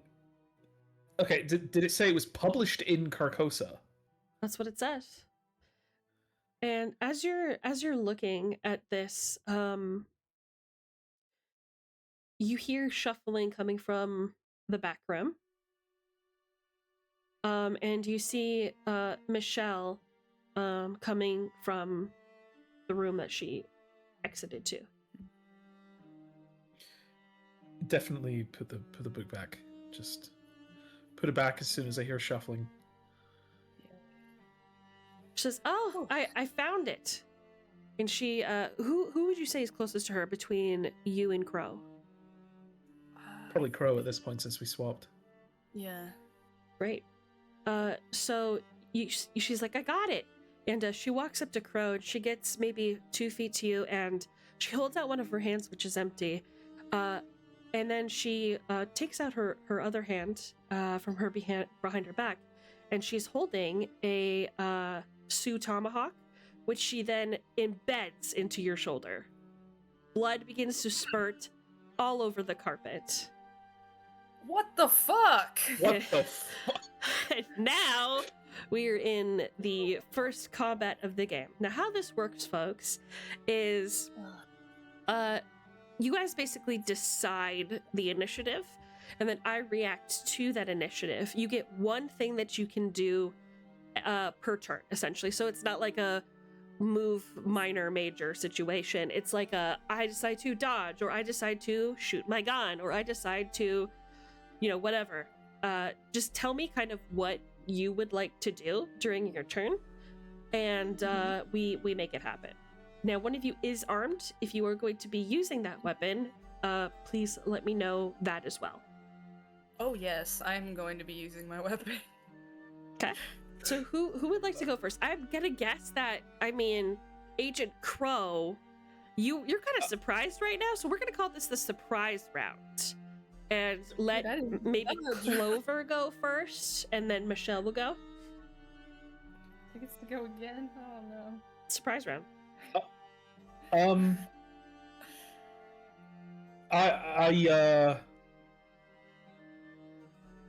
I rush over to I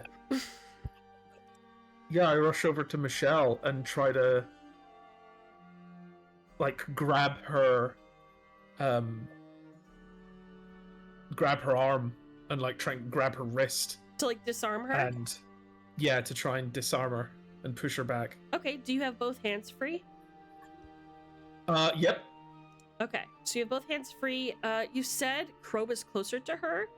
You aren't able to do it. You can spend your time closing the distance, however. Oh, okay. Yeah, I was. Yeah, close the distance, I guess. Okay, so you spend your time closing the distance.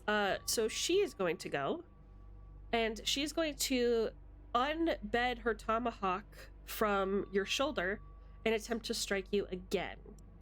Let's see if she can do that. Let's see. See if your agent hits a target. Damage is inflicted based on the weapon used. Okay.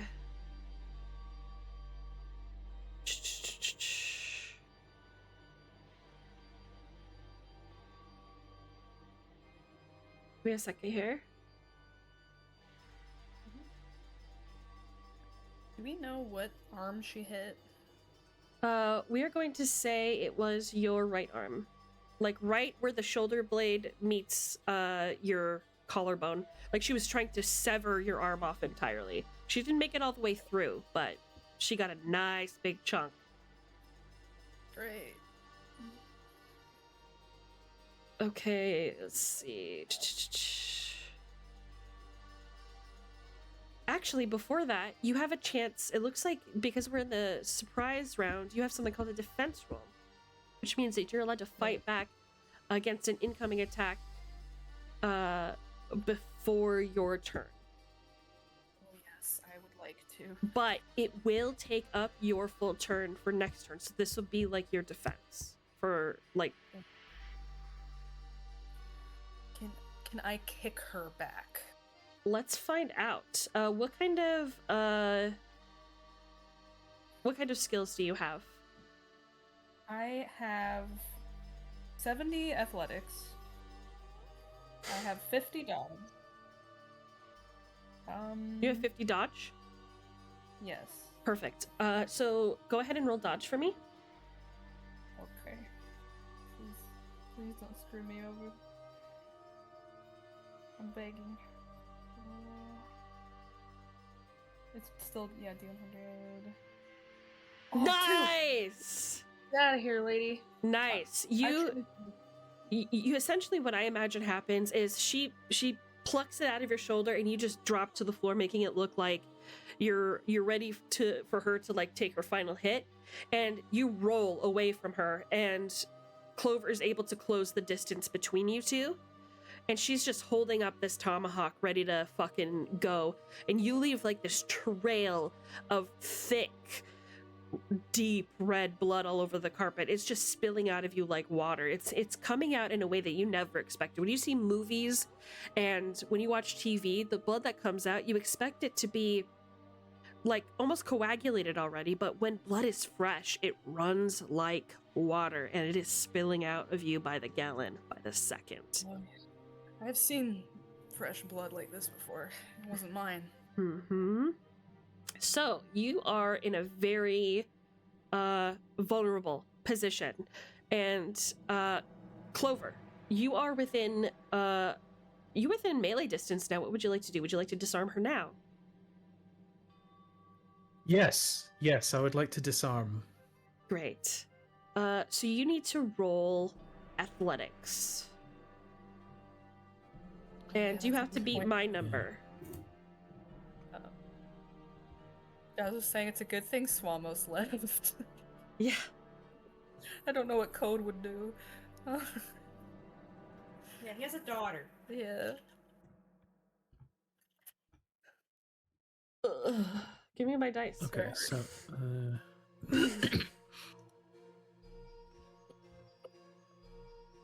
Oh god. How do I choose my fucking dice? nice. Roll dice. D100. I type in D100, right? Yeah. Unfortunately, I rolled a 3. So, you go to disarm her, and she just brings up her knee to your solar plexus, and it just knocks the breath out of you. She she brings up her tomahawk again, like she's going to bring it down on you next turn. And let's see, we have to skip Agent Crow, so it's your turn again, Clover. Shit. Okay.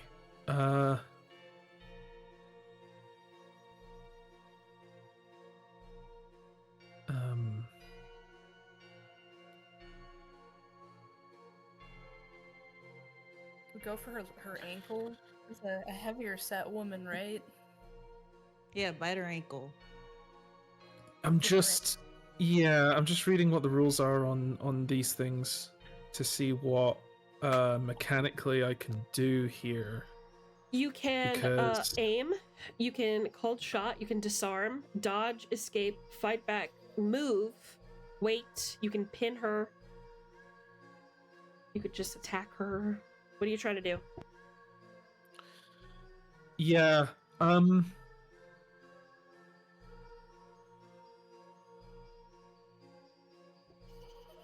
because it seems like the way it's written, it's a little bit confusing the way it's written in the rulebook, but it seems like a cold shot and a parry are the same thing. A cold shot, a parry, and a disarm are all the exact same thing. Okay. Is that what you'd like to do, a cold shot? So yeah, I guess I'll do it again. I'll try and I just want to like grab her arm and like get the axe out of her hand. Okay, give me a second here.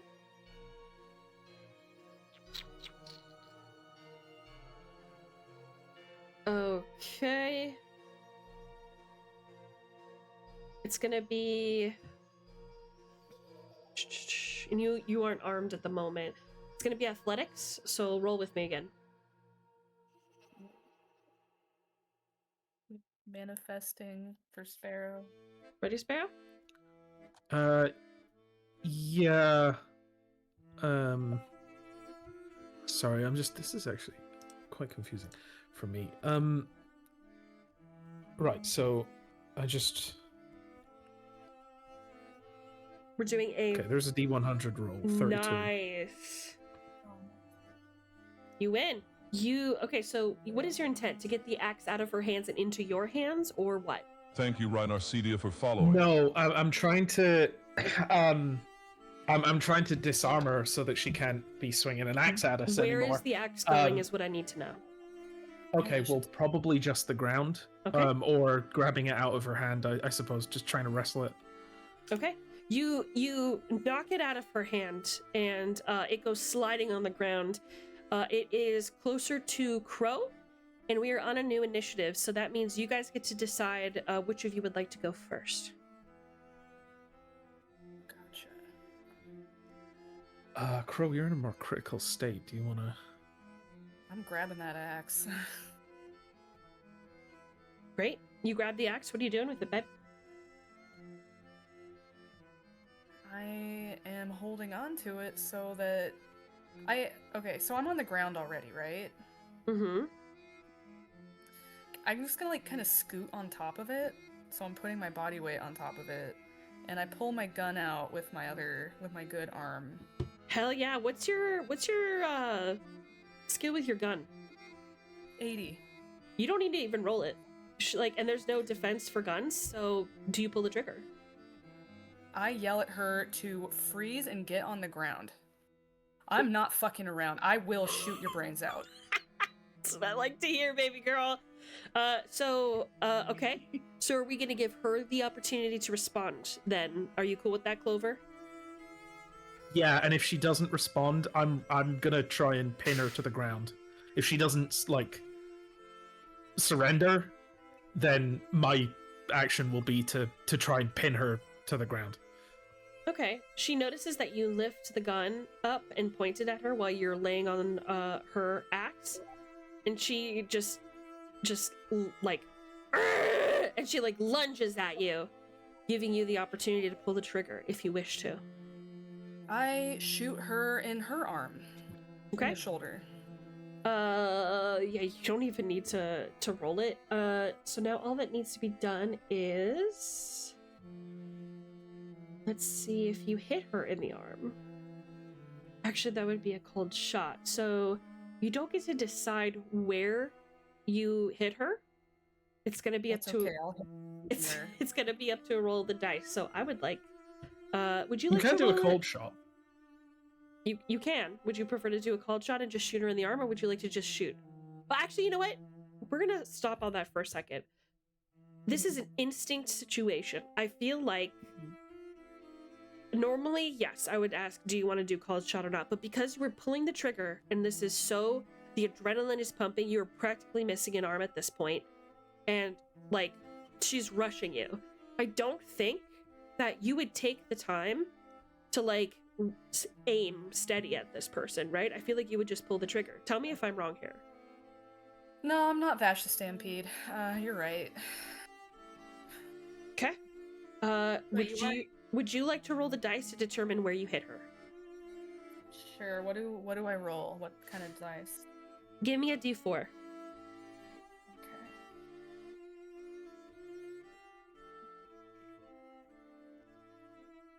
Dive. And gosh darn it. Slash roll. That's what I wanted. 4. 4. Jesus Christ. Okay. No. I got good news and I got bad news. So the bad news is you don't hit her shoulder. But the good news is she won't be attacking you anymore because you hit her center mass, mid cranium, third eye, agent clairvoyance type beat. That third eye is closed forever. The impact and force of that bullet coming towards her at God knows how fast sends her flying backward and just spiraling at Agent Clover's feet. You are still bleeding out. And that is where we will call it for today. I told her I wanted her I'd blow her brains out if she tried it. You weren't wrong. Fucking hell. Whoa, So we have a murder on her. You know what? I wasn't even there. Don't even tell me. If I get there, don't tell me nothing. I don't want to know shit. Now you can look into her apartment. No one can stop you. I was going to say the bright side of this is we're taking all those books. So the funny part is the reason she attacked you is because you know how I checked the first time to see if she caught she Agent totally Clover? saw me nicking the book. Yeah, that is the only thing that she's defensive of. She would have remained completely civil and been helpful and generous to you if you wouldn't have touched her books. The second you did that, she just lost it. So well, in our defense, psycho. No normal person would be that psycho. So yeah, normal. It was self-defense, man. So now you have a corpse. You have a corpse. You are fake FBI agents with FBI badges from Wish.com. You're already investigating a missing persons in this fucking weird building, and you're surrounded by books that don't make sense, written in languages that don't exist. How did everybody feel about today's session? Did everybody have a good time or whatever? Yeah. Got some questions answered and more questions. Questioned. Well. Oh man, what a bang. Sorry about your riding arm, my friend. It'll heal, maybe, question mark? Yeah, probably, maybe. That's right. I'm sure we can just pin this on Abigail's dad. You'll have a cool scar. I have... You know what? It's better me than the field doctor getting axed. You will need some time to heal, and also the good news to this too is Clover is a surgeon and is really good at dealing with combat wounds, so you're the best position you ever could be. Yeah, I'll get you back on your feet. You'll be fine. Exactly. You can walk it off. Plant. Yeah, you get drugs. I'm getting a new victim. Oh. So that is today's session. I will see you same time next Sunday, yes? Yes. Absolutely. Wonderful. Looking forward to it, gamers. Well, that is it for me tonight. The next time that you will see me is actually going to be on... It's Wednesday? No, it's going to be Thursday the 30th, where we will do our 30th, 31st countdown. And then that's it for the Wayward Victorian Tea Party. It's just the last 2 days that I'll be streaming remaining. Something really exciting to look forward to, at least from my perspective, is that the 30th, I will be hosting a live stream seance where we'll be summoning the spirits of the dead to join us. Wouldn't that be I'm fun? excited. Yes. What about the rest of you? Talk to us, twins. What's the next time that Twitch chat will see you? Tomorrow. Tomorrow. We might do Silent Hill F. Hell yeah. What about you, baby? I'm gonna be honest, I keep skipping a lot of my streams because you guys keep streaming. So them saying Blame that, us, so why we'll don't ya? I'm probably gonna be lurking in there. I'm not gonna be watching if there's any cutscenes, but I'll probably be watching like gameplay. So like I don't know if I'll stream. If I do, I got Bye Sweet Carol. I'll probably play that, but otherwise I'm probably just gonna be watching them. Period. Okay, and Startled Sparrow, when's the next time we'll see your fine ass? Your jiggly himbo ass. And that slutty skirt or Yes. whatever. Sunday, when I return for Delta Green. So true. Yeah. It has been a pleasure leading you on this merry little journey. Unfortunately, Agent Crow will be bleeding out till next week. Hopefully he survives. I love you. I mean it. And I'll see you guys next time. Bye. Bye.